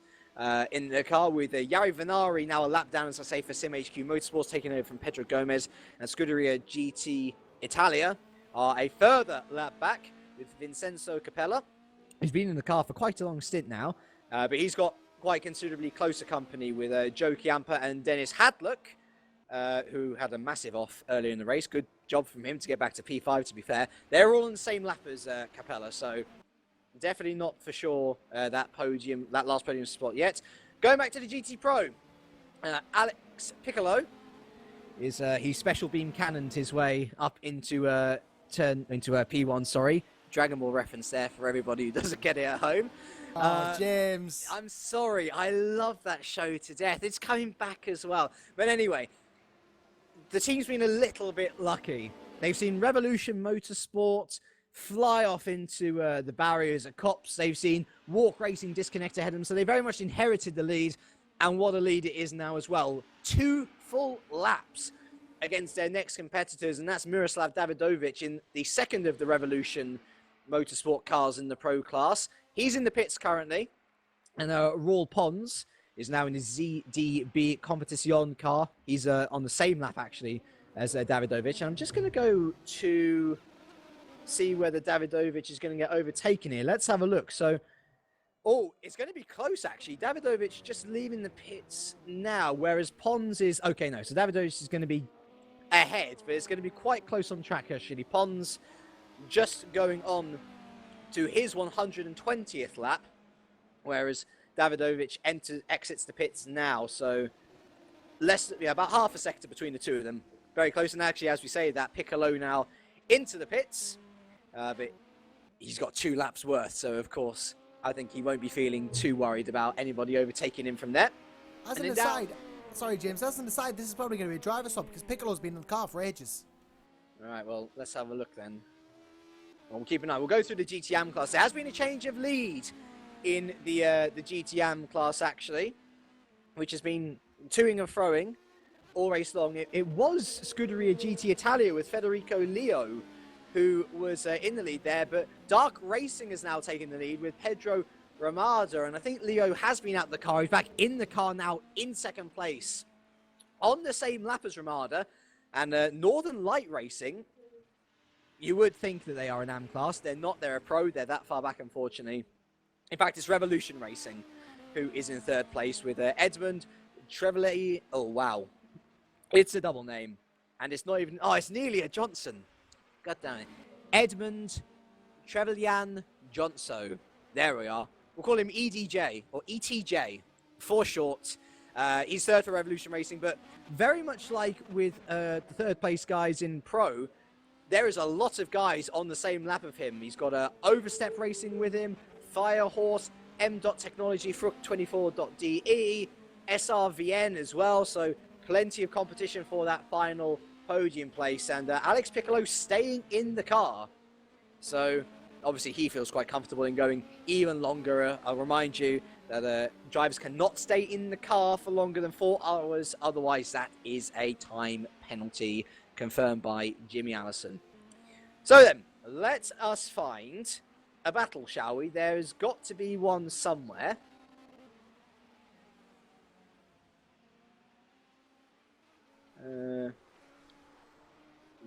Yeah, let's have a little look. To be honest, I think it's getting in that part of the race where the things start to spread out again. Oh, don't tell me there's no one battling. If there isn't, we could just have some very, very good banter. I tell you what, the battle, yeah, I think the closest one actually will be with ETJ, who's currently in P27 here. He has James Wilson from Overstep, very close proximity. That is a few seconds between the two of them. So it will probably be worth. And I'll tell you what, the battle for, I mean, what is that position overall in class? So ETJ and James Wilson are battling over 3 and 4. We then have Marco Silveira in P5, and he's got Enrico Schaller pretty close to him as well.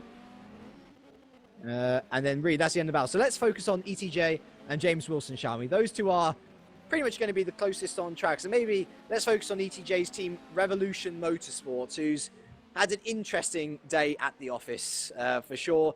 Their P1 team has fallen into a lot of trouble. Yuri Kasdorp having to disconnect from the server because they went over the barriers, came back in, and where are they now? They're P9, so a decent recovery, only 5 laps off the lead, but still, considering their pace early stages, not really that good at all.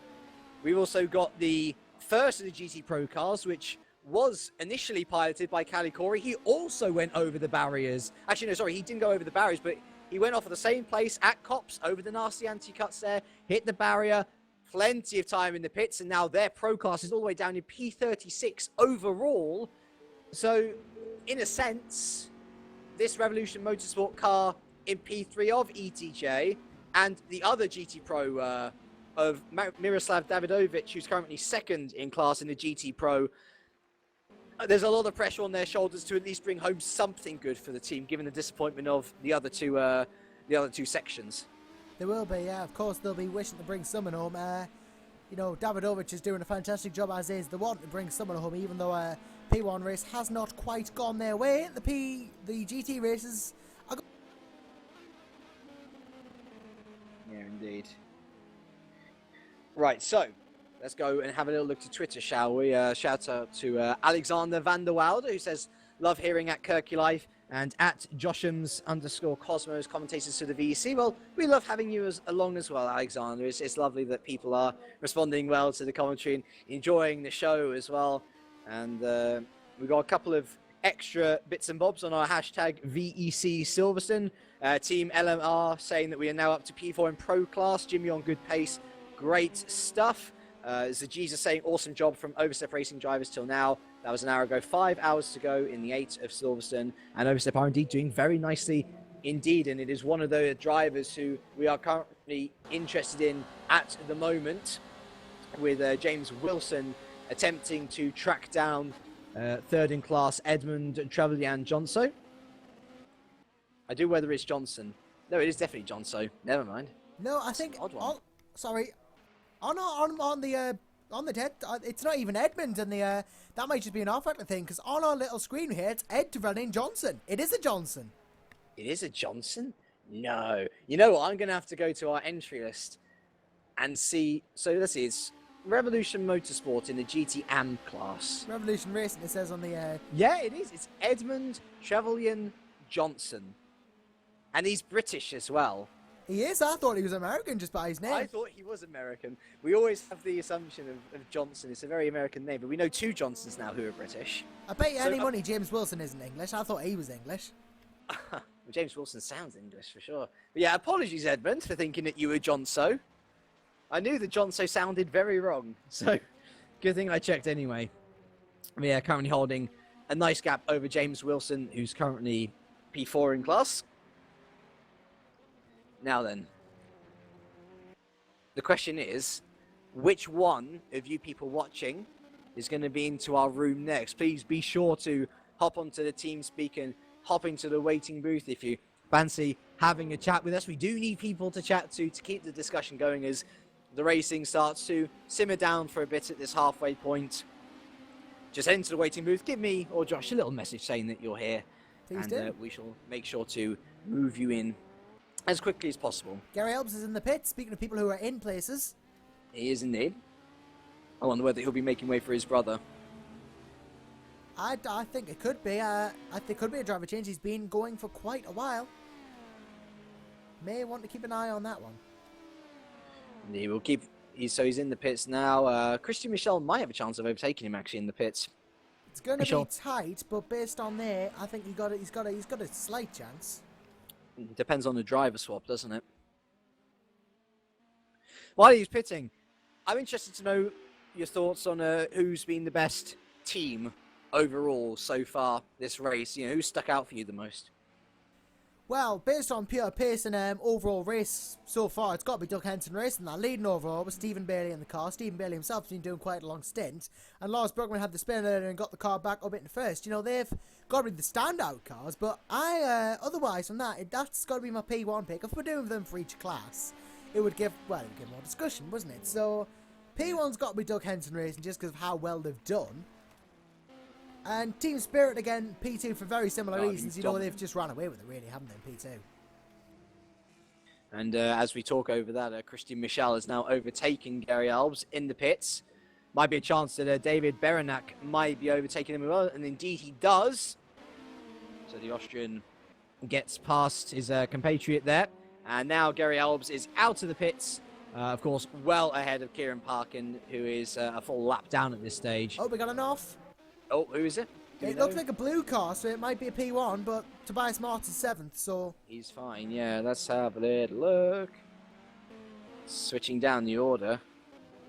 Has he come back on yet? Actually, I think it could have been the MVO of Sebastian Rodriguez. That's a blue car. Down in P20 in the P2s. P20, Sebastian Rodriguez. And actually, James, I've just noticed something. We have someone in the booth for us. Yep, it is Sebastian Rodriguez, by the way. He was in P20. Not much ground loss, though.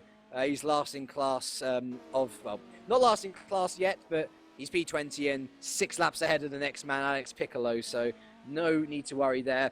But yes, we do have someone with us now, and it's a certain Oscar Hardwick, whose Magenta Warriors are fighting away in Server 2. Oscar, how has your plight been going so far today?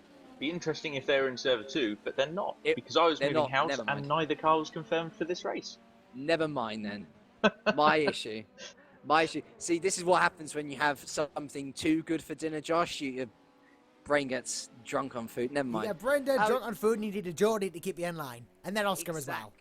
Exactly. So, Oscar, perhaps you would perhaps you would like to provide us with the correct information on who you are, who you're with, what your influence on the Virtual Endurance Championship is this year. Well, I think you've already done plenty of justice introducing me by name at the very least. Team manager of 2 entries, both Magenta Warriors in LMP2 and GT Am, and for the time being anyway, driving the GT Am car, although I fully suspect that there's going to be some juggling at some point later in the season where I'll end up in the LMP2 and probably even the DHR LMP1 at some point or another, as is the way of things. Team didn't confirm for this round, but we'll be back at Fuji. Lots of fun being a team manager, and lots of fun having a bunch of drivers who can allow me to sit down and manage sometimes, because even at the pre-season test, I just gave the cars to people in the team and they did a fantastic job, so I don't have to worry myself with it too much. I must say, it's an interesting couple of outfits you got here. So your LMP2 car consists of Tommy Oyala, Jarl Tyen, Matt Richards, Nicholas Paye, so he's actually in the race today, driving for another team, and Nicholas Hillebrand, an interesting mix of characters in that class. And then your GT car and the GT Am, of course, consisting of yourself, Jake Cooper, Reese Gardner, and Van der Wadder, another very interesting mixture of personalities. How easy has it been to bring them all together? Because it sounds like you're actually very happy with the whole team spirit in camp and everything. There's certainly a lot of people in there who might spark some fireworks at certain points in the season if things don't go their way. Yeah, I hope so. I don't know why Nicholas Pallies is on our driver list, because he's not a driver in my LMP2 team. So interesting. So that's wrong. So it's just Oyala, Tyen, and Richards and Hillebrand then? Yeah, it's just the 4 guys in there. Okay, gotcha. That makes a lot more sense. Yeah. And say, who's in the pit? Sorry, Kieran Parkin is just out of interest. Sorry to run with 2 for Doug Henson Racing. In the other car, the number 7, of course. We'll keep an eye on whether Tobias Martz, who is now in the P1 car, will overtake him. There's a big possibility of that, actually. But yeah, sorry, go on, Oscar. No, it's kind of a new approach for me, and there's been a lot of that this year. I've in the past made somewhat rubbish attempts to field a team and have them in a championship, but at the moment I think Magenta WRT's got about 10, 11 active drivers, not including myself, across 3 different championships, including VEC at the moment, and looking to expand and do more all the time. So really going quite well, and other than the I say mistake, but just moving house, other things occupying my mind when it came to the confirmation for Silverstone, which has been a disappointment for me and for everyone in the team. We would have loved to have been here and been on server 1, putting in some good laps, some good results, but not the end of the world. We'll be back at Fuji, and hopefully we'll carry on being strong at Fuji as well. That's good stuff, and we have had a driver change at Doug Henson Racing, the second of the cars. Kieran Parkin out, Adam Hodgkinson in, and I'm all too aware of Hodgkinson's recent plights in other leagues as well. I think he'll be quite happy to just run around and not get hit off the road at any point, Oscar. And in doing so, DHR2 has lost a position to P1 Racing. Tobias Martz did go through. I was thinking Jorge Fernandez was going to actually overtake them, but they're a lap down on that Doug Henson car. So no need to worry there, and I believe that we have another person joining us, and it is, apologies if this is the wrong pronunciation of your name, but Simon Christman of TXL. You're in for a long stint there with the reigning teams champions. How is it out there? Was the car feeling good for you, and are you perhaps a little disappointed about where you are, being P3 and seeing 3 wide and Doug Henson pull away from you at quite a rate? First, good evening, all of you. The pronunciation of the name was pretty good. Good. I'm learning. For a non-German, it was perfect, I would say. And yeah, considering the problems we had with Christian, I think we are pretty good so far. Because I know I lack at the moment a bit of pace. And so P3, P4 should be good. And if Christian has no problems, he should stay in the car till the end. So interesting. Interesting considering that. Well, actually, what did he come in at the 4-hour mark exactly, or just after it? I came in at 3:58 or something left. So this should work from the 4-hour rule. Interesting, because we've heard about this rule. It's been a talking point because. I need to get the correct name of the team, of course. It's the PRL Racing team. Yeah, they've had an interesting issue where, well, firstly, they've had a driver supposedly coming in and driving under another driver's name. And what that brought up is that there's a rule which says that you can't have a driver driving for more than 4 hours. So if you come in just before the 4-hour mark, then it might need a little reshuffle, at least near the end for the final stint. No, this should work. It's exactly this 2 minutes, which is an extra lap at the end. So there we are fine. You think you're fine? Okay, that is good to hear. And if there's no big troubles, it's also with the fuel, it should be okay with the pit stops. Oh, that's excellent. So let's actually talk about TXL in a bit more depth. I think it's pretty evident that your goal coming back this year will be to retain the team's title. Who do you think are your closest rivals this year? I mean, I see 2 cars ahead of yours at the moment, but of course, the first race of the year, sometimes it throws up the odd results. People get off to a flying start, then fall back. Some people who maybe were not as good in this race, I mean, I'm thinking especially of Revolution. Their troubles early race have meant that they've been held back to P9 at this stage. Who are you considering to be your biggest title rivals this year? I think the biggest rivals should be PRL and the Doug Hansen with Steven and Lars and Lewis. Very interesting. So you're not worried about 3 wide, about RGPL?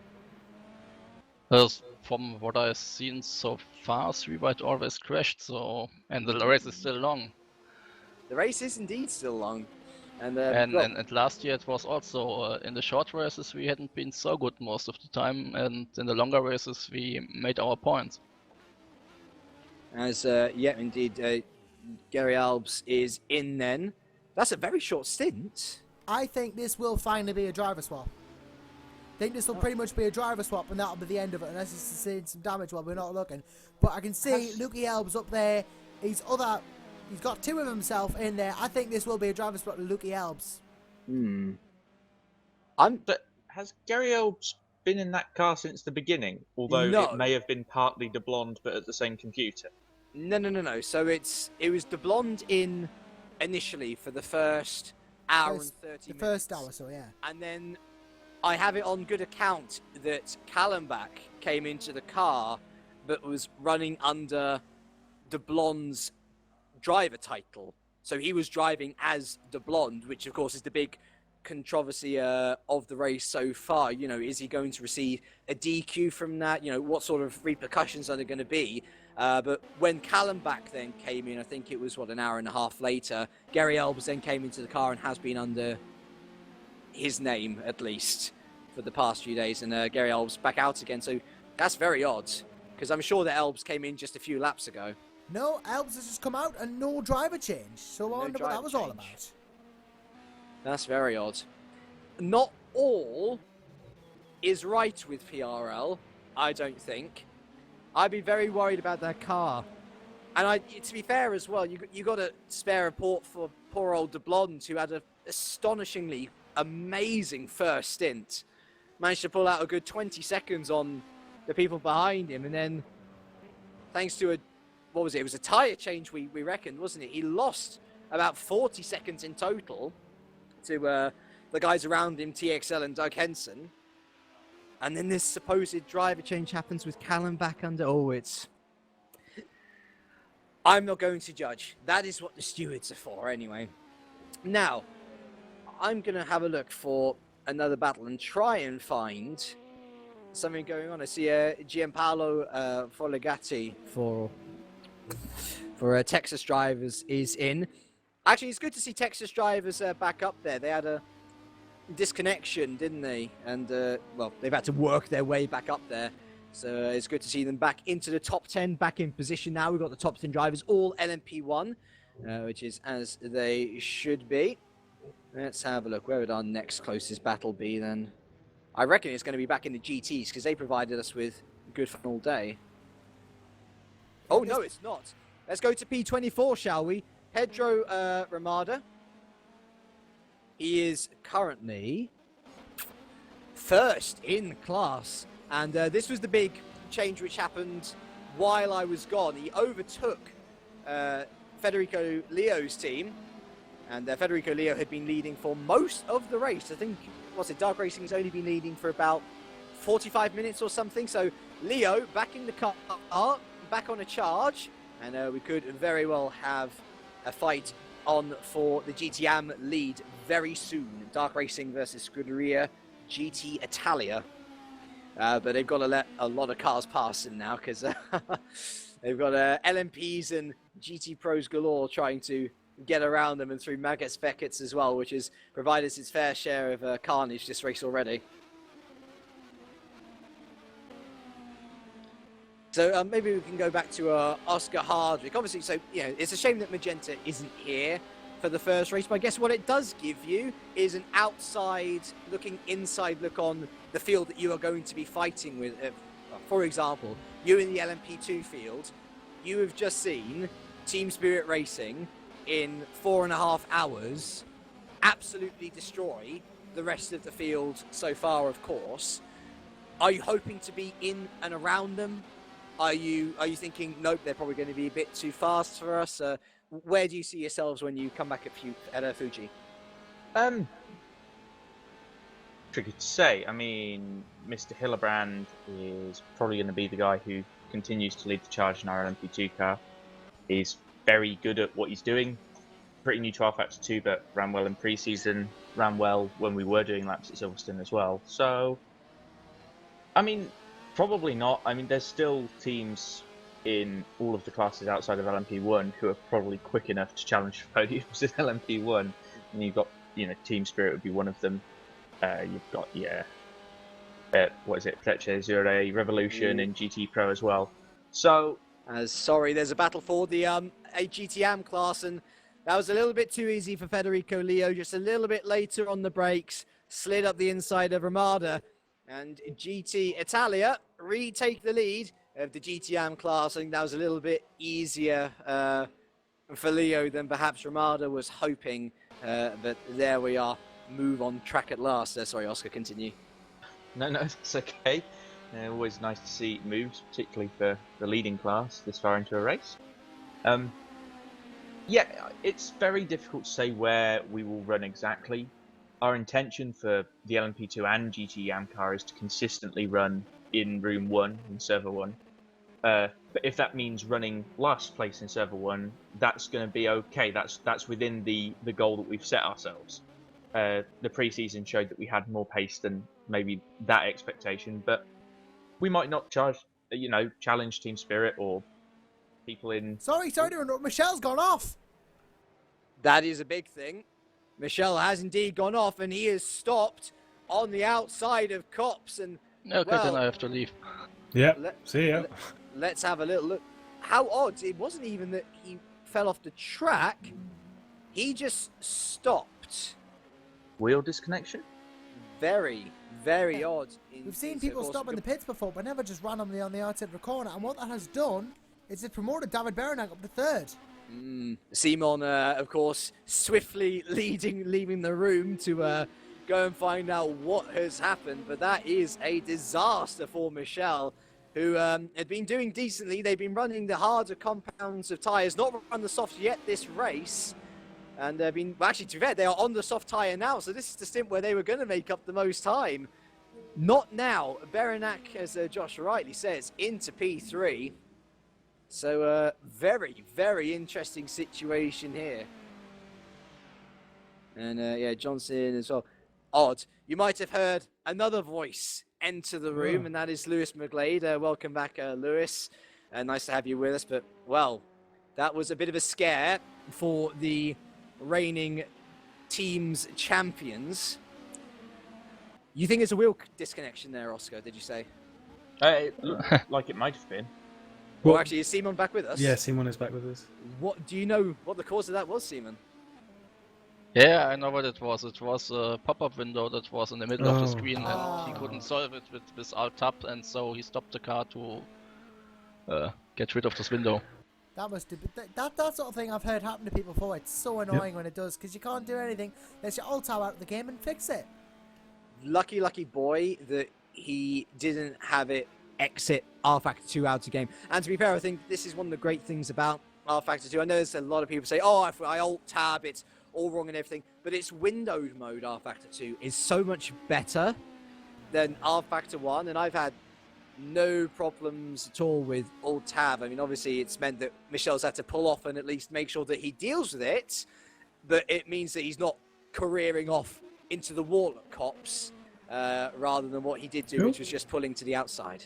Or did you see a Ferrari GT? It's quite a bit late on the broadcast, but him going wide at Cops. I think that was the KSM car that went right over the anti-code, so I think they'll be in last place now, that KSM car. Well, one of the KSM cars is out of this Out race. of it, yeah. So it'll be the other one then. Not looking too good for them at all. We've actually got one person in the pits. It's Thierry Charlotte there, who is currently 9th in class for Kyushu Motorsport. And they've had a bit of a downward spiral since the early stages. They were battling for the podium, and then just a few mistakes have creeped in, and it means that they are now 5 laps off the lead. And 5 laps in Team Spirit's case. They've had a phenomenal race so far, so perhaps to be expected from the form that they are showing today. But still, Kyushu wouldn't want to be that far off. I guess they'd want to be in and around the plus 12 laps from race lead, so the likes of PRL, Odin, GT Italia in there as well. And Kyushu going back out with Thierry Charlotte still in the car. So it's not Charlotte yet, because he's got a while to go. No, indeed. That is a terrible, terrible, terrible joke there, Oscar. It was an excellent name-based pun. I didn't listen. I will have to listen to the broadcast again, I guess. He said that's not it's not Charlotte. Oh right, okay, that is terrible. It was an excellent name-based pun. I'm That's sure that the chat will agree with me. Hashtag VEC Silverstone. Hashtag stop Oscar's jokes. Yeah. Stop Oscar's jokes. Stop. That Well, may just stop become- Oscar. Stop Oscar. Stop Oscar full stop. Never Yeah. mind. I don't need any help with that. I don't even confirm a team for these things. Just as a reference, that as I have been linked, Oscar has already confirmed his team for the next Yes. round, so we don't Yes. have We to will worry be about at that. Fuji. Dear me. I saw the confirmation thread up and I thought, right, now's the time. Let's not wait. Of course, maybe we could just do a bit of promotion, of course. It's 6 hours at Fuji, and I do wonder whether... 8 hours from the calendar that we've got. So, in case you don't know what the calendar is, by the way, so we've got these 8 hours at Silverstone first, and it's 6 hours of Fuji, 8 hours of Interlagos, 24 hours of Daytona, 12 hours of Sebring, 6 of Istanbul, 6 of Nürburgring, 24 hours of Le Mans. Do you guys consider the 6 hours of Interlagos as almost like a sprint event on this calendar? Because it's You mean a long Fuji? race. Fuji, yeah. Yeah. Is it like?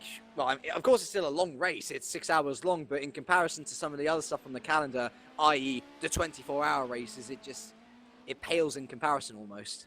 It's not that long because when you're switching driver and car and stuff, you're not in the car for that long. Even for this, I know Bailey's been in the car for about 2 hours now. Approaching like 2.5 hours, I guess. He's still going for another stint because he's crazy, but you're not actually in the car for that long. Although the race sounds so long, you're not in the car for that long. I remember at Le Mans we were only in the car for like 2.5 hour stints. Yeah, we did 3s at Istanbul, but to be completely honest with you, sometimes you'll find that the top 5 in a class, particularly LMP1 or GT Pro, it just ends up being the 8 hours of hot lapping. Yeah. There's no room to come off the throttle and take it easy, watch your lines, watch the car. So I remember it was last year at Istanbul, we spent, I think, 4 of the 6 hours with the top 4 in LMP1 separated by about 10 seconds or something ridiculous. So And he sorry, bashed off the leader. Just to cut in here, coming into the pits and in the pits without a front bumper is Adam Hodgkinson, who has become the upteenth driver to become. Oh, that's some big air there. Calls right out back. at Cops once again as Lewis McGlade goes to sort that out. Flew up in the air. I think that's got to be the best aerial takeoff we've seen all race. Backing onto the track in reverse. Not the smartest thing to do. Thankfully, there was no one around him. But he is now in the pits and could very well lose the position now to Jorge Fernandez if he's not if he's not careful. Let's see, where is Bailey? Actually, to be fair, I still think Jorge Fernandez is a lap down. So Bailey's still Hodgkinson- well mile in the lead. Yeah, he's lucky boy Hodgkinson. You better hope that damage is quicker to repair than other body parts which have flown off vehicles during the course of this race. Such as wheels. nose on an LMP1's not too bad. Yeah. You can knock them off and get And away with in fact, it, generally speaking. as we say that, out of the pits he comes. Perfect. And stays in P7. So a mistake for Adam. Thankfully not a terminal nor serious mistake enough to make him lose position. But he does lose yet more time on Tobias Martz further up the road in P1, who is now a full lap ahead. Of course, Oscar, you and I both know how Adam's luck in sim racing overall has been the past month or so. Just it doesn't seem to go his way, does it? And a lapse of concentration like this, just you see people flying off into the wall. It's happened many times in the last 4.6 hours already. It's not wonderful, and all credit to Adam. He's such a quick driver, and that's not just on his day. He's a quick driver every time he gets into a car, in reality. Yeah. And yes, he's had lots of bad luck recently, and that's unfortunate. But I mean, you can get past on saying I've had bad luck for months at a time, saying, oh, I would be doing better, but I've had bad luck. Eventually, you've got to be getting the luck yourself. It's not a case of, oh, it was just another bad day at the office. You need to start making yourself have good days at some point or another. And I'm pretty sure that's how he will view it, and it will just be a case of, damn, I won't be going off at cops again this race. Keep on it, and then not make similar errors at future rounds. So He didn't even seem that bothered. no, where's I the nose on an LMP1? I went down there and he said, "Oh, it's not too bad. I've just gone off at cops and ripped the front of the car off." I was like, "Oh, great." Anderson is old. I know I have moved. This is really closing in, this battle for eighth between Casbolt and Fernandez. Oh, Fernandez! Kasdorp is, wow. That battle wasn't closing in at all. Kasdorp was a lap down, and what he has done is he has completely taken out Fernandez there. He's lost his debris.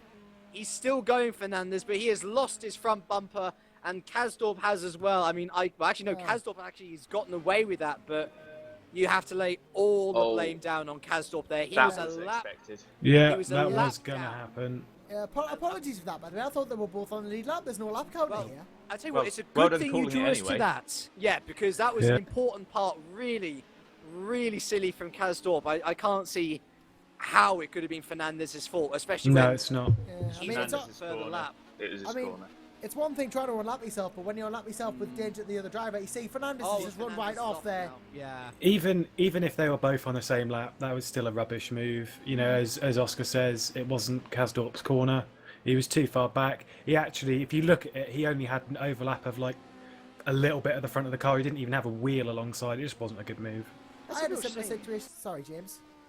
I'm just saying, it's a real shame for Labiella, because you think about Vazquez, you think about Fernandez, the two of them, they've done a great job. All they've done is just keep on cracking, keep on going, not gotten in anyone's way, just had a nice race all to their own, and then it's just been ruined by someone getting a bit too eager to unlap themselves. I think you need a lot more patience in endurance racing sometimes. The thing is, and now I am just going to play a little bit on Kasdorp's fight. Not that I'm going to say that what he did was okay. Devil's advocate's always good. But the thing is, you've got to remember that as a P1 driver, we're coming up to P2, right? You can throw it up the inside there. You come up to a GT, you can throw it up the inside. It's not that common to come up against a P1. Realistically, you come up against a P1. I don't know. You have a little bit of a brain fart. 'Cause just like, oh well, on a GT I could do this, but then obviously you go, oh well, he's actually as quick as me. So whoops. So it's just a little bit of a brain fart. I don't think it was intentional at all on Kasdorp's part. He's not usually doing things like that. So it's just not been his race. No, they've had a lot of bad luck, unfortunately. Well, bad luck, making mistakes, however you want to put it. Yeah, I think sometimes in motorsport you got to make your own luck, and that is not how you make it, unfortunately. While we've been talking about that incident, Stephen Bailey has been in and out of the pits, and in the lead and out in the lead again as well. Tobias Martz for P1 Racing also in, along with Jorge Fernandez, who of course needs to replace his front bumper. And let's see, where is Kasdorp? Hopefully Fernandez will be able to get back out ahead. Tobias Martz just coming out the pits now. Next on the road will be Adam Hodgkinson. He's a bit too far behind though. And thankfully Fernandez is back out, so he should be out well ahead of Yuri Kasdorp. But of course, in endurance racing, you want to make up as much time as possible during these races. You want to make sure that you're not losing as much time in these races, and that's, 30 seconds to a minute, which the incident cost him, could possibly lose him a position if someone further up the road, like Hodgkinson, like Martz, both cars have had trouble soon this race already. If they have another mistake, then Fernandez might not be able to capitalize on that now. Never mind though. So Bailey leads by 15.5 seconds. Marius Burt is second, though. We're expecting him into the pits sooner or later as well. And in fact, he's just coming up to almost lap David Baranek, to be fair, which is pretty incredible. And, well, Lewis, you're actually going to be driving in this lead Doug Henson car. Do you feel... I guess it's two different sides of the coin which you can look at it. Do you feel the pressure of being in this top outfit, the outfit which is leading by so much? Or do you actually feel more comfortable that your team has done so much to give you that lead that maybe you can afford to go a little bit slower, keep it a bit more safe? Definitely the second one. It's a lot more comfortable to be in the position where we're in because, it was a big issue for me at the start of the race. I was all over the place because I was so worried. And I trust Lars and I trust Bailey.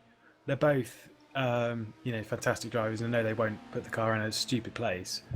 But the thought of hopping into the car with such a big lead, I didn't expect it because I thought, we were going to be under pressure quite a lot this race, or actually I thought we were going to be running second. So it's I don't know, it's quite reassuring to have such a large lead that I can kind of cruise around a bit. I'm not under so much pressure. I'm not so far off Bailey and Lars, but I know they're both quicker than me by a fair amount. So it's just nice to know that I can hop in the car and just not push too hard and retain the lead. And we'll go. Not really sure how we're going to end the race, but I'm taking over after this stint. We're not really sure if Lars is going to take over from me. We're pretty sure that this is going to be Bailey's last stint as it's about to go. We're going to have the sun start setting soon where he gets blinded because of HDR. Nice. So me and Lars can actually see things, so we're definitely the ones that are going to be in the car. Just hope it doesn't rain and get dark.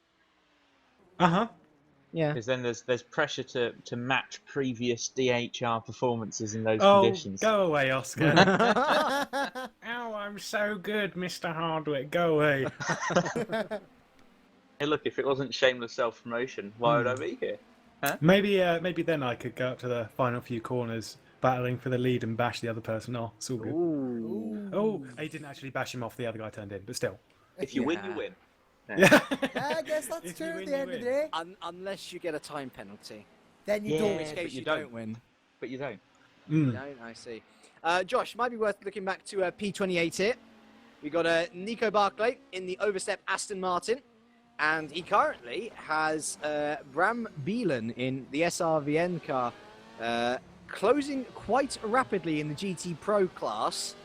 These guys are a little bit behind. There's GTAMs above them, so not exactly had the best of races, but still battling for P5 and P6 here. So a very decent position to have, and Beelen's been reeling him in, Beelen's been reeling. Beelen's been reeling him No, in. it's nice that two people caught that. Good. Yeah.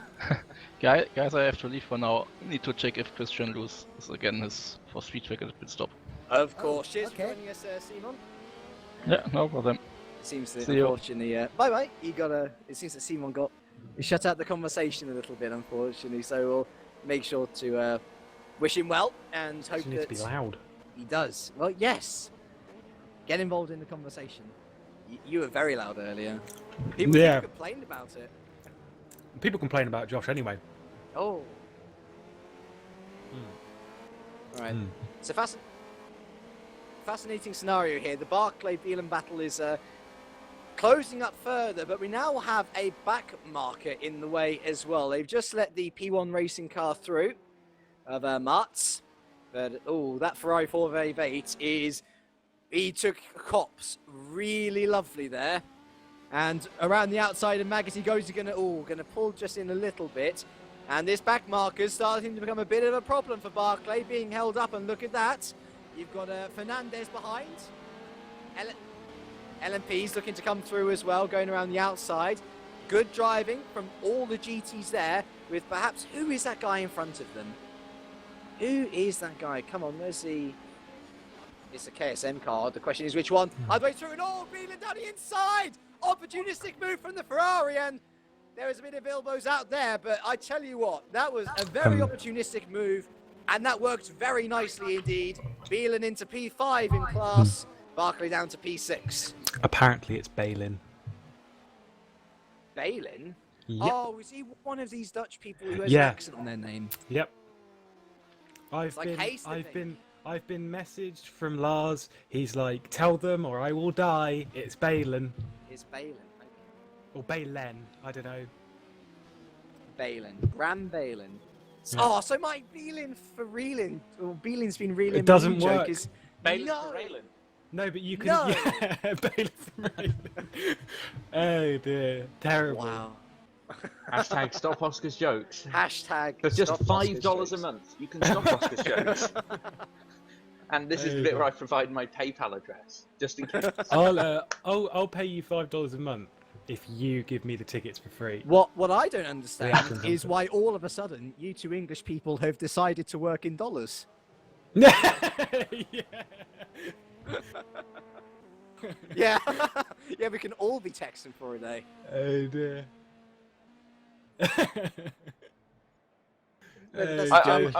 I only say it in dollars because I love weak exchange rates. Oh, wow. Right. Wow. Go on, shoot him down. Oh, dearie me. You know, Silverstone's actually located in Texas. Yes. Yeah. True story. Yeah. God damn it. The home of British motorsport, of course. Oh, dear me. Well, I mean, they did take the land from us, so I guess, you know, whatever. Smoke usually leads to a massive accident if Matthew Churgwin's to be believed. Smoke! I know what you're going on about. I think TSA will be happy with that. Shout out to TSA, Yeah. of course. All right, time to find another battle, which is relatively close. I wonder if there is one. Maybe not. It seems that things have calmed down, especially with the latest pit stop stage.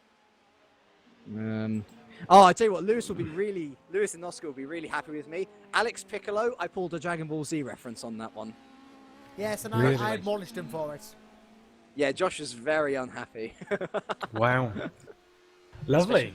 In Special Beam Cannon.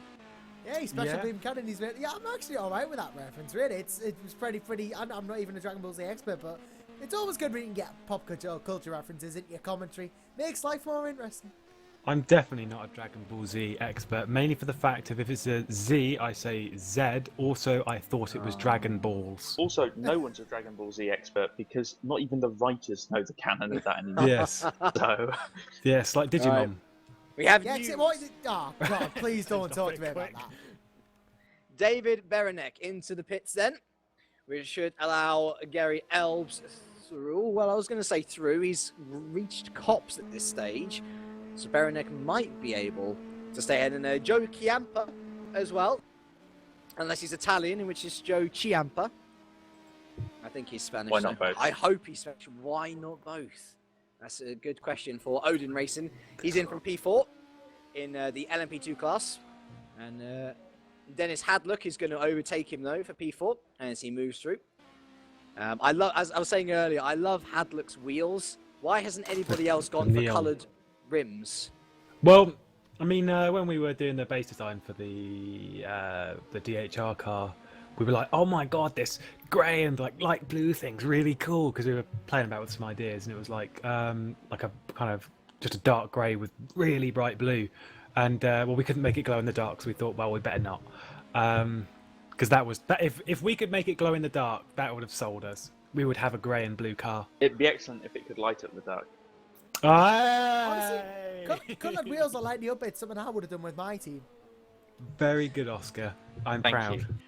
A subtotal of 2 people just got that. So... Yeah, probably me and Lars. Oh yeah, Lars might get it as well. Yeah. And also referring back to a previous thing that I said to do in commentary. So Good news for PRL if they're not DSQ'd by the end of the race. They've overtaken Team RGPL. Relatively bad news for Elbs, however, is that Max Melamed is back in the car. And if he can reproduce anything like the speed, which he had early stages in the race, at the very beginning, of course, the first hour, then he might have something to worry about in his rearview mirrors in the next few laps. So we'll keep beady eyes on that one.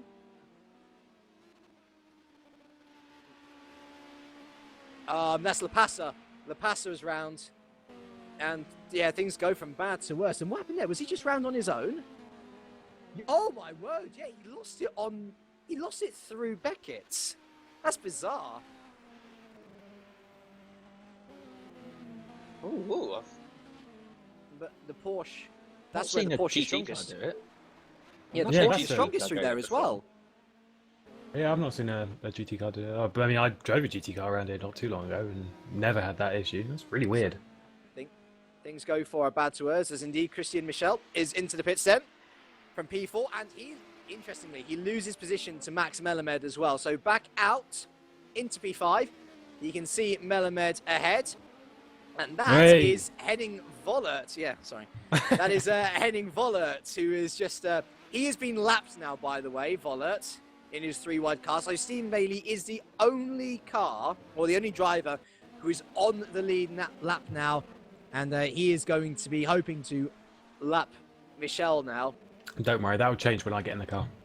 Yeah.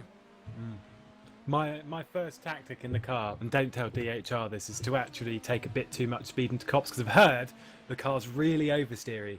So I'm going to throw it in at Cops and just throw it straight into the wall. That's my plan. Sounds good, right? A good friend of mine suggests that you chuck it up the inside. Chuck it up the inside, Hinsey lad. Oh dear.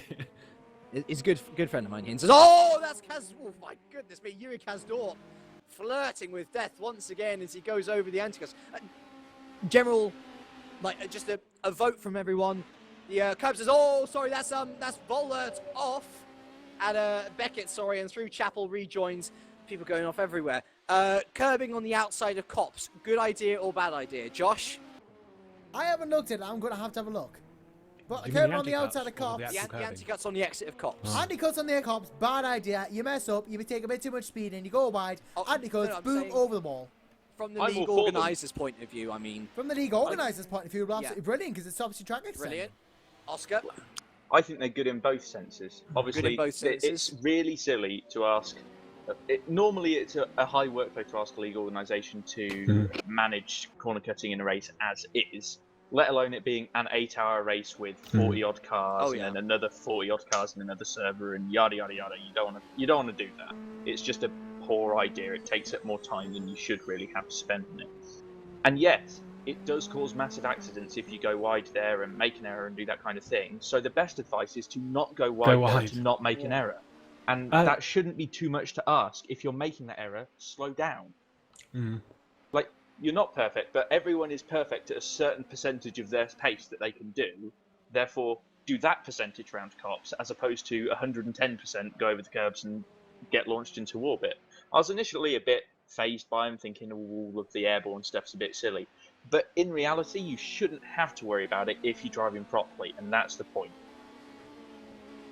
And I'm presuming, Lewis, you completely agree with it. I completely agree with it to a point. So not completely. I don't completely agree with it. I agree with pretty much all of it. It's just the what I personally would have done would have removed the last one, because it's that last one that's causing the really big monster crashes.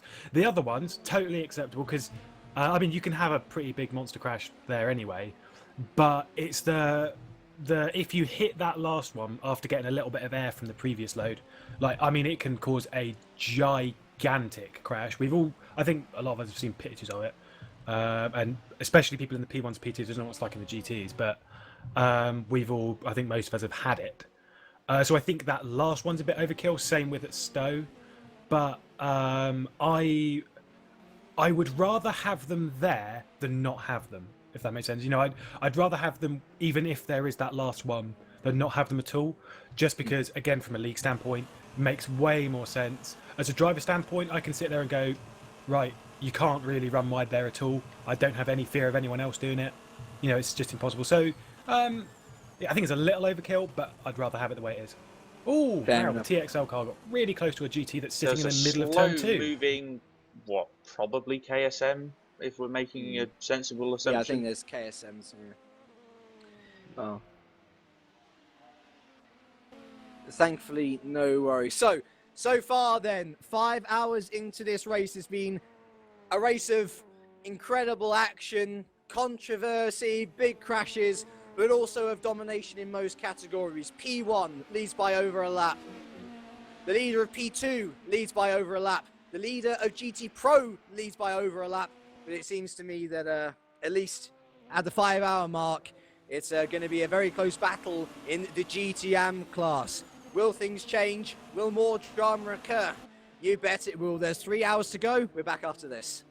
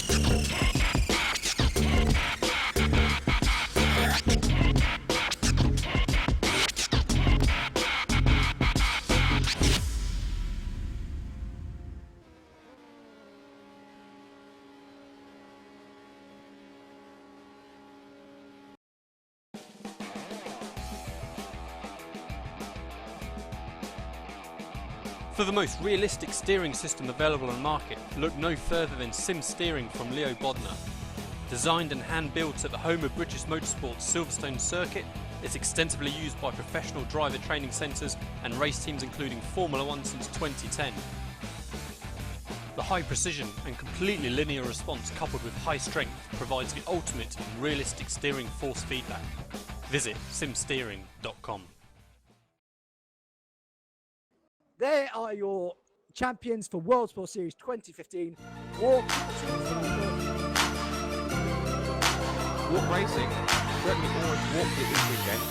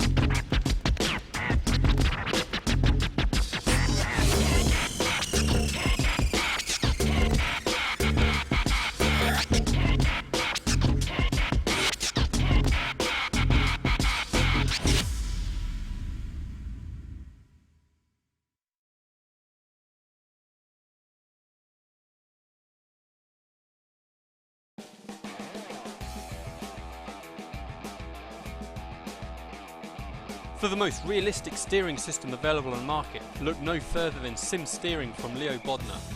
Designed and hand-built at the home of British Motorsport's Silverstone circuit, it's extensively used by professional driver training centres and race teams including Formula 1 since 2010. The high precision and completely linear response coupled with high strength provides the ultimate in realistic steering force feedback. Visit simsteering.com. There are your champions for World Sport Series 2015. Walk Racing certainly always walked it this weekend.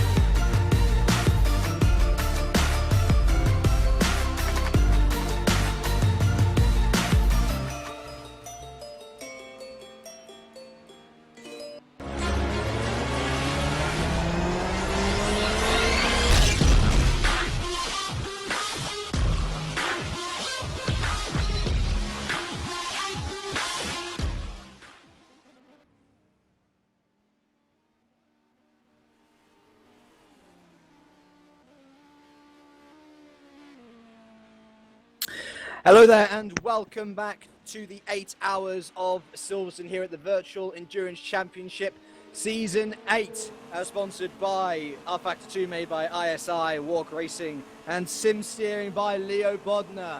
We rejoin the action with a battle on our hands for P3 of the race is Max Melamed, who's just passed Jerry Elbs there into Sector 2, and the reason why is because Gary Elbs thinks that it is now time to pit off those soft tyres, and there's someone else in behind him. I think it's one of the LMP2s. It's Nicholas Paye for Team Spirit there, and Per Okvist is coming out the pits there for Sim HQ Motorsport. So that just shows you how big the gap is. Paye is 2 laps ahead coming into the pits, and Okvist is just coming out the pits there for Sim HQ in second in the P2 class. So Max Melamed 3 to P3. Christian Michel for the team's champions reigning is P4, and Elbs there in P5 is in the pits now. Should be coming out well clear of Tobias Martz, who is 2 laps down on them. I'm James Kirk, and joining me at this 3 hours to the end mark is Joshua Anderson on co-coms and on cameras, and Oscar Harvick, who is the team manager of Magenta Motorsports, who is not here today, but will be back for round 2 in a month's time at Fuji. So, nice move there from Melamed, but Elbs, his tyres obviously giving up the ghost. Got a very, very interesting battle on our hands, so in the GTM class, where, let's see how many are on the same lap. It's 2 people on the same lap. It's between Dark Racing and Scuderia GT Italia. Those 2 have been battling away all race long, and many people have put GT Italia to win down initially. It doesn't seem like that is going to be such a clear-cut situation, though, with Dark Racing putting up a real fight with Adam Taylor in the car currently. You know what? Well, for third. Oh, yeah, so Christian Michel, he snuck up, didn't he? And, well, there we go. Completely missed that. So Christian Michel then through on third. And it seems that, well, we hear supposedly from Chris, what was his name? Simon Chrisman. It was Simon, wasn't it? From Simon, yeah. He was saying that Michel is now in the car for the rest of the race, as Melamed is round. Oh, dearie me. All of his own accords.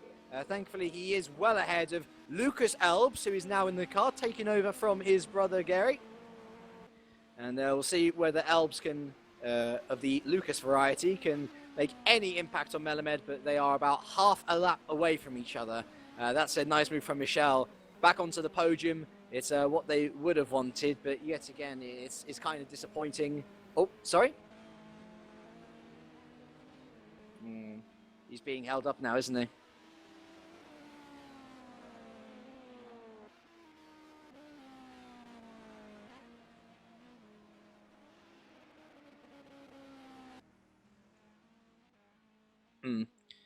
So, the question for Michel now, he's on soft tyres, and I wouldn't be surprised if they go soft until the end of the race, actually. They've gotten their harder compounds out the way first off. What do we see from Michel? Can he try and ring back in P2? I mean, I would imagine that Bailey and Doug Henson are a bit far away now, but then again, they've supposedly got their self-admitted weakest driver coming into the car, Lewis McGlade. So I was suggesting early race that maybe TXL are just holding back for now, waiting until later to reel everybody back in. Oscar, do you see any way back them towards P2 or maybe even the win here? It's not as big a gap as you might first think. I mean, they're only one nose section in Sector 1 for Vollert away from being in the fight for P2. And again, as much as we talk about the DHR gap being large, it's still 1 lap with 3 or so hours of racing. It's just not that much.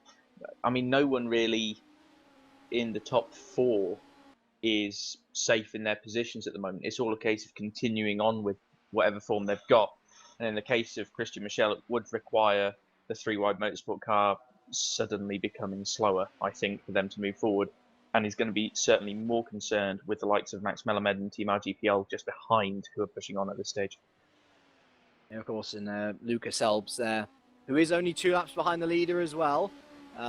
Could be a player later on, but if you only just join us now, bit of controversy going on with that team as they ran a driver, Michael Kalamak in this particular instance, under the name of Raphael de Blonde, who took the first stint. Whether that results in a time penalty or even worse, a DQ, we are yet to find out. But that car, no matter what position it is in, certainly not safe in keeping that position for the moment. It could let the likes of Tobias Martz and Adam Hodgkinson, Jorge Fernandez, Yuri Kasdorp as well gain perhaps a little bit. Looking into the LMP2 battle, well, the battle is a bit further back from P1 here. Team Spirit Racing have aced this event so far. Nicolaus Paye in the car. 2 laps clear of Per Okvist. But then we have the next 3 drivers, including Per, all on the same lap, which is good to see.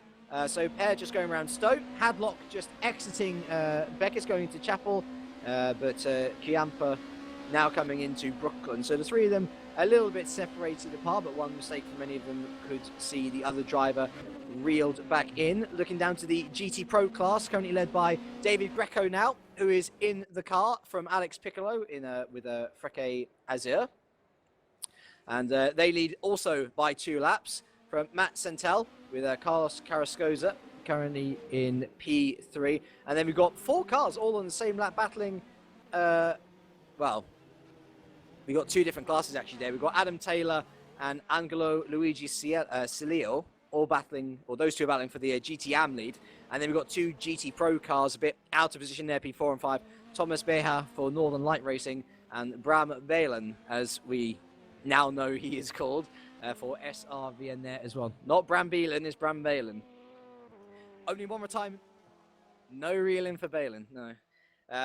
Only 1 retirement from this race so far, out of the 39 drivers, or from the 39 teams that started, I should say. Danny Schubert in his KSM or Sim Racing team in the GTM class, retiring on lap 103. Our leader, Cian Bailey, currently on lap 177. Just about to go on to lap 178 as we speak.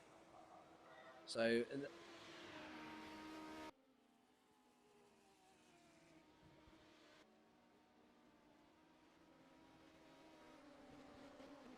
well, we've still got 2.8 hours to go, so plenty more to come. And it's going to be, what, over 300 laps? Oh, it is, 100%. And we had quite a few disconnections so far as well. Big players in the GT Pro class, Walk Racing. They had Risto Capitz disconnect from the server. After a wonderful first stint and pit stop strategy, we also had the Texas Drivers team have a disconnection as well. So they're now in P10 when they were in the battle for P5. We also have plenty of people being caught out by the exit of Cop's Corner with nasty anti-cuts, which have seen people flung up in the air and some even flung over the barriers, which has caused a return to pits and lost them even more time. So, as we were discussing earlier, if you haven't heard us, best not to go wide at all. And especially there, if you are going to go wide. So just trying to find something resembling a battle or something which could develop into a battle as things have split out once again after the second of the pit stages. Maybe worth looking at P22 and P23 here. Matt Centel and Carlos Carrascosa pretty close together. The Revolution Motorsport car, one of 2 which are still doing okay. Unfortunately, the Revolution Motorsport car in the P1 category, which currently has Yuri Kasdorp at the helm, hasn't had the best of times under Kasdorp. We've had spins, we've had loss of front bumpers, and we've even had taking out other drivers, unfortunately. There was also the initial leader of the GT Pro class, Kari Corey, in the second of the Revolution Motorsport Vipers. He crashed at Cops himself, lost a lot of time, lost the lead, lost plenty of laps. But Matt Centel looking to try and recover something for his outfit, and he now occupies P2, albeit a lap behind David Greco for the Frachiers Porsche. And the other Revolution Motorsport car, which is doing pretty good, by the way, so Enzo Fazzi. Actually, no, it is Enzo Fazzi, who was just pitted. He's currently in P6 in the GTM class, but will look to move up a couple of spaces with other people yet to pit ahead of him. But Matt Centel and Carlos Carrascosa, who himself drives for ZDB Competición, looking pretty close so far as Tonga Guardia comes into the pits for Overstep's LMP 2 outfit. They're currently P6 in class.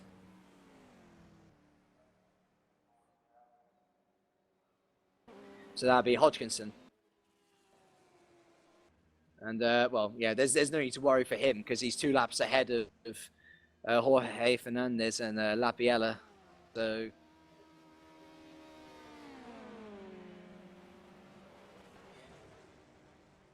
about, what was it, an hour and a bit? Just over an hour? Not yet. Who is You'll it with? see another stint or 2. Okay, there we are. I think Parkins had his stints, I would say, pretty comprehensively because he's driven a lot already. Then, of course, we've We'll got... have to get back in the car at the end. Okay.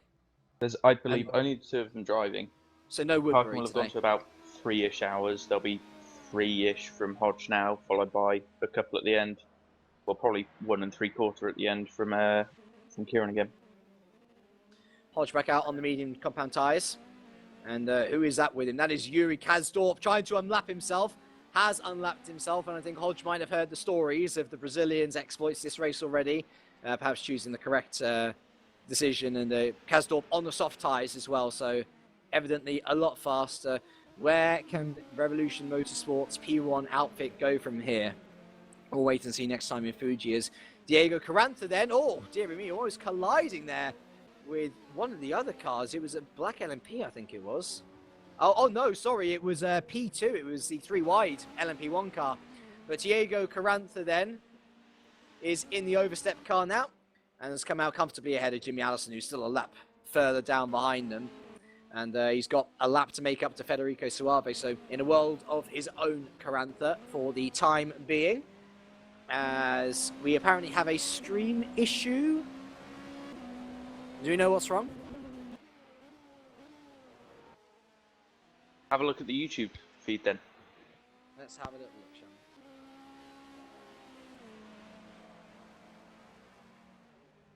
we? We apologise for any issues that may happen. It's a long race and no doubt there will be problems here and there.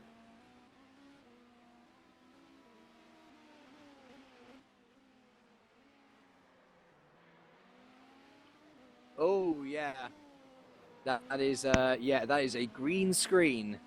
May want to fix this first. Yeah, we may want to fix this indeed. We've got suggestions for what it is. Aliens have hacked the screen. Oh, it's Piccolo. Yes. Party on Silverstone, Green Hell, Rave, smoking weed. Is it 420 yet? Piccolo for sale. MLG. Get your glow sticks.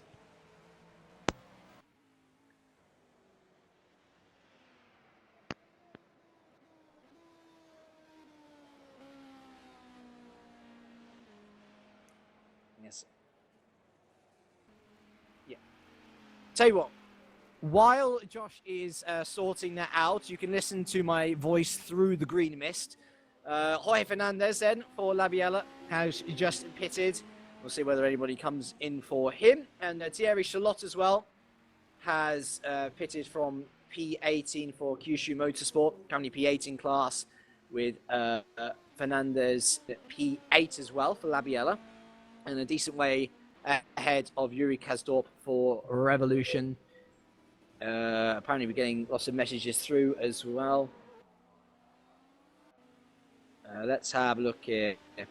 So apparently both streams are broken.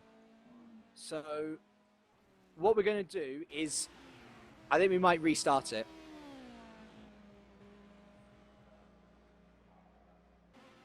So stay with us, everybody. We're just going to restart the broadcast here on server 1. Unfortunately, Jimmy's driving, so if you are watching server 2 as well, might have to wait a bit longer for that to come back, but we shall be back very, very shortly indeed. Stay touch.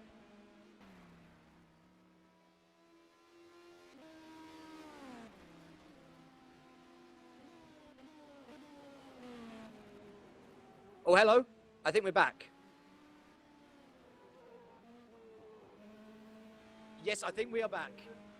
Can we just get a check from... Oh, and green screen again. I don't know what you did, but there was... Right, oh, we've got a bit of red in there as well now. Yeah, okay. Just to be double safe and sure, we're going to restart the stream. So, yes, stay put. We shall be back very soon.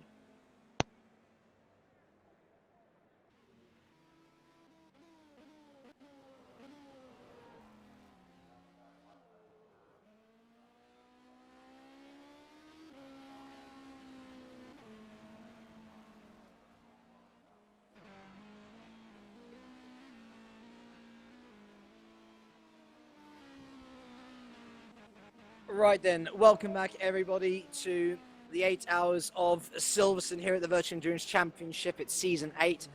Hopefully, we have rectified our issues. So please do let us know in the YouTube chat, as that is where I am at currently. Let's have a little look. So hopefully we are going to be back with pictures, as I say, in the chat. Just let us know, and we'll be able to pick it up as soon as possible. Apparently it's getting worse.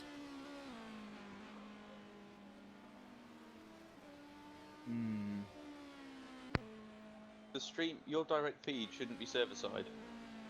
That wouldn't, surely wouldn't cause this issue.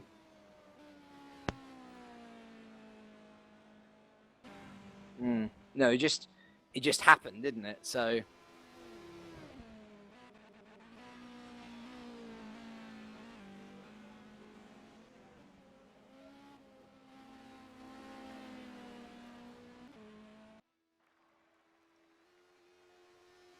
well, why don't you... I think what we might do is we might restart it. It might be worth Josh maybe leaving the R Factor lobby and just making sure that you just restart the game, restart the OBS stuff, and go in from there. Okay, we can do that. So maybe we'll take it to the splash screen, and we'll make sure that we keep you up to date with what's going on track. So Christian, Michelle, let's have a look. Is there any decent battles going on? I'm not too sure. Thankfully, things have spread out a bit, so if there was going to be a problem, now would be the time. We're almost 2.5 hours away from race end. So we're getting there. We're getting there after this long first race of the season. I tell you what, the battle between Revolution Motorsports and who else was it in there? It was a ZDB Competizione. Is getting closer as well as we head through arena. Dusk is very much upon us. The lights are on, and the Viper and the Corvette of the two drivers who have been battling for quite a way throughout this throughout this race have started to come together a little bit more now. I think they've got people trying to lap themselves as well. I see a Nova stop car they're trying to get past. But it's about 2 seconds separating the two here, Centel and Carrasco's, and perhaps Oscar from a driver's perspective. How frustrating is it when you see someone ahead of you? He's constantly within view, but no matter how hard you push, you can't seem to reel it in. I mean, it might be set up, it might just be that he's actually holding back and not driving away, but it must be a really frustrating feeling seeing the next position ahead of you and not being able to do anything about it. Experience tells me that the most dangerous thing that you can do in that situation is try to catch up. Because, I mean, you're probably out there doing the pace that you can do without the obvious and upcoming hideous accident. So, generally in those situations, it's been a case of, and lots of years learning as well, that I'm doing the pace I can do. If I'm catching people, great. If I'm not, then I'm not. And it's just a case of going, okay, I'm not as quick as they are at this point. And don't push it. Don't push your luck. And that way, you've got a much higher chance of catching them, in as much as you won't make a mistake, but there's still the possibility that they might. Yeah. It's all about that. But again, with sim racing, none of us are trained professionals. That's not something you'll see very often. Well, some of us are trained professionals. Sorry, Josh, go on. Okay. Well, we'll try and get it sorted as quickly as possible, and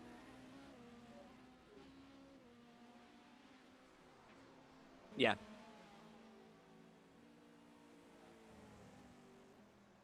Well, it's whatever the issue is, it is happening, and as I say to the audience, we will get it as fixed as soon as possible. Yeah, so it's funny.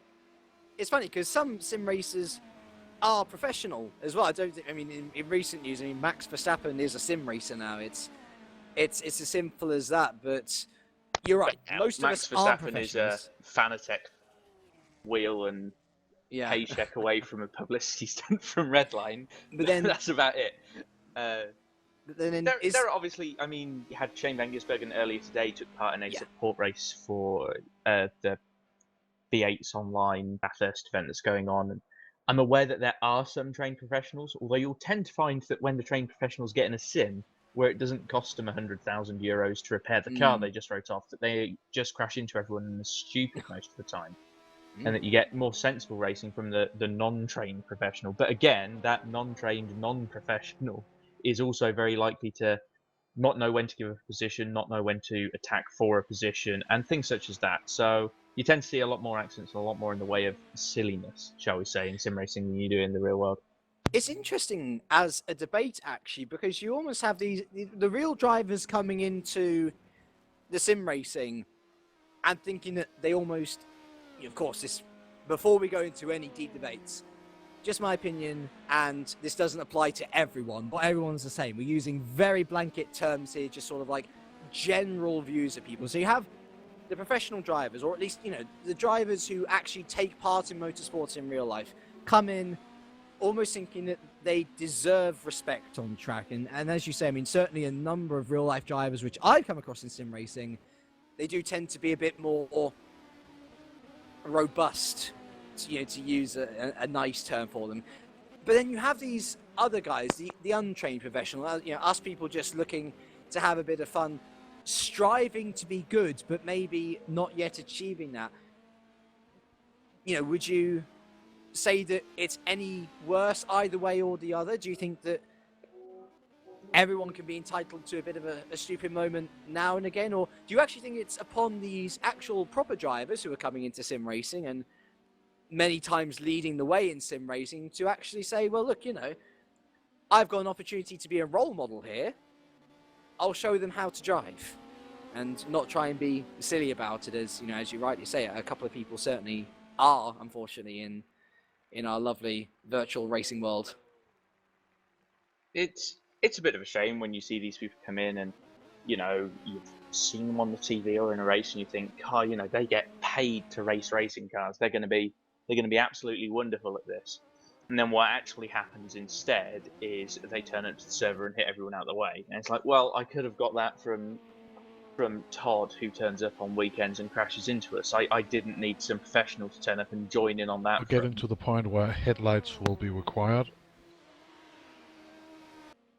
Sorry, that was just a little bit of team radio chatter there from Jimmy Allison confirming that headlights will be required soon, as of course it's getting darker. But yeah, sorry, go on, Oscar. Yeah, I was just saying that, again, you're right, they're all very much blanket terms. It's not the case for everyone on either side of the argument or anything like that, but you do see far too many people who are professionals outside of sim racing who come in and then act in the poorest of interests of everyone else on the grid. You get a lot more respect from certain, shall we say, seasoned veterans of sim racing who know better how to race and what they're doing, and they treat this with a certain air of seriousness that allows for that to happen. But again, that really is the rare case. More often than not, you're finding people that don't have this proper understanding of racecraft, of spatial awareness, and things such as that. Right, well, what we're going to do then is we are going to stop streaming. Huh? Cleared off? What do you mean? Oh, right, sorry. That's actually a big point because he's now in the car due to the driver change. Headlights are required. He's back on now, as we've just had an issue that headlights are now required. but he's back on and still has a nice healthy gap to Henning Volt. So yeah, what we're going to do is we are going to stop the stream for the moment. We're going to try a complete, not just a restarting of the broadcast, we're going to restart the software, restart R Factor 2 as well, and hopefully when we come back, because there was a glimmer of hope when we restarted the broadcast, it did seem to click into place and then went back to the green screen, unfortunately. But yes, we will be back with you as soon as possible. So bear with us. As Josh has rightly said in the YouTube channel, sometimes these things are completely out of our hands. So yes, apologies to you lot, apologies to the sponsors and everything, but we shall be back as soon as possible. Please do bear with us. Thank you for waiting and appreciating this much.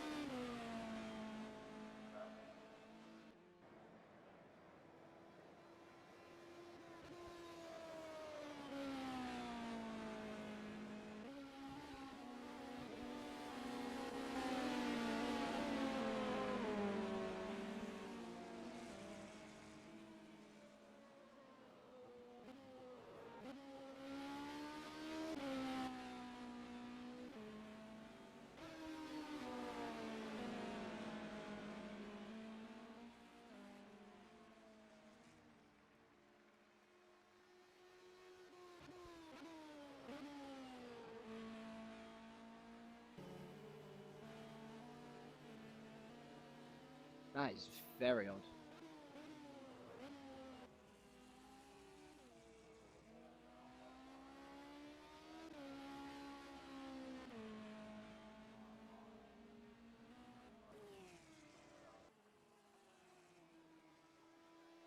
Yeah, so to the stream, for whatever reason, the stream only works at 144p. Now, yes, it is terrible to watch, but if you don't want the disco rave to continue, then I'm afraid that that is the only way you'll be able to watch it.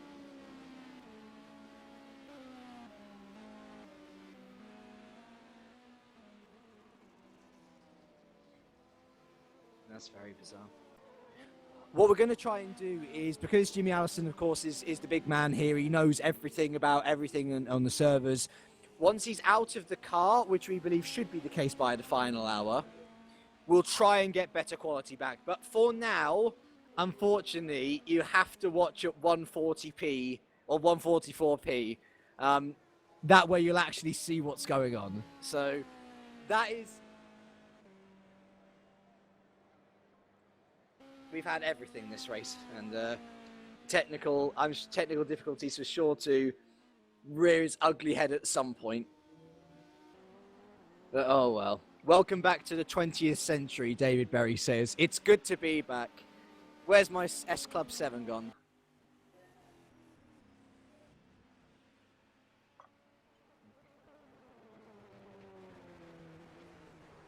Yeah, really, Andio74. Absolutely, really. Yeah, it's you know, I've been commentating for 3 years now, and there have been technical difficulties which have completely stopped streams.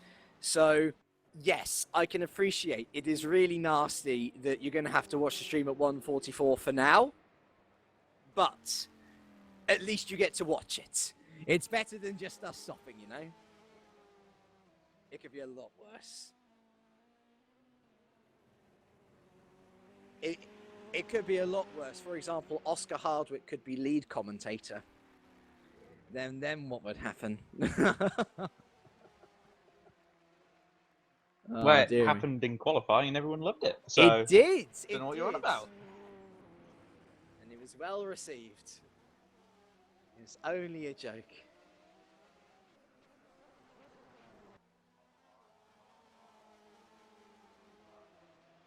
Right, we've got a very interesting guest coming up, actually. We are set to have Roland TJ, who I think is TJ Roland. He is set to come up to our lovely... Oh, bye, Oscar, by the way. Lovely having you. Sorry that you came in the difficult period. But in his place, we should soon be able to have TJ Roland, who is the team owner of Revolution Motorsport, who have had a very interesting day indeed.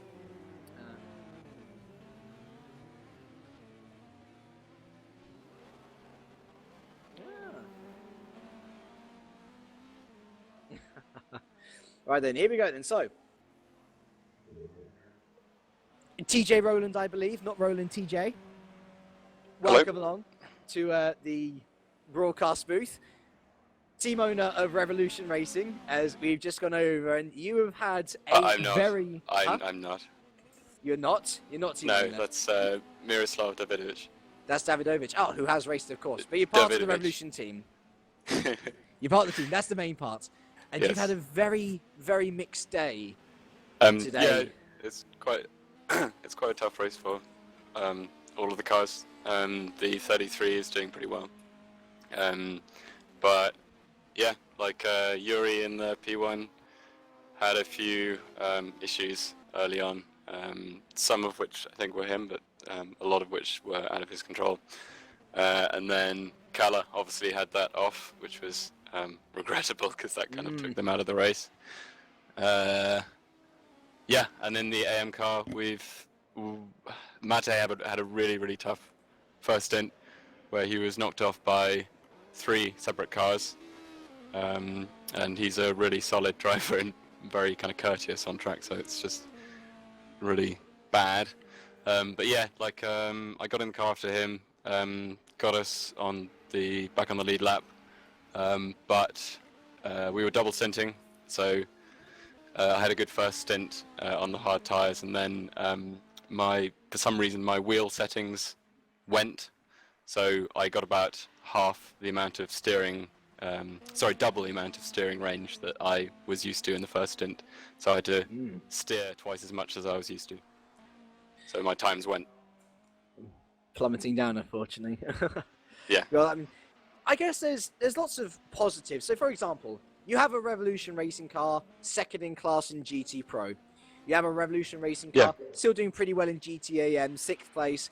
And, of course, had it not been for his off at Cops, Calicori could still very well have been bringing that Revolution racing car into the lead battle in a GT Pro as well, alongside, Matt, of course, who's doing a wonderful job so far. So perhaps is this more of a learning round for Revolution, looking forward to Fuji, where perhaps you can take a win for yourselves?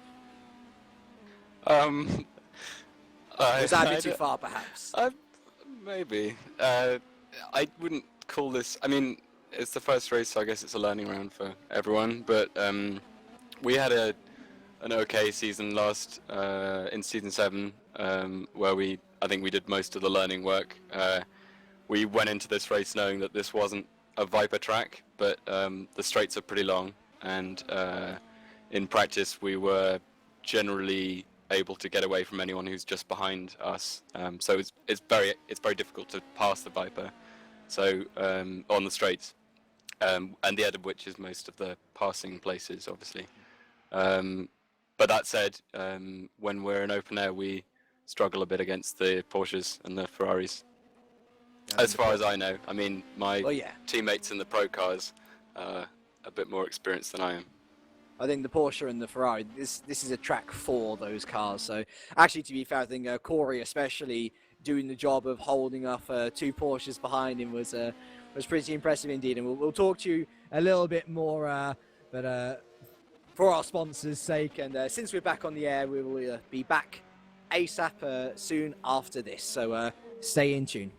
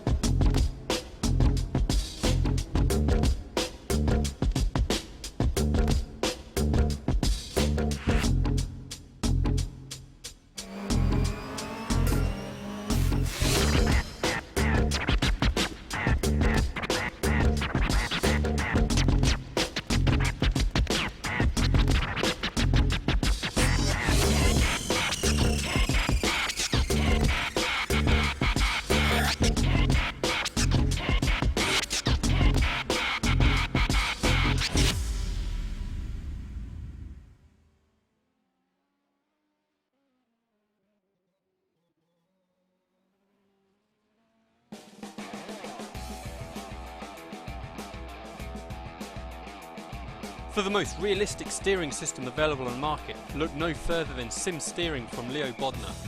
Designed and hand-built at the home of British Motorsport's Silverstone circuit, it's extensively used by professional driver training centres and race teams including Formula 1 since 2010. The high precision and completely linear response coupled with high strength provides the ultimate in realistic steering force feedback. Visit simsteering.com. There are your champions for World Sport Series 2015. Walk Racing certainly always walked it this weekend.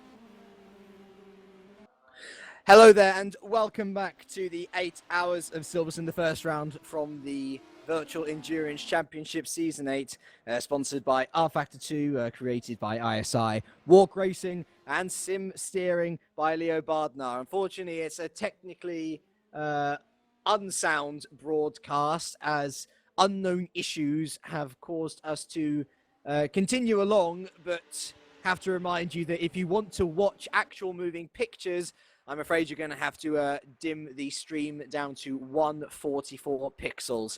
It's a pain. We have no idea what's going on. We are awaiting the big man himself, Jimmy Anderson, to finish his stint in the car. I think he's with Doug Henson Racing in LMP2.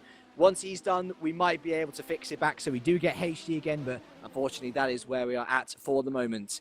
Unfortunately, TJ Rowland's had to leave us. He's had to quickly get back in the car because one of his teammates is on an early stop. But in his place, we have the man who will be taking over on cameras in about an hour's time. And teammate to Curtis Kenyon, I believe, actually, with DR Motorsports. It's Mr. Ben Willis, and how are you doing, good sir? I'm very good, thank you. Thank you for the introduction. Hello to everybody at home, and sorry about all the technical issues, but enjoy watching in 1990s quality. Potato quality. Yeah, but yeah, these things happen. Unfortunately, we're trying to sort it, and yeah, the second stream is mostly out of our control. I remember someone was talking about that, and I did answer him on the actual YouTube page. But yeah, it's largely out of our control. Just slap it down to 144. You can at least watch potato pictures instead of green rave, or maybe green raving is your thing. I don't know. There's nothing wrong with a green line. But anyway, to update you on how the racing is going, in P1, Doug Henson Racing leads by a full lap. Lewis McGlade now in the car ahead of 3 Wide Motorsport. Henning Voller back in the car there. Christian Michel for TXL is P3 with Lucas Elbs, P4 in well, it's a PRL Racing Team car, which is doing pretty well, but is under lots of controversy. If you were with us earlier in the broadcast, you will know. If you weren't, then basically they ran Michael Callenbach under Raphael de Blonde, who took the car under the first stint. They ran Callenbach under de Blonde's name, which, as far as we are aware, is illegal. It could lead to a disqualification after the race, so not safe in that 4th position. In 5th is Max Melamed, though. He is with Team RGPL, and he's recently served a cutting penalty, actually a drive-through penalty, so we hear. But still there in P5, doing a decent job for his team. In the LMP2 category, it's an even more dominant story. Nicolas Paillet with Team Spirit Racing. They've done a fantastic job, and Anthony Yars did a wonderful job in the first stint as well. They lead by 2 full laps ahead of SimHQ Motorsports. Per Okvist in the car currently, and on the same lap as him now is Matthias Grau in the PRL Logitech racing car, who had troubles earlier on with Hadlock, Dennis Hadlock. He lost his front bumper, but a very, very strong recovery for the PRL team means that they are on the podium once again. In the GT Pro class, we had the first leader, Cali Corey for Revolution Motorsports, fly off at Cops and lose his front bumper and was forced to repair a wheel as well. We then had the next leader, Risto Capit for Walk Racing, one of our sponsors here today. He disconnected and they find themselves mired down below 30th position, and so that has handed the lead to Freke Azur, the second of the Porsches in that initial 3-way battle. David Greco currently leading the way by 2 laps, also from Matt Sentel in the second of the GT Pro Revolution Racing cars. And then Miguel Ballester for ZDB Competition.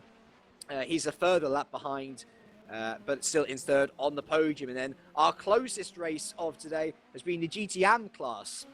We still have the first 2 cars on the same lap. Adam Taylor leading for Dark Racing.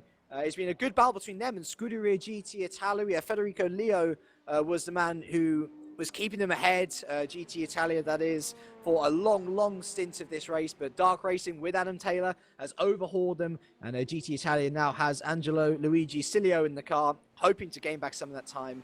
And Alexandro Santos in the Firehorse Racing Porsche, trying to catch up. He's currently a lap behind, but has got close company on the same lap in the form of Daniel Maybach for M. Technology. Huh? Fire Horses and Aston. My apologies. Daniel Maybach for M Technology, same lap. Daniele Pizzo, for a second GT Italia car. He's on the same lap. And Philip Cullen is in the Overstep Racing car, the Irishman, also on the same lap. On to the action now. Who's round, sorry? So that would be Pinella, Ignazio, or is that the non? Oh, sorry about that.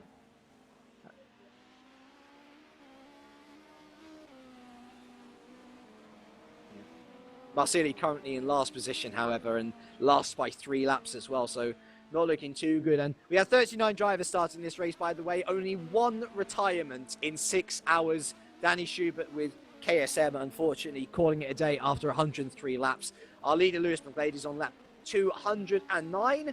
We have 2 hours to go. We're going into the closing stages. And what sorts of battles could spark up? Well, P2 and P3 in the LMP1 class is within the same lap as Hector Thompson has left, unfortunately. And that's an accident. So Hector Thompson, who is in the Revolution Motorsport car, is that the same car as Callie Corey was driving? Let's have a look. Yes, it was. Oh, no. What happened to him? He called it quits.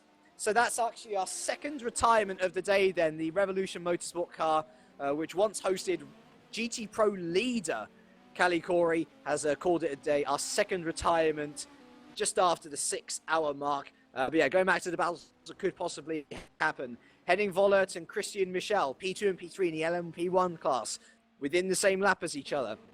Same can be said of Marcus Brock and Kieran Parkin as well. They're both 5 laps off the lead. Adolfo Noriega and Yuri Kazdorp as well, who's had a very interesting day, the Brazilian, both on the same lap as well. As that's an overstep Aston Martin into the pits. I wonder if that is, let's have a look. It's Conor McCarroll, who is in the GT Pro car, and he was actually fighting for the lead of GT Pro earlier in the day, but an unknown issue. I think he crashed off somewhere, didn't he? Had to have another pit stop. Means that he is now 6th in class, unfortunately. But yes, everything has split out. So we have... Who's in? Sorry, Greco. Indeed he is. Indeed he is. And Matthias Grau is in as well for the Logitech racing team there. So let's have a look. Where is Greco in comparison? So Greco's still 2 laps ahead of Santeldo, so he won't lose the lead for sure. Grau, on the other hand, unless Chiampa hits this lap. Nope, so Chiampa's going to take P13 overall there. And in terms of actual class position, Grau's P3, so Chiampa will be taking over that P3. And I reckon Suave... Oh, no, Suave is miles behind, actually. So he'll lose position to Chiampa, but probably not to Suave, who's currently in P5. And Grau, of course, with our wheels... As that's the Revolution Motorsport car back, is it? Yeah, Hector Thompson is back. But still, going further down. And that overstep car has changed hands once again. So Nico Barclay now in the Aston Martin. And that car currently P6 in class. So they've been mid-table all day. But obviously, earlier issues with Conor McCarroll means that they're a little bit lower than perhaps they would like to be. So let's try and find some form of a battle. Oh, actually, interestingly, I wonder whether Grau is going to get out ahead of Suave here.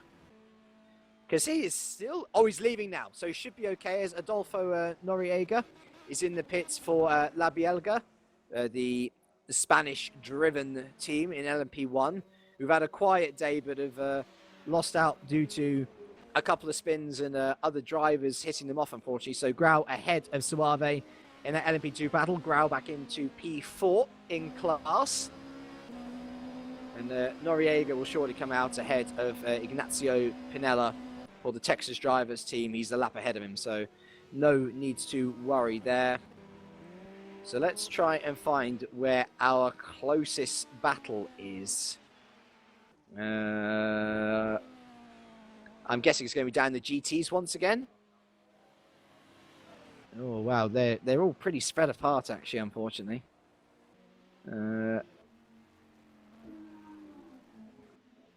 Oh, where is...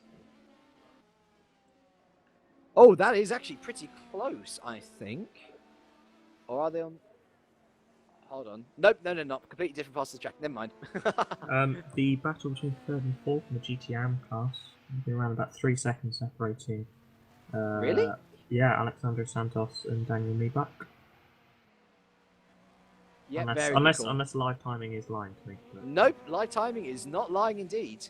So they're in a good bit of traffic as well, so this might prove a little bit saucy. So Santos in P29 overall, P3 in class with 5-horse racing and M Technology Frucht24.de.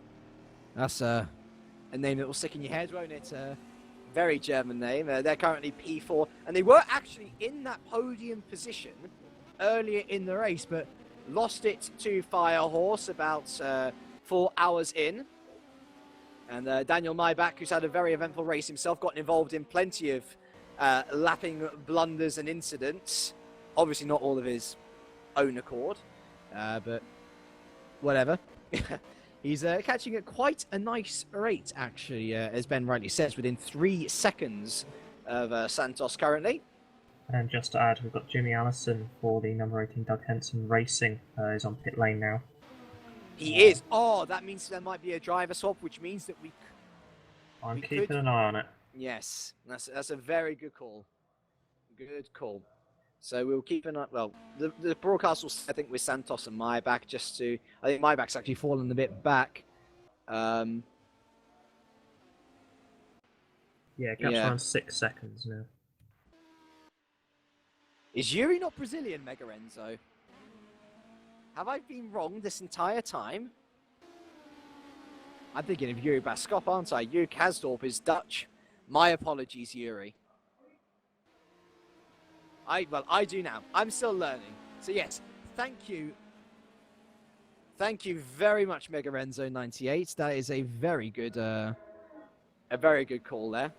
And just to add, Jimmy Broadbent is now in the number 18 DHR car. That means... So Mr. Allison is out of the car and hopefully available to fix stuff. That's very right. So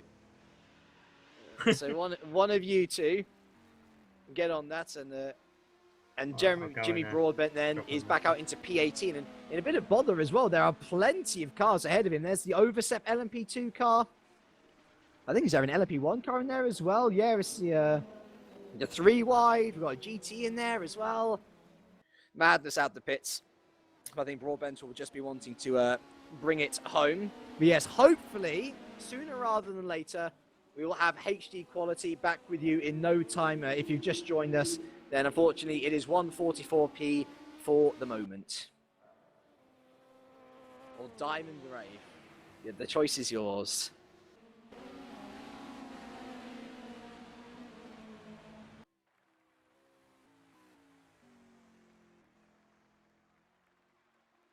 Indeed.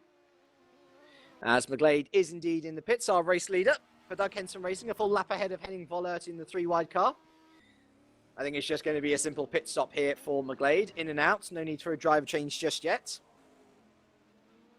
I think we might be expecting Lars in for a final stint. Excuse me, perhaps. Or maybe he's taking it to the end. I don't know. I'm not privy to people's strategies usually. And people will change.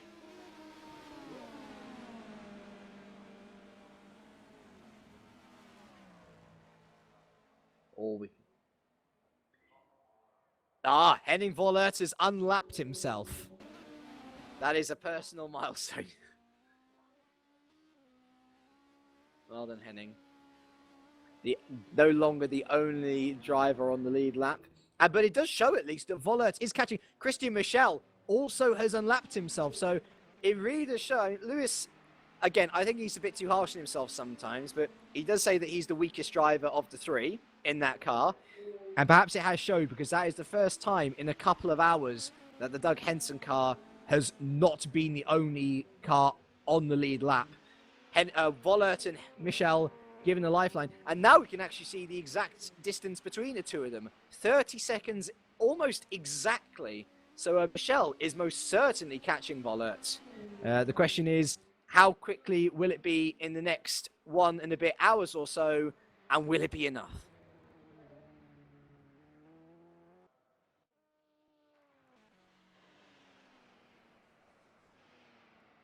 Well, of course, yeah.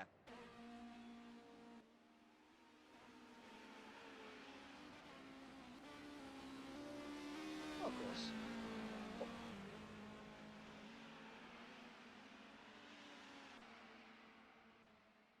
It's all about ride, though. I mean, I certainly... there was a sim race, a touring car sim race that I was in yesterday. It's only a sprint race, so, you know, you don't want to get lapped or anything. I got lapped, and that hurt. That really hurt, and I think there is certainly something to be said of, oh, well, even in endurance racing, of course you've got the different classes. Not everybody's going to be finishing on the lead lap. But as a P1 car, you'd at least hope that you can stay within touch of a lap of the guys ahead. But Doug Henson have just been absolutely outstanding so far. And look at that, Henning Vollert is now only a minute away from McGlade.